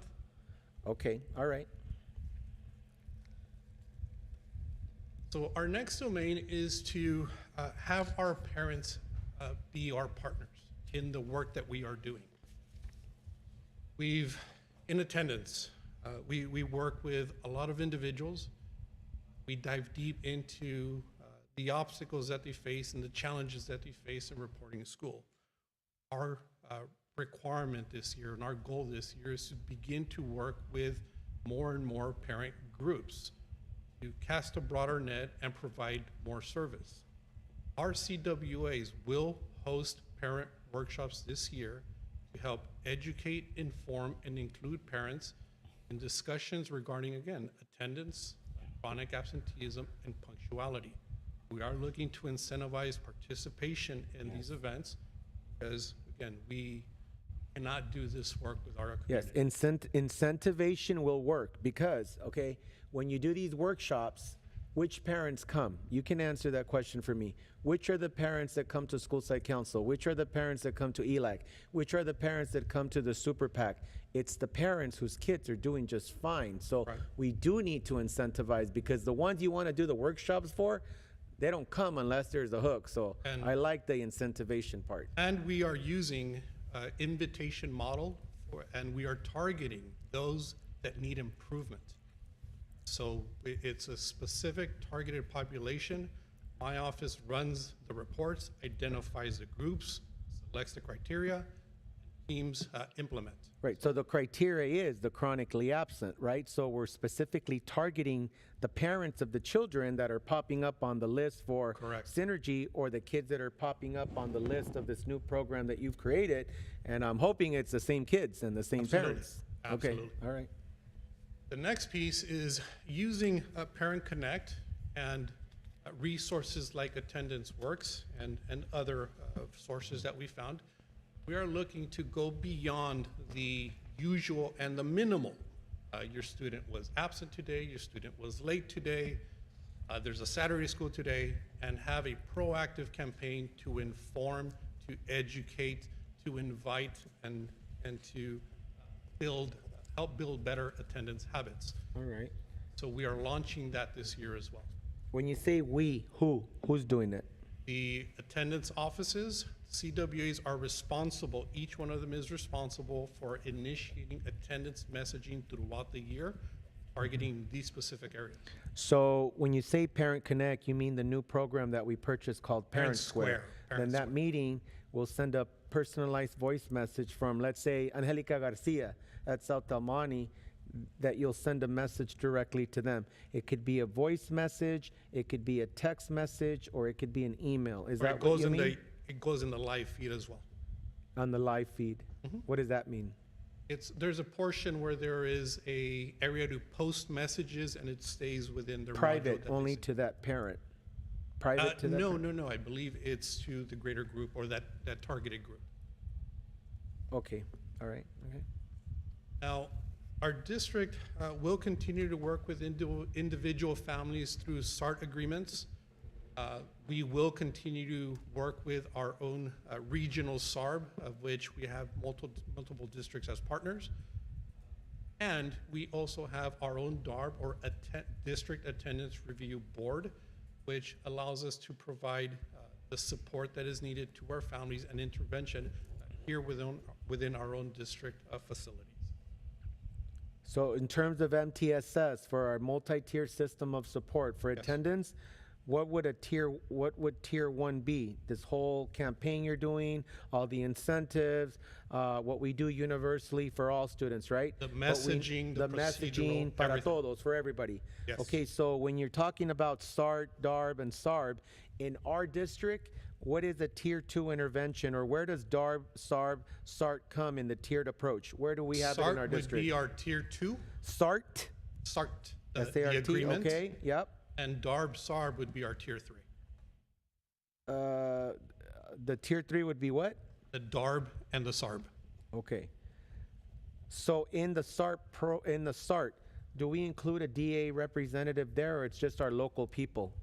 No, we have mental health representation, we have DCFS, probation is present on occasion, and Francisca joins us as well. Okay, the only reason I see that is I see you have DARB and SARB, and DARB does not rise to the level of a SARB, because SARB is right before you go to mediation. Correct. DARB to me is more like at the SART level, because it has no bite to it. You know it doesn't have any bite to it legally. It's only SART, and then SARB, and then mediation. The district attorney's office does recognize it. Our board policies recognize it. For DARB? Yes. Okay. And we have a board-approved policy which reinforces it. Thank you. You're welcome. Now, the following domain, as we were mentioning earlier, are incentives. When it comes to incentives, the district has procured the following items that you see. Our focus is on making sure that those students that hit the improvement benchmarks, which we are still working on to define, receive that encouragement. You may see these t-shirts, you may see that beanie and say, wait a minute, where's the big attendance counts logo on it? From my experience here with our district, I've quickly learned that students love to rock that school gear. They love their school gear, they love to show that school spirit, so we're giving them what they want in addition to including our attendance counts logo on that. You can see t-shirts for schools that will be provided, beanies that will be provided, and the items in the center will be provided both as pins and as stickers for students. Now, sites will also continue to implement their own incentive plans. They will continue with the recognition lunches and certificates, with treats and snacks, giving out their own school gear, coordinating their own lunch pass systems, monthly raffles, and they will receive, they have funding for their own initiatives, and at times we partner with split funding to make sure that they're getting gear out there and they include the district's message and the district's logo along with it. So some of the incentives are random, right? Like random, and then some are targeted, or? Yes, we have the traditional perfect attendance. Yeah, but yeah. And for my office, we're specifically targeting improvement. Right, right. So again, going back to the shirts and all that, I know kids love that stuff, but is this for everybody? Or is there going to be like another raffle or incentives specifically for that targeted group that we're trying to get, the chronically absent kids? These are for the targeted group. These are for the targeted group, the Yes, sir. beanies and all that. Okay, sir. got it. And then the ones on the bottom, what are we doing? And again, I know we're trying to hit the targets, Yes. but then the kids that are always there, right? I know a lot of times when you go to these companies, they're like, oh, all the schools do all this stuff about the perfect attendance. I still believe that perfect attendance kids need recognition, because the perfect attendance kids then feel like, well, all the Saturday Academy people are getting all that attention and they get like all these incentives. Well, maybe if I miss, I could be in that group. So you know what I'm talking about. Absolutely. Don't lose sight of And the we kids have who a are doing the right multi-pronged thing. approach where the schools continue to hit heavily in the incentives to promote all the traditionals. Yeah. We're adding this component with district support. How are you doing this? Do they get a raffle ticket? How do you pick the winner? From our end, to be honest with you, we still have to define our selection criteria. Okay. What I can assure you is that it will be based off of improvement, and it will be achievable by the target population. Yeah. Awesome. Now, our next domain is that of branding. Branding. Students, the community need to know what we stand for, and here we are. Attendance counts all day, every day. You will see these banners that the district will provide in large size, 10 by 5, mounted by the entrance of every school. Along with those, you will also find images of flags, double-sided flags that will be mounted throughout campuses as well. They carry our logo, they carry our slogan. Slogans and the logos themselves are also being provided to school sites for them to use in their local branding. On this slide, you can see Mountain View already on board, acknowledging students for improvement using the district logo.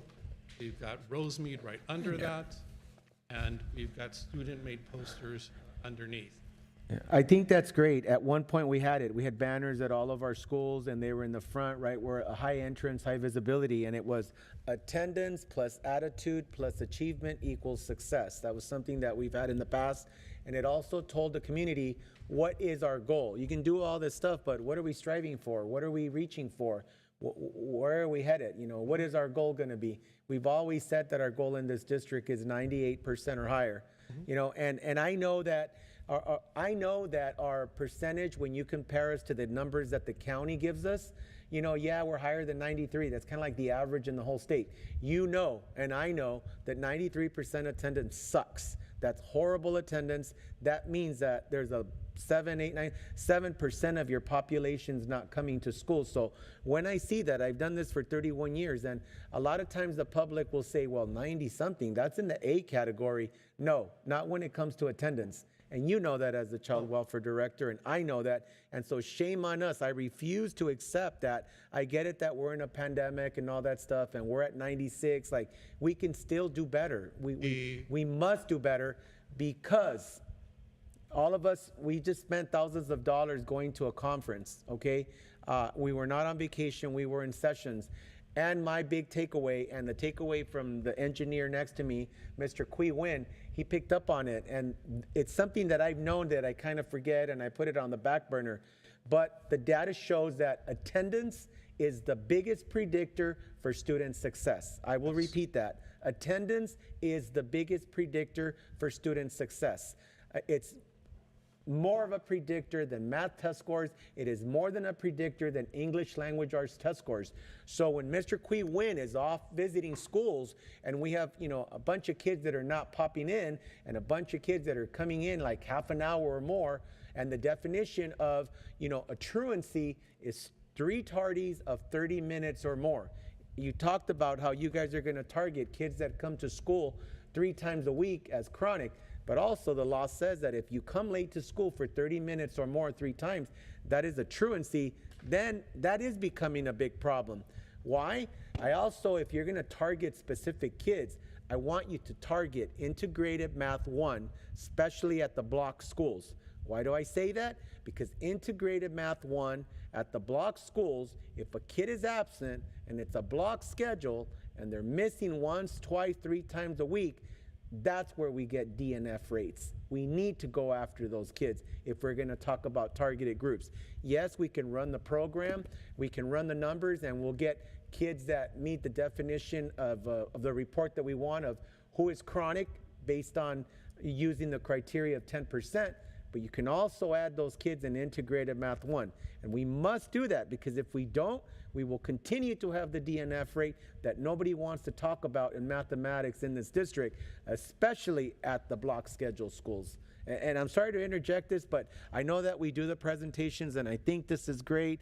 It helps with the doom and gloom that sometimes we're dealing with. So I'm glad you're going to be targeting that attendance is everybody's problem, just like we did the homelessness, until we all agree that it's not just Angelica Garcia's problem, or, you know, our child welfare people. One person cannot do it alone. There's thousands of kids. It's everybody's issue. We all must work together to fix this in order to improve our achievement test scores in the school district.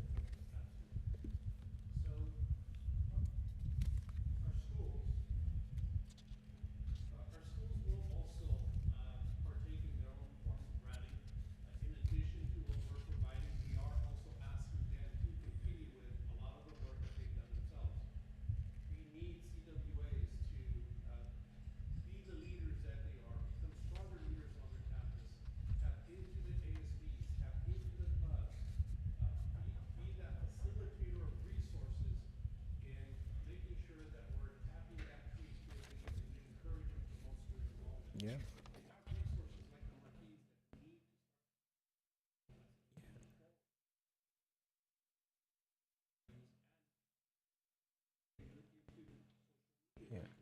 And tap into our student advisory committees. Our student advisory committees in the last, I don't know if you went to Mount View. I think you were there for the student advisory committee.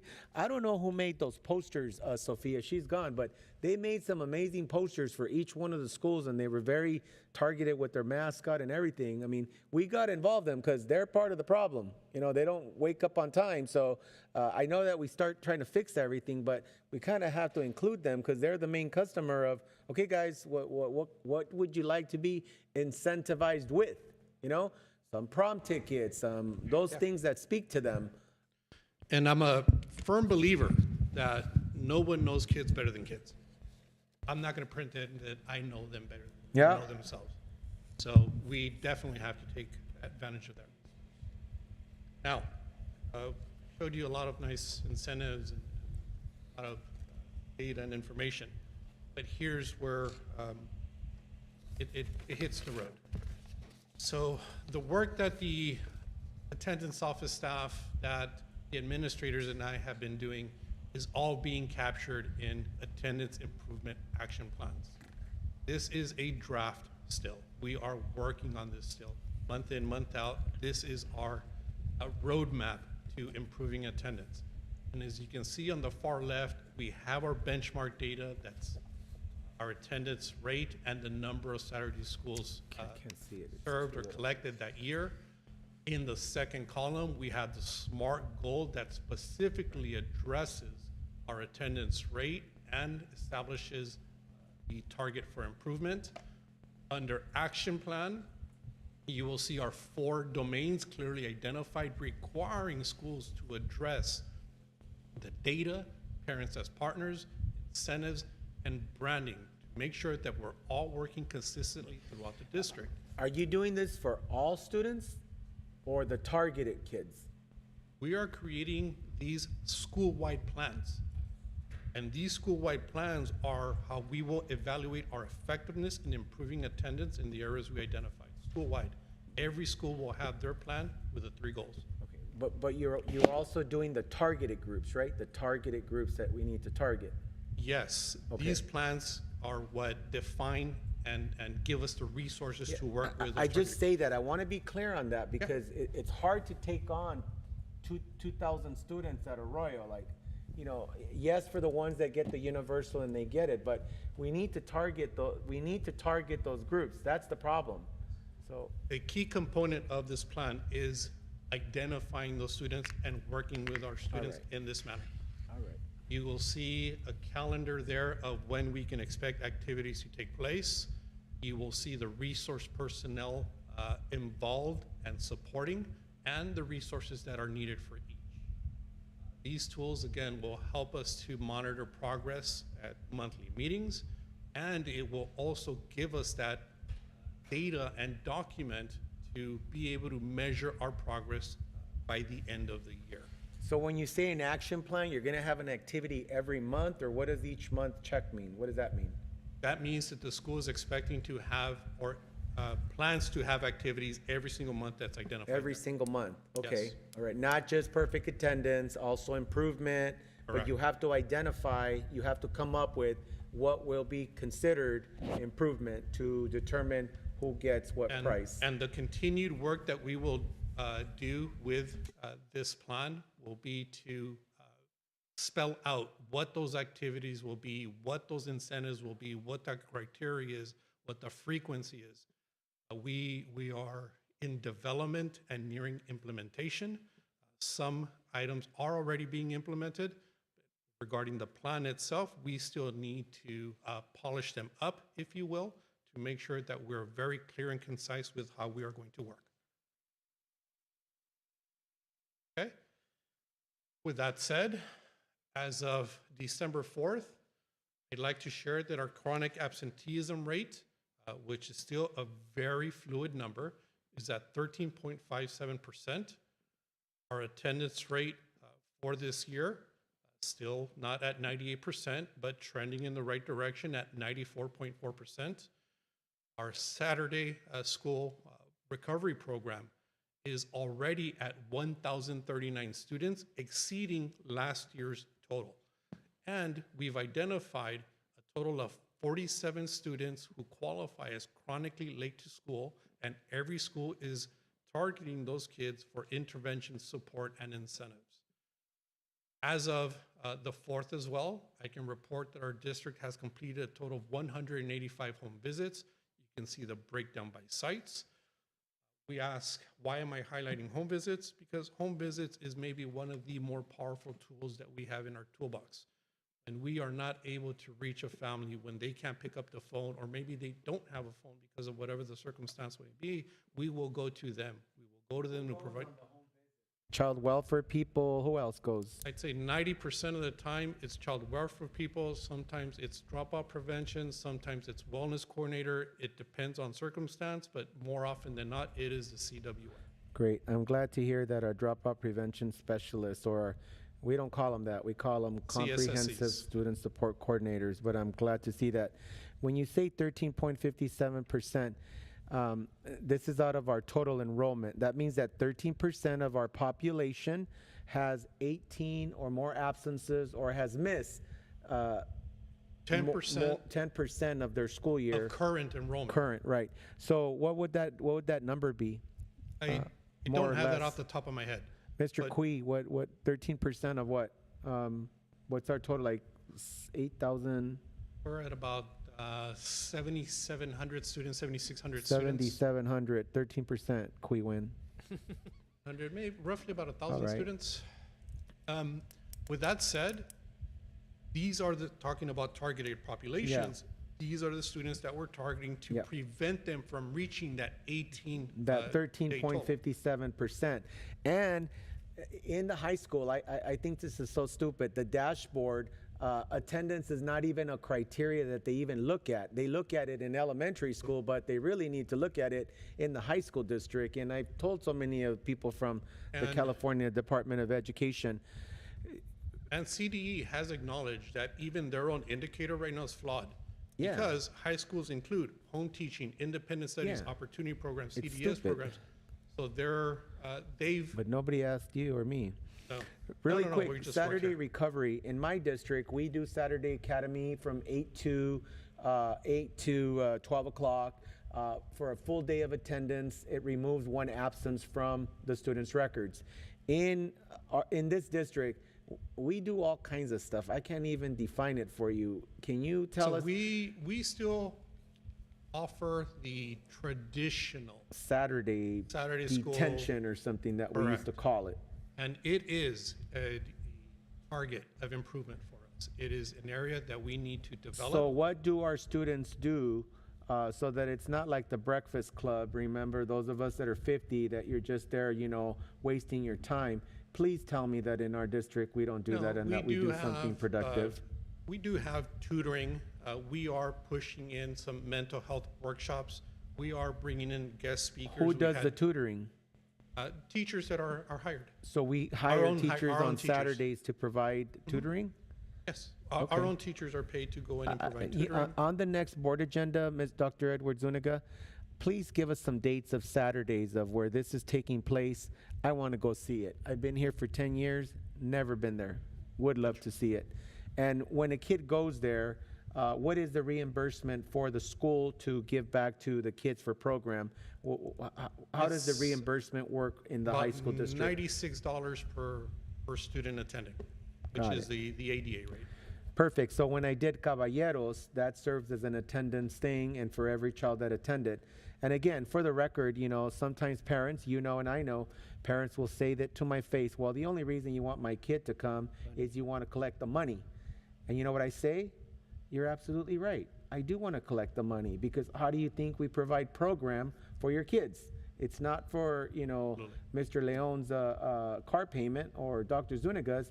That's how we get the money to buy what? What do we buy Provide with the money? services to offer everything The that we do. incentives that we want to give to these students. And so I want to be clear, but more important than the money, it's their academics.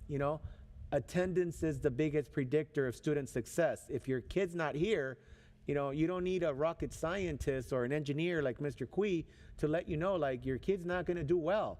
Like, we need you to bring your kid. Absolutely. Bring us your kid.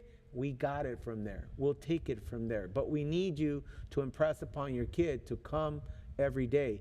And I'm glad that I'm seeing all those, all of these, home visits. As you're collecting the data, I do want to know who's making those home visits. If it's comprehensive student support coordinators, okay. If it's CWS and we start seeing that the data is going up or the percentage is going up in some schools, okay, then let's do more of that. If we have to funnel more money into this to try to get more kids to get here and, shake the bushes to see who's there, that's what we're going to have to do. Absolutely. Because, in education, we make decisions based on data, right? I have a question. On the last page, it say chronically late to school 47. But, the last time I visited Mount View High School, I count about over 50. And I talked to the lead supervisor. They say these are the same student that just come in. Is that there's a possibility that the teacher doesn't report it correctly? Because No, it doesn't seem right for me. And let me explain what chronically late means. We have students that will be late to school without a significant frequency. The majority of our population will be late to school once a week, once every 2 weeks. With the frequency is what we're looking at here. These are the students who are habitually late to school. They're regularly late to school, and those are a handful of kids. Mixed in with those kids, when you're standing out there in front of the school, you'll also see the kid that just happened to wake up late that one time, the one where the car broke down, and there are other students that are also late that increase our number that don't have the same frequency of tardiness as those 47.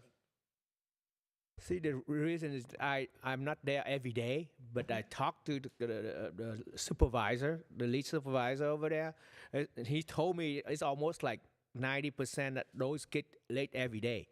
So that's what, I have no proof of it, but just based on his word. And I appreciate their anecdotal statement, but I'm using data to identify that. So that's why, sometimes the data is as good as the people who recorded it. Absolutely right. So I'll jump in and I'll agree with Mr. Quee, because that's my next question. When we're visiting schools and everybody's running to class, right? Already way beyond 8:30 or whatever. Has the teacher already marked that Student cannot or should not mark a student absent. Right, I'm sorry, the teacher should not mark that student absent if it's within the first 29 minutes. If it's after those 29 minutes, if it's a 30, then you're getting a period truancy. So that's where the attendance coding might hurt us a little bit, because now it's a period truancy rather than a tardy, or the student just shows up for second period. I'm not talking from first to second. From first to second, that's a period. That's a period to period tardy. The beginning. We're talking about home to school. Right. Right. So if I'm the teacher and Alejandro Leon is not here, teachers are required to take attendance according to the state of California.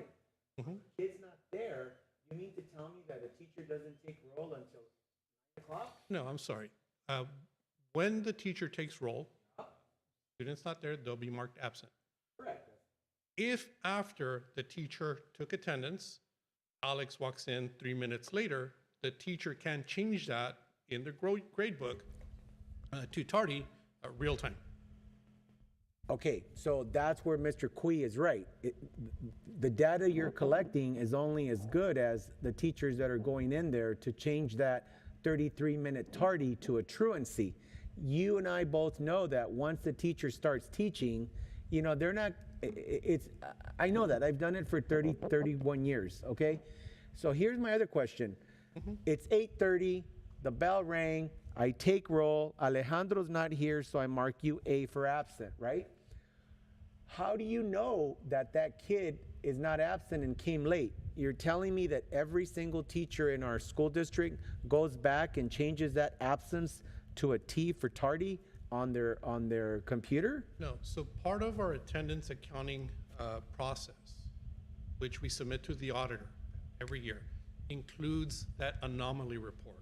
So for example, Alex walks in late to first period, he gets marked absent, right? Goes to the rest of his classes. Yep.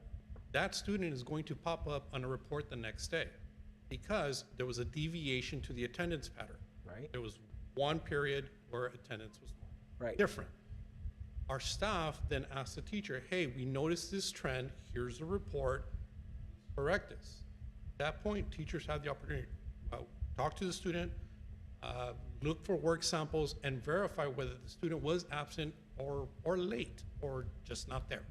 So there is that mechanism day in, day out to verify any of those anomalies.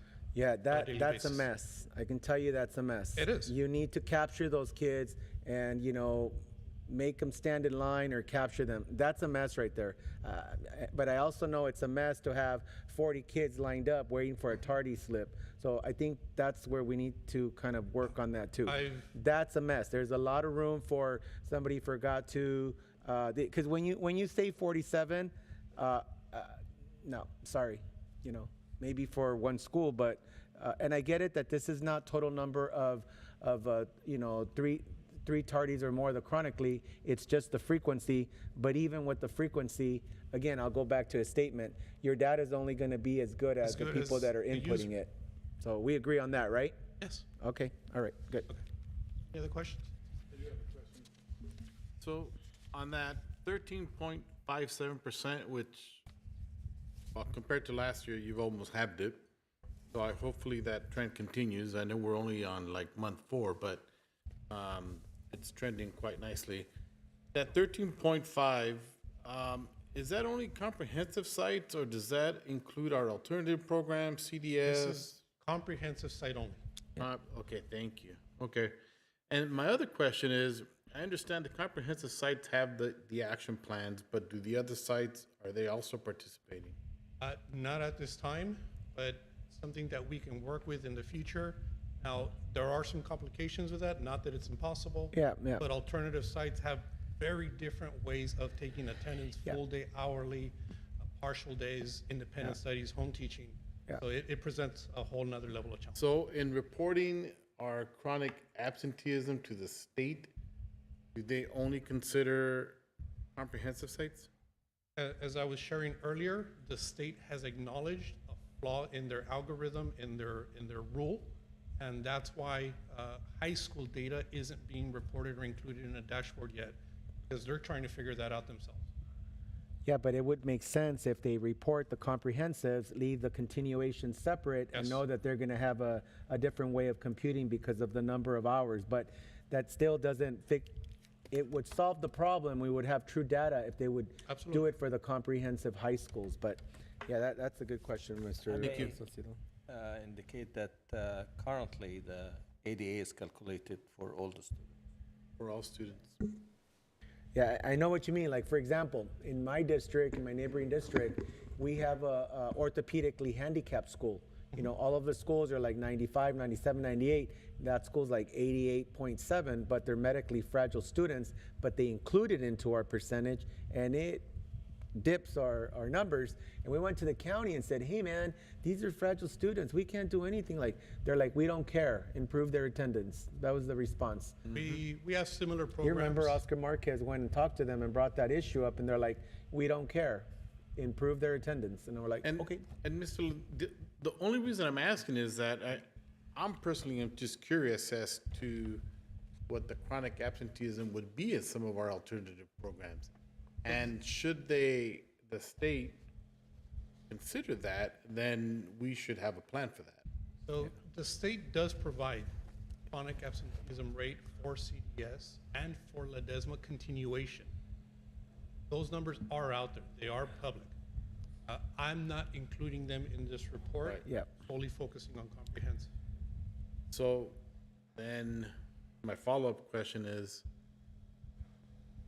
in the future, do we anticipate having these action plans for those sites? Thank you. Yeah, and then while you're on this, month 4, I'm not sure who does the attendance. If I know that Assistant Soup of Educational Services, I know that we've gotten them from you in the past, but I always feel like our report is always late. Like we, the board, should already have month 4. It's already been out. We should know it for all of our schools. Together with the other report of the ADA loss, we continue to bleed about $470,000 every month for every school. So when I see that you guys are gonna launch this, I'm very excited. Is it very aggressive? I'll tell you, I got 31 years of experience. To do activity every month, it's pretty ambitious, but I'm glad you're doing that. You know what I mean? But I can tell you firsthand, in my neighboring school district, we have some schools that have over 1,000, and we do 4 activities. We're in a quarter system, 45 days every quarter. After every quarter, we do an activity. And again, at the end of the day, it usually all falls on the child welfare person and maybe a counselor or some support staff that you might or might not have. So when I see that you guys are going to do one every month, kudos. I'm glad that we're going to be, And the goal is to be collaborative. Yeah. To have support there with the CWA. I do need them coordinating. I do need them collaborating.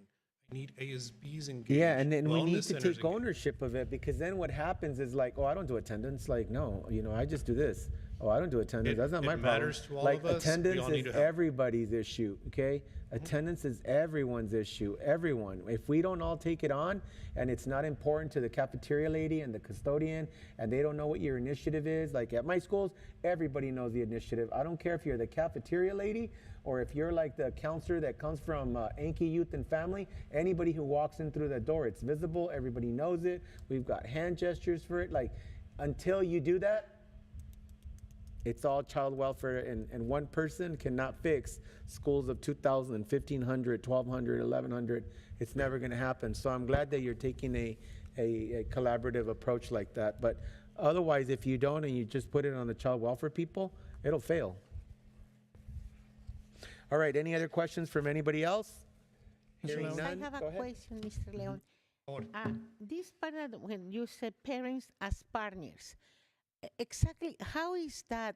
How do the parents that they are? My idea is this: we have a group of parents that they have their children that they always come to school. Can you have those group of parents, and the other group of parents that they don't send the kids to school? My idea is, to the parents who knows, the parents who know that the importance of coming to school, talk with the parents that they don't send the students to school. Do they have a conversation? We you don't do that? have that set up now, and we are definitely very open to suggestions and ideas. Yeah, moving because let me tell you what's happening with us now. It's a very small group, but in Nativity Church, we have our program that is confirmation, and we need to have those parents to work with the students, with our candidates.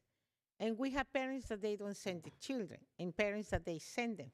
So we have to learn, the parents who know the importance of learning confirmation, talk with the ones that they are irresponsible. Let's call irresponsible. What the parents that they know that is important, they tell them first of all, well, the reality. You want your children to get married. When they get married, they need to have confirmation. They need to have the certificate of confirmation. And no church is going to allow you to marry your children if they don't have the confirmation. Your children need to have the confirmation class, because that's the way of they can have also growing into the knowledge of the church knowledge. Then it comes a lot of religious stuff that we call. But the parents that they know the importance of attendance, talk with the parents that they think that they are, and we have success. They are our allies. We can have them walk into our workshops, co-presenter, a guest speaker. Like, for example, with us, I will say, the parents who always send the children are the parents who know that, okay, the school needs to have the money. If your children don't come, the children doesn't come, the school lost money. But also you have to know that the students have a syllabus that they have to follow every day. If your son misses one day, he's going to miss one part of the learning, and he's going to be behind. And the parents, responsible parents, have to talk with the responsible parents the importance of attending classes in order to progress, in order to learn. The day that they fall is the day that they don't learn what they had to learn in the syllabus. That all the students they have, all the teachers, they have syllabus, they give it to the students. Each day they have to learn certain amount of knowledge. And if they don't come, they are going to get behind. And they are not going to understand very well the next one and the next one. And this is in one subject, but the students have more subjects. What's going to happen? And You that's the get D's reason- and F's if you don't come. That's the DNF rate. So you probably have some DNF rates in your confirmation classes there. No, but I got some D's no, right there. I was thinking that the parents that are responsible, they have to talk with the parents that they are irresponsible. Yes, Professor Stella Torres de Segres, but what we're talking about is the parents that come to all the super PAC that you go to, Yeah, and we the know ELAC those and the are DLAC. really good. The DLAC, my parents, right. they come to DLAC. But we need to find a way, how do we get those ones that don't want to come? And that's what Yes. he's working on, to incentivize them to come so that then you can kind of mix them. It's kind of like mixing PTA with like, That's one of the important like things of the PTA PTA. with, what's it, like a parent group. They don't usually get along. It's kind of like mixing DLAC. DLAC is like new money. PTA is like old money, and sometimes they don't like to get together. They kind of dislike each other. But that's the reason they are And losing. that's why we need to find a way to incentivize like That's- the DLAC to come to the PTA and like for them to mix. You know what I mean? Because some of the PTA people, and I'm not just saying in this district, even in neighboring school districts, like my ELAC parents are like, pues ¿para qué voy a ir al PTA? Ahí me hacen pagar. En el ELAC con el Super PAC no pago nada y ahí puedo hablar con el superintendent. They'll say things like, why am I going to go to PTA and pay money there? I can go to Super PAC directly to the superintendent and go to ELAC and they don't charge me money there. And then they don't mix. But we have to find a way to incentivize them to come together. So yes, what you're saying, that the parents that already know what to do and have the hidden rules and know how to navigate the American education system need to have that conversation with our familias that came from Mexico, and they don't know all those unspoken rules of our American education system. So yes, what you're saying is correct, Professor Stella Torres de Segres. Okay? Because parents, they have to be responsible. The children are losing. Not coming to class, they are losing. They are losing. So on that note, we don't want them to lose. We're going to move on. Okay. Professor Stella Torres de Segres? Okay, that's. Is that okay with you? All right, we're going to move on to item F. Thank So- you, Mr. Sorry, Mr. Padilla. I do have a question. Thank you. I'll try to keep it brief, Mr. Leon. Yes, sir. Thank you for the presentation on the incentives. I do appreciate that. One of my concerns about attendance has always been that it's always been a punitive measure, and we don't see the results that we want. One question I do have is, do we survey students or families collecting data when we're trying to identify the root causes of chronic absenteeism or chronic tardiness? The reason I ask this is sometimes what impacts our students on the campuses is external to what's going on those campuses. So do we survey the families to find out, is there something impacting them that's causing the chronic absenteeism, chronic tardiness? For example, just right off the bat, when we look at attendance, Mountain View High School always either has the lowest attendance rates or the highest chronic absenteeism. Yeah. Is there something about where individuals live or something about resources that families are lacking?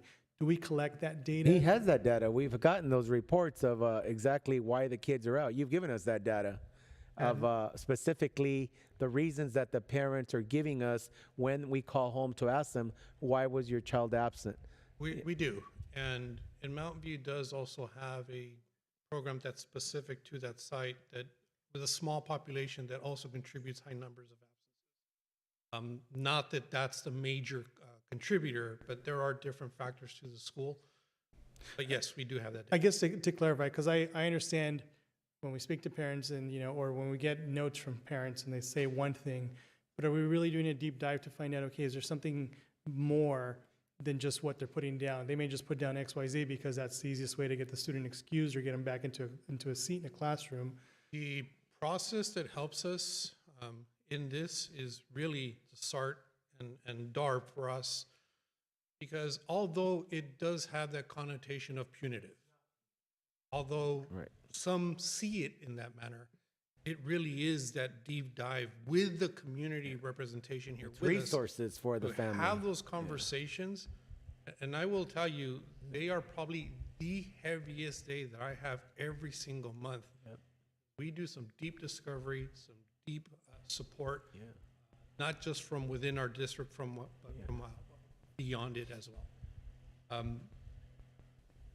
Before it gets to that level, those SART contract meetings that our CWAs do, the collaboration with our counselors as well. Counselors play a vital role providing that context and those circumstances of informing us that the house just burned down, dad's not here anymore, whatever the circumstances are. So it does take a village to gather that information beyond just what's in the system. And housing is a big one. You're absolutely right that sometimes families are embarrassed and they don't want to tell you, I don't have a place to stay. And eventually in some of these meetings, the families break down, they start crying, and they're like, whoa, we did not know. So yeah, the deep dive does come in those that in the past, it used to be punitive, and it was punitive because they had no resources. It was just like trying to be mean to the parent, like Here's a ticket scared and- straight. But now we got more personnel, more resources, more agencies. 95% of the population who comes to a DARB, SARB, or mediation, they have Medi-Cal. You know, everybody has Medi-Cal in our community. We've bought family a water heater, we've bought bikes, we've helped with transportation, referrals to medical service, mental health services. There's a lot. Thank you. All right. Anybody else? Okay, so we're going to move on to item F. We're going to go, are there any items that anybody would like to talk about? Mr. Salcedo. Board Member Florencio Briones. Yes, item number 16, I'd like to vote on that item separately from the rest of the consent agenda. Okay. Mr. Qui Win. No. All right. And Estela Torres de Segres. No? Okay. So what I'll do right now is, can I get a motion to approve consent items 1 through 15, 17, and 18 with the exception of item number 16? Move Can to I get approve. a motion to approve? I make motion to approve. Okay, we got a first motion by Board Member Qui Win. Can I get a second? Second. Seconded by Mr. Carlos Salcido. All in favor say aye. Aye. Aye. We will now go on to item F as in Frank, consent agenda 16. Mr. Briones? Yes. Mr. Legal Counsel? So this item is an amendment to the contract of the Olivares Madruga Law Organization firm, and it's important that any contract considered by the board considers the amendments to Government Code Section 84308 that went in effect this year. Those amendments essentially require that before participating in any proceeding involving a contract, it's expanded beyond what the Political Reform Act used to require. For purposes of this entity, any board member or officer who had received a contribution in the amount of $250 or more is required to disclose that. And if that had occurred within 12 months prior to the contract being presented, that board member should recuse themselves, not participate in any way in the decision. And it's my understanding that may apply here. Thank you, Legal Counsel for Olivares and Madruga, Terrence Gallagher. So we'll go ahead and take an individual vote. So Mr. I just want to confirm, so if any of the board members had received a contribution in the amount of $250 or more, that they should disclose that now and essentially recuse themselves by saying, I'm going to recuse myself and leave the dais so they don't participate in any way in the decision. So before we take a motion, because I did ask for this item to be voted on separately, I will say, pursuant to Government Code Section 84308, because an agent for this vendor has made a contribution of more than $250 in the last 12 months before today's proceeding to myself, I will abstain from discussing and voting on this item, and I'll step off the dais until the item has been considered and voted on. Okay, so I will still go forward and call for a vote, and then whoever wants to abstain can abstain. So Mr. Carlos Salcido. Aye. Okay, Board Member Qui Win. Aye. Board Member Estela Torres de Segres. And I also will abstain. So we have a 3-0, 3 yeses, 2 abstentions, and the item passes. All right? You can come back. Moving right along, we're going to move on to item... Mr. President, Alma pointed out that I don't think there was a first or a second. I kind of interjected there, and then I'm Okay, not sure if you sorry went through about that that. process. Okay, I just went for the vote. So we're going to go ahead and call for the vote on consider approval of amendment to contract agreement between the El Monte Union High School District and Olivares and Madruga Law Organization, LLP. Can I get a motion to approve? Move to approve. Move to approve by Board Member Carlos Salcedo. Can I get a second? I second. We have a second by Board Member Qui Win. Now we will take a vote. Mr. Carlos Salcedo? Aye. Board Member Qui Win? Aye. Board Member Professor Stella Torres de Seigres? Board Member Florencio Briones? Abstain. Mr. Padilla, I will abstain. The item passes. Moving right along to regular agenda, item G. Number 1, consider award of bid number 2023-24 B4 Parent Development Center Improvements Project to Chalmers Construction Services. Can I get a motion to approve? Make motion to approve. Move to approve by Board Member Mr. Qui Win. Can I get a second? I will second the motion. All in favor say aye. Aye. Aye. Item passes. Moving right along, we are on item G. G as in go. Number 2, consider award of bid number 2023-24B5 Rosemead High School Gymnasium HVAC, heating, ventilation, and air conditioning project to RT Contractor Corps. Can I get a motion to approve? Make the motion to approve. Move to approve by Board Member Wynn. Can I get a second? Seconded by Mr. Carlos Salcedo. All in favor say aye. Aye. Aye. The motion passes. Number 3, consider award of informal bid number 2023-2024 B7 district-wide vape detectors, security cameras, and PA system installation project to Garza Construction, Inc. Can I get a motion to approve? Make motion to approve. Move to approve by Board Member Mr. Qui Win. Can I get a second? Seconded by Professor Stella Torres de Seigres. All in favor say aye. Aye. Aye. Motion passes. Item number 4, consider approval of independent contractor agreement between the El Monte Union High School District and Dr. Pedro Olvera, LEP, to provide independent evaluations in the area of psychoeducation and transition for special education students. Can I get a motion to approve? I need a motion to approve, guys. Move to approve. Move to approve by Board Member Mr. Florencio Briones. Can I get a second? Second. Second by Mr. Carlos Salcido, Board Member Carlos Salcido. Are there any questions? Okay, all in favor say aye. Aye. Aye. Motion passes. Item number 5, consider approval of independent contractor agreement between the El Monte Union High School District and Mind Garden Corporation to provide independent evaluations, services, and professional development in the areas of speech and language, assistive technology, and alternative augmentative communication for special education students. Can I get a motion to approve? I make motion to approve. I got a motion to approve by Board Member Qui Win. Can I get a second? Second. Seconded by Professor Stella Torres de Seigres. All in favor say aye. Aye. Aye.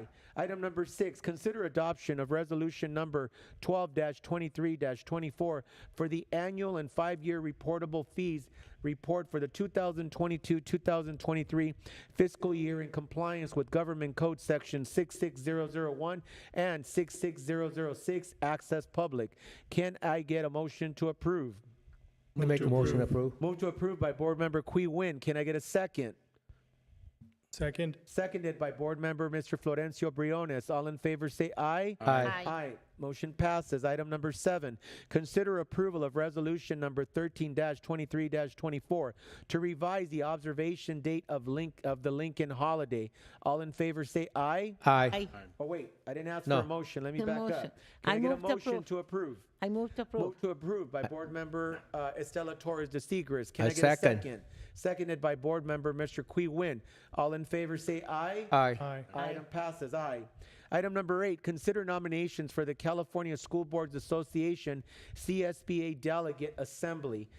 Before I put that to consideration, I have a question. I know when I was reading, it says that the names or the nominations for the CSBA Delegate Assembly is due in January. What date in January is it, Dr. Edward Zuniga? I thought it's all January 6th, if I'm not mistaken. January 6th? January Okay. 7th. January 7th. And when do we have our next board meeting in the month of January? That is the following week. Sunday is January 7th. So we don't have a board member before this comes up, right?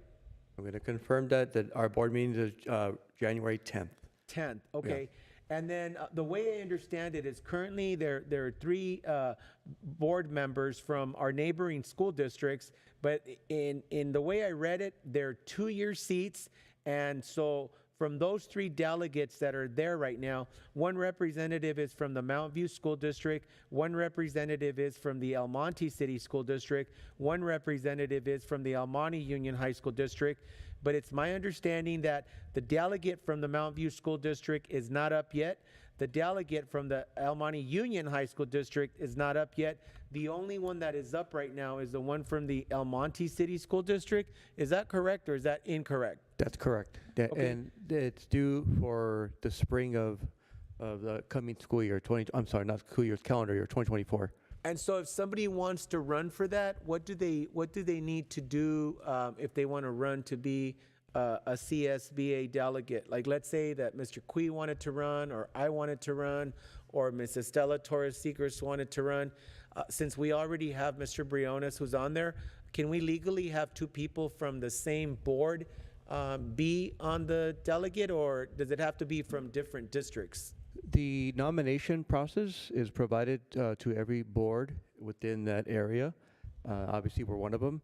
And we informed CSBA about the question regarding if there's one board member that can serve within those 3 seats from Section 23B, if I'm not mistaken, correct? And the response was anybody can be nominated and anyone can serve. There was no restriction according to a response received from CSBA. Unless there was an inaccurate response, that's the information we did receive.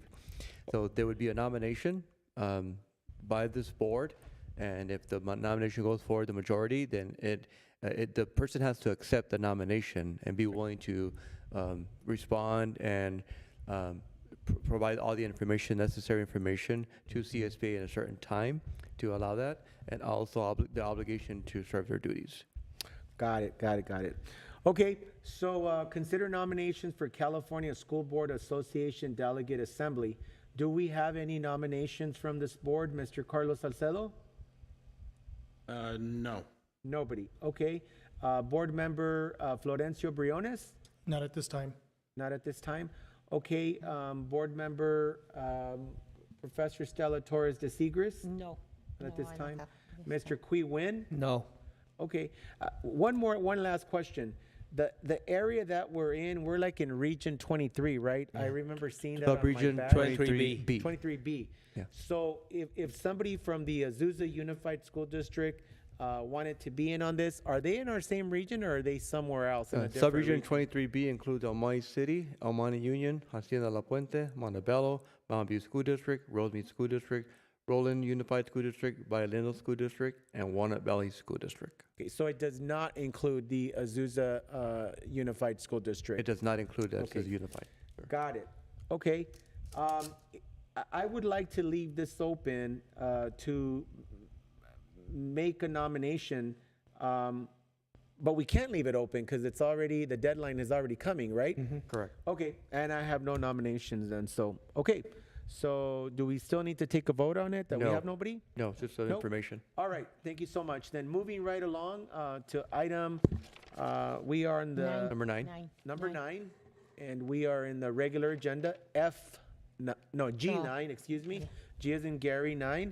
Consider approval of the school calendar for 2024-2025 school year. Can I get a motion to approve? Make motion to approve. We got a motion by Board Member Qui Win. Can I get a second? Second. Seconded by Professor Stella Torres de Seegers. All in favor? Aye. Aye. The school calendar is approved. Item number 10, discuss, review, and revise Board Policy 6146.1. This is high school graduation requirement, first reading, December 6, 2023. Dr. Edward Zuniga? Yes, Mr. Padilla, I know the board was interested in understanding the exemptions from the district-adopted graduation requirements as stated by the new law. Dr. Rivas has provided information related to that and the district's plan to approach in serving the current eligible 9th and 10th graders under IAP plans, whether they do qualify for the waiver of the actual district requirements into the 130 state requirements for graduation. So we are adopting the actual board policy to align the actual current law and we will continue to work with our special education department in understanding the rollout process, but also addressing our current 9th and 10th grade eligible students with an IEP, as well as potentially 11th and 12th graders too, who may benefit from this exemption for the 130 credits for graduation. So what we're doing is, first step is adopting the board policy to ensure we're in compliance with the law. So what this would mean is that they would get a high school diploma based on the IEP and based on this law, because Correct. usually our special education students with an IEP do not get a diploma, they get a certificate of completion. Correct, yeah. Okay. All right, so First reading, First information. reading? Yeah. And we have also a couple more details that Dr. Rios would like to share at this time. So I'm gonna hand over to her. Absolutely, Dr. Rivas, Laura Rivas. Is this, there we go.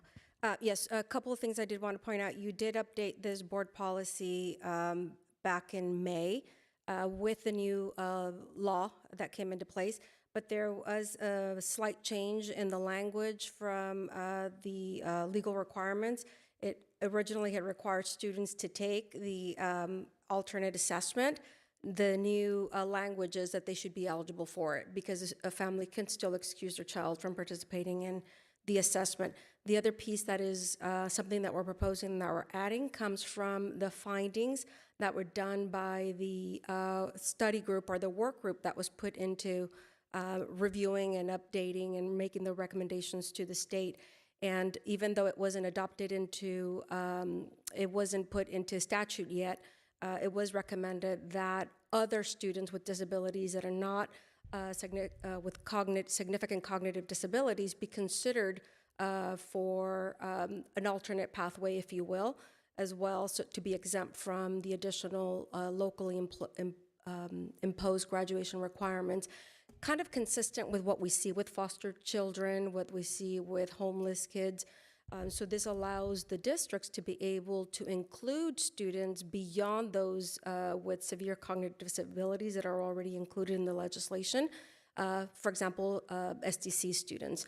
This would be a decision that would be made by the IEP team. So this would be, if you look at the board policy, the language that is highlighted in green that starts after the enumeration 1-2, that would give us that opportunity to be able to, on a case-by-case, evaluate other students that are not necessarily taking the CAW assessment that may be eligible for their diploma as well.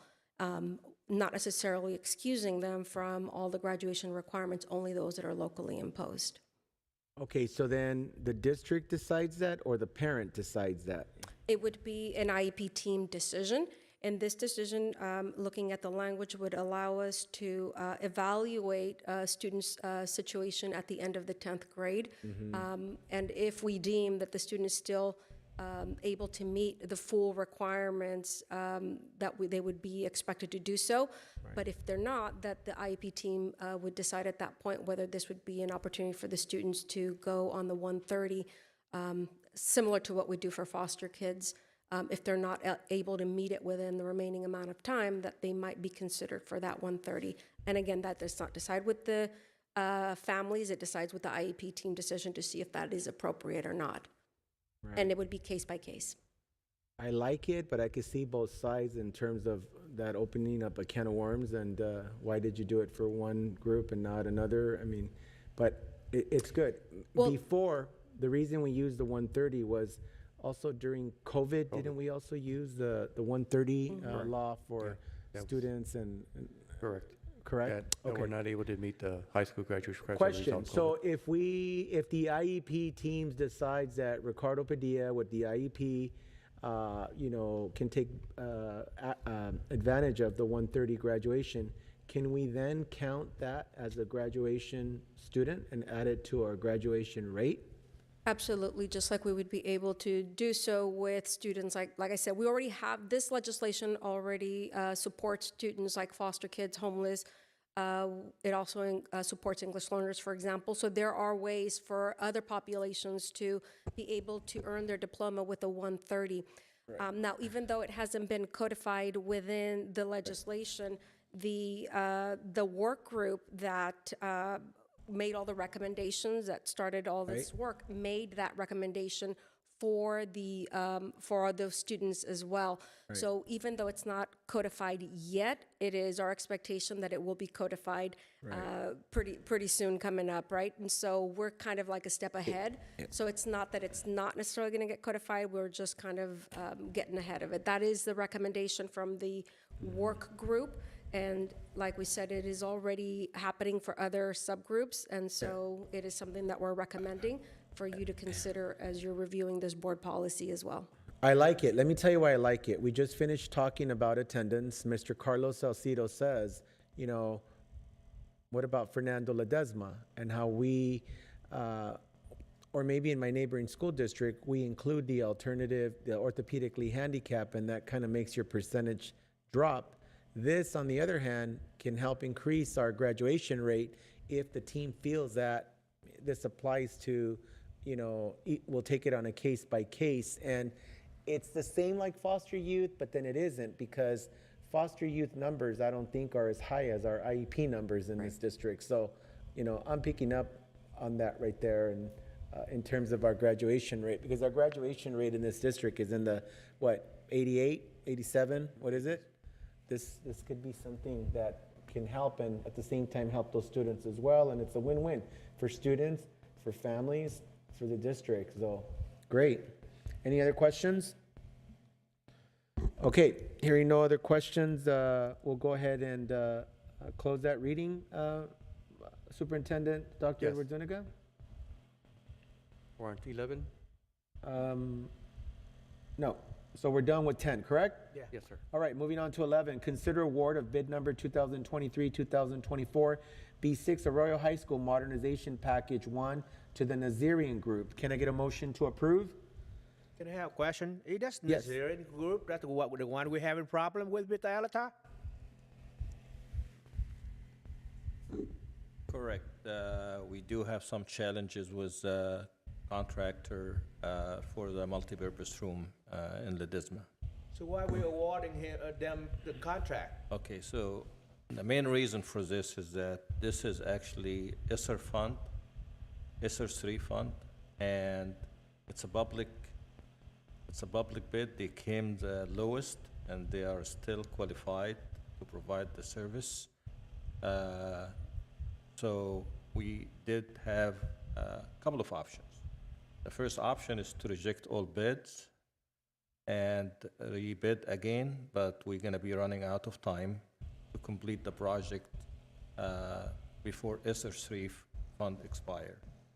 The other option, which we end up selecting here to recommending for the board, is to award the contract to Nazarian, but include language in the agreement that requires them to provide the schedule of the project in the agreement, so we can actually have a specific timeline to complete the ESSER 3 portion of the project.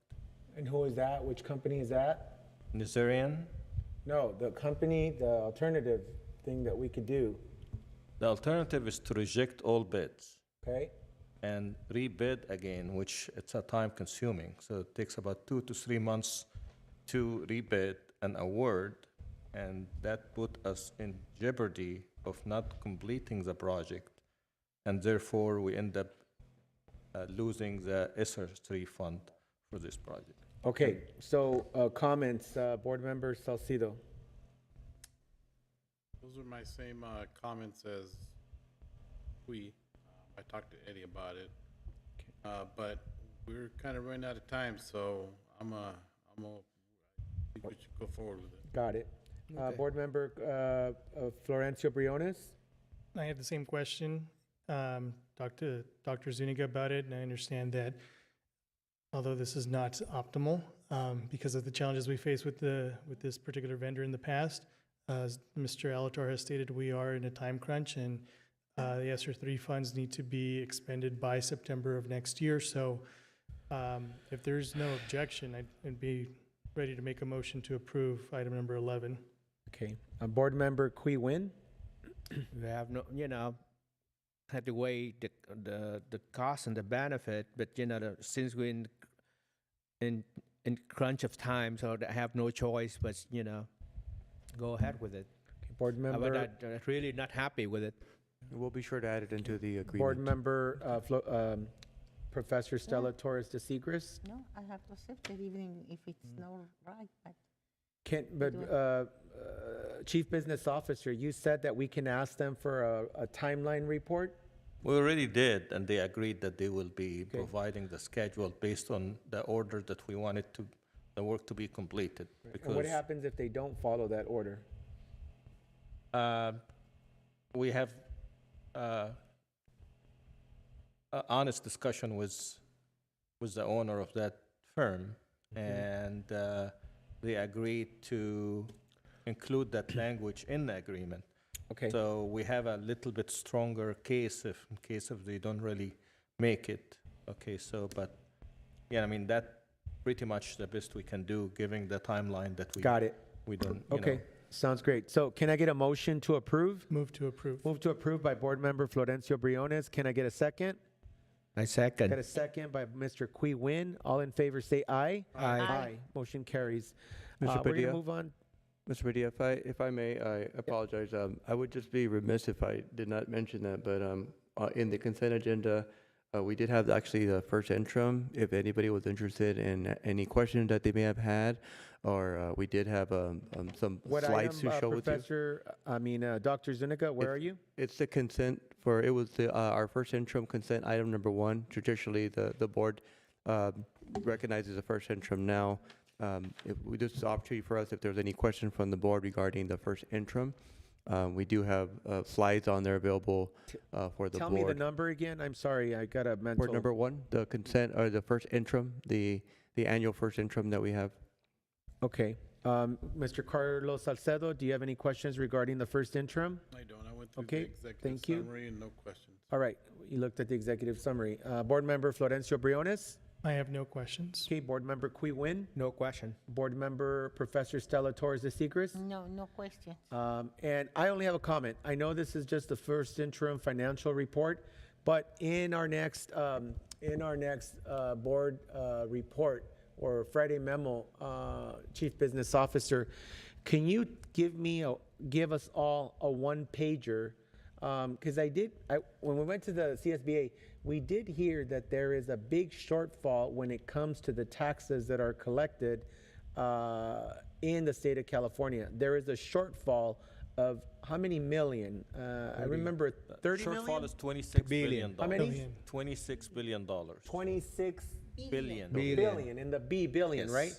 Which means that we didn't collect those taxes that we thought we were going to get, which means that next year is not going to be a good year for school districts. Would you Actually, agree with that? it could be this year. It could be this year. You know, so the state have in the past Got it. they do deferred. So one of the things that payment, I so- would like is for all of us is I want you to tell us what our biggest issues are with El Monte Union High School District. I know that things that we must pay are things like the PERS and STIRS. I want you to put some numbers to that in terms of how bad it is in terms of PERS, which is all of our classified employees and non-certificated, how bad STIRS is and the contributions that this district has to make. I want you to talk about the declining enrollment that we are suffering in the school district and how that can mean less teachers. We do staff at 29.5. That includes all teachers. It does not include counselors. It does not include the teachers on special assignment. It does not include TOSAs. It does not include instructional coaches. We fund at 29.5. I want you to talk. Sorry to interrupt you. I had an idea, and I think it would support your request. ahead. Dr. Zuniga in his presentation did mention about having a budget study session. Sure. So I'll coordinate with him and we can have a budget study all session. the information that you're asking for, I think it's great. But instead of getting it in a Friday memo, perhaps when we have that budget study session, so we can do it there. We can do that, but let me tell you where I'm going with this, okay? When we go up to see our legislators, we got this much time with them and then they're gone. And you know how CSBA gives us our talking points? I know our talking points for the whole California is not the same talking points. You know, Northern California has their talking points, Central California has their talking points, and then we have our needs in Southern California. Where I'm going with this, and yes, we can get more in depth when we have the board retreat for specifically for our business and our budget and all that. But where I'm going with this is that our community needs to know that, you know, the finances here that we have to use in this district are pretty severe when we have to meet the needs of our special education students. You know, we must ensure that they get those services, but the cost the amount of money that it's costing us is a lot of money. I know we had somebody come here and talk about how, you know, we're hiding the millions and it's 80 millions, or she kept repeating it. Well, I am going to start letting our public know that, hey, good times are not coming in this district, you know, in terms of finances because of the way our state economy is. You know, we all know, those of us who have been on the board for 10 years or more, that, you know, you have the up cycle and it runs really good for what, 3 years, 4 years, how many years? And then you take the dip, and the dips are coming. So when somebody, you know, is painting a picture that we're just hoarding the money, I'm going to fire back and I'm going to tell you, look, this is how much we spend on these things that, you know, we're not hiding it because we're going to go, you know, buy the CBO a car or the superintendent or give raises to them. There are some serious things that we have to do to run this district. There are some bills that we have to pay that, you know, so I want to know what those things are. I know them, and we will talk about those in detail. And after we have that board discussion of the budget, yeah, I do expect every single board member on here to be able to articulate what our expenses are and how everything is getting more expensive. And we are doing the best that we can. We cannot negotiate from this dais. You negotiate in private, but we do need to tell the public and our parents, you know, what we're dealing with. And I don't mince my words. I tell it like it is, and it makes people uncomfortable, and I say stuff that makes people uncomfortable, but the truth will always set you free. If there's bad times coming, we need to prepare the public that it's coming. Okay, it's not because we want to be mean, it's because we're not getting the money because they didn't collect the taxes that we require. So that's what I want on a one-pager. If somebody else doesn't want it, I don't care. But I want that on a one-pager, the major issues facing El Monte Union High School District. Not Mountain View, not El Monte City, not Valle Lindo, not Baldwin Park, not Azusa, us. You know, when we talk about math, I remember Dr. Zuniga telling me, well, the whole state of California has a problem with math. And I fired back and said, I don't care. I can't fix the whole state of California. I can only try to fix El Monte Union High School District. That's where I'm going with this. I want to know all of those things off the top of your head. You do that for a living. You're a very seasoned CBO. What are some of our major pitfalls in education when it comes to budget in this district? Sure, and I can mention one thing right now because I know that we had a discussion about attendance. So there is a legislation out there that tried to change how school district receive the funding from ADA to enrollment. However, there are some challenges with this because some school districts are not in favor for it. So COSBO, for example, are taking neutral action on it. But Those are basic 8 districts, right? Not only basic 8 district. That's a district that traditionally have a very high ADA.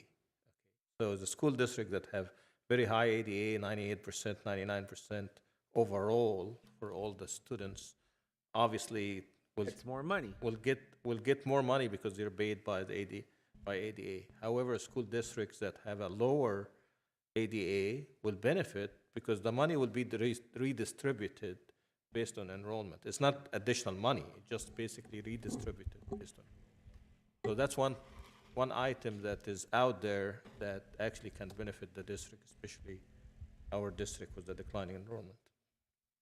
So what are you saying, that the state is going to change? You kind of foresee maybe the possibility that they will not be funding us through average daily attendance like this district does, and we are a district who benefits from average daily attendance because our percentage is very high. Are you saying that that is also going to be something where we're going to get less money if they change it? No, I believe that school districts, if they go that direction, there's a legislation out there, but it's not yet, I'm not really sure it will be approved even this year, but if this takes place, the district, as you did here, we have an average of ADA about 90% or so when you consider all students. And our situation will be benefiting if we switch to enrollment. So that's what I'm saying. That some school district will benefit, some school district will not, will get less money. So it's a redistribution of the money, realizing that ADA is sometimes outside of the district control, especially in social economic disadvantaged areas. So just to let you know that this is an item that Okay. All right, we out could there. talk about that more in the Yes. when we have a little retreat for budget. Yes. All right, moving on to H, roundtable closure of meeting. Item number 1, topics, items to be brought forward for future agenda items. Board Member Carlos Salcedo? Nothing. Okay, Board Member Florencio Briones? Yes, Mr. Padilla. Go right ahead. And I hate to do this to everyone, but I do have 3 items tonight. First item is I had shared with you about the changes in state law, primarily AB 275, to allow student trustees to receive the same stipend that we receive. So my request tonight for the board is in January, to consider doing 2 things. One, consider the request that we had from the student trustees earlier this year to add a second student trustee position to allow them to build capacity and grow in their positions. And additionally, that would require us to amend our board policy. And then the second amendment to our board policy as it relates to the student trustee position is to incorporate AB 275 to allow our student trustees to receive the same stipend for their services that we receive as trustees. That's the first item. The second item, back in 2014, President Obama used his authority under the Antiquities Act to create the San Gabriel Mountains National Monument. It's 346,177 acres currently existing. So I'm asking for the board to support a resolution in January to expand the San Gabriel Mountains National Monument, to urge President Biden to expand the national monument via an executive order and add an additional 109,000 acres of public land. If there are any questions about that one as part of this request, I'm happy to arrange for a speaker and presentation and then consideration of a resolution at our January meeting. It's my second request. And then my third request is, so earlier this year, yourself, Mr. Nguyen, and myself traveled to Washington, D.C. to do some federal advocacy work with the California School Boards Association and the Association of California, with the AXA.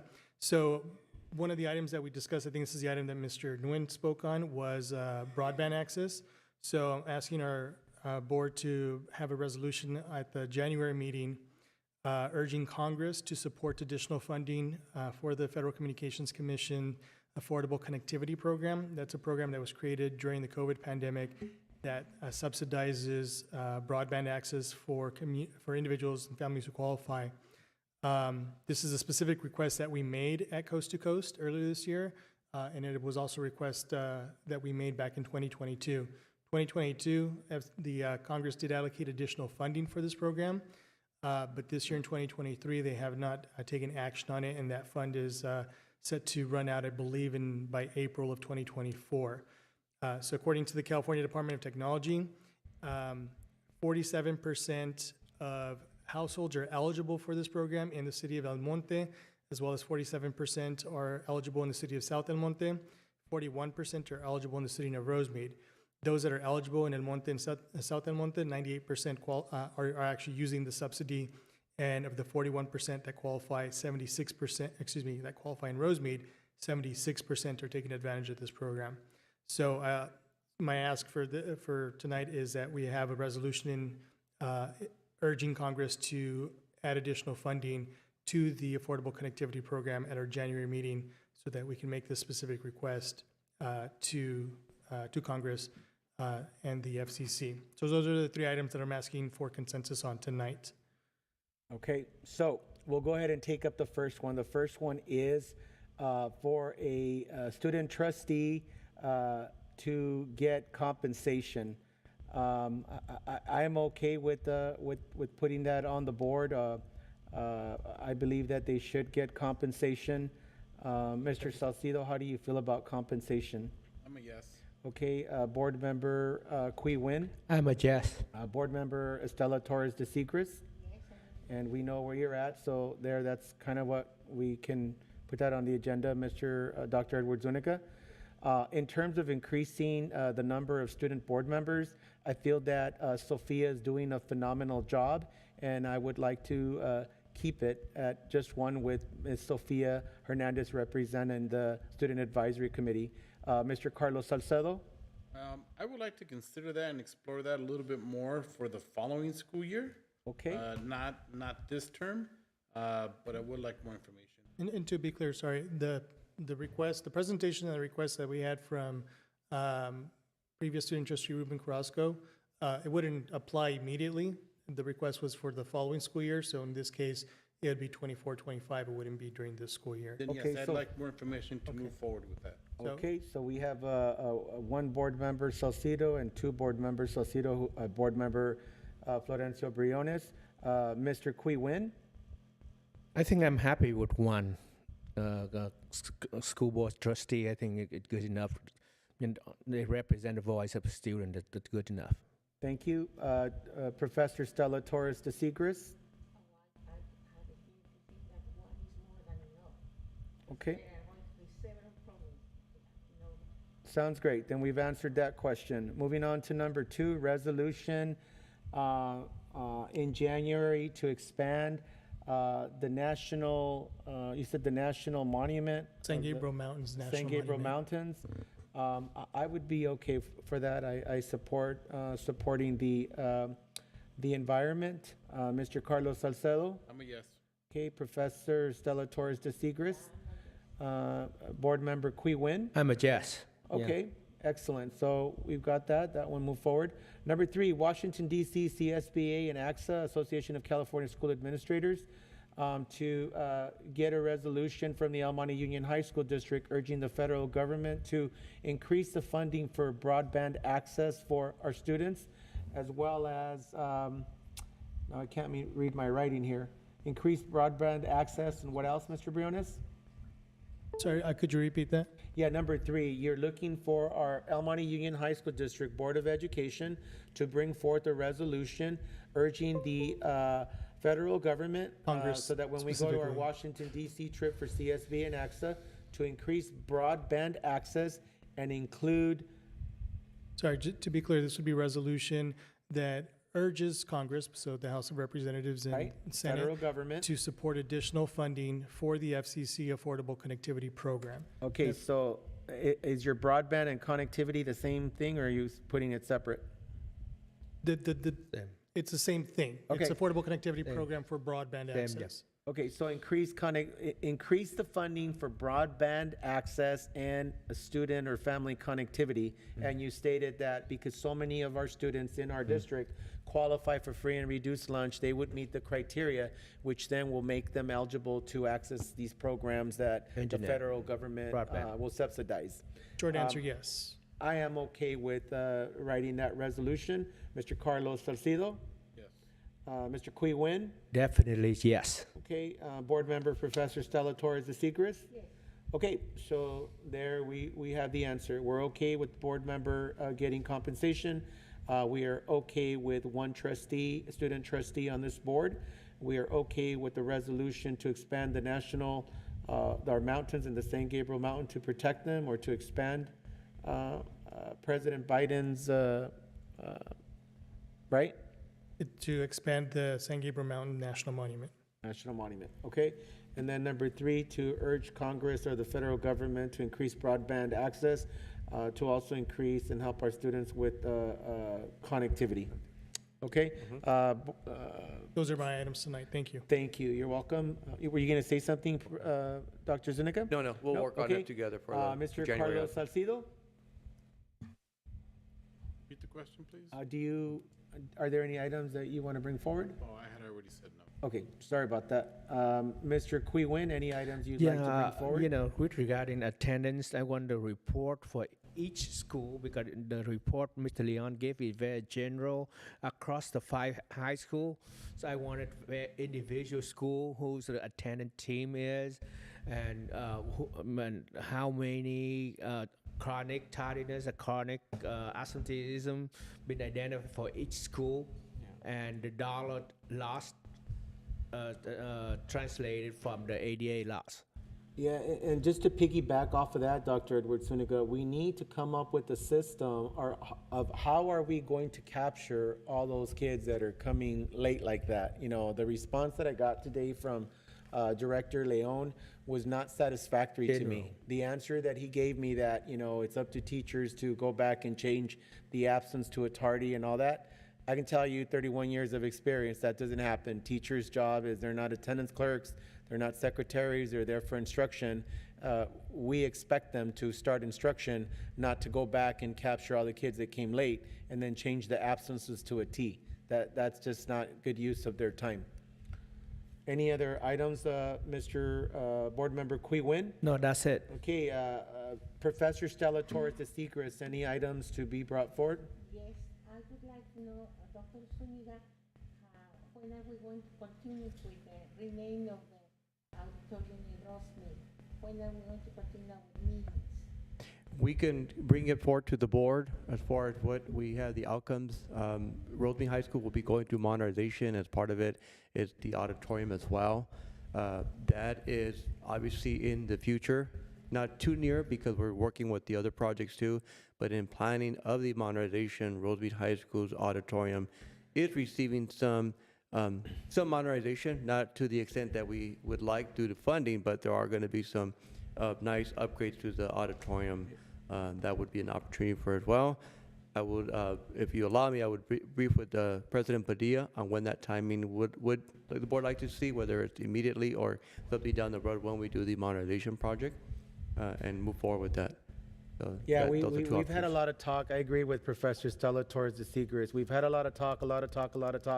Now it's time for some action, so we will bring it forward So for we can some bring it action. forward. Yeah. A lot of people has been Got it, yeah, asking we me, will and I bring said it that I forward. was going We to will do bring it forward for some action, yes.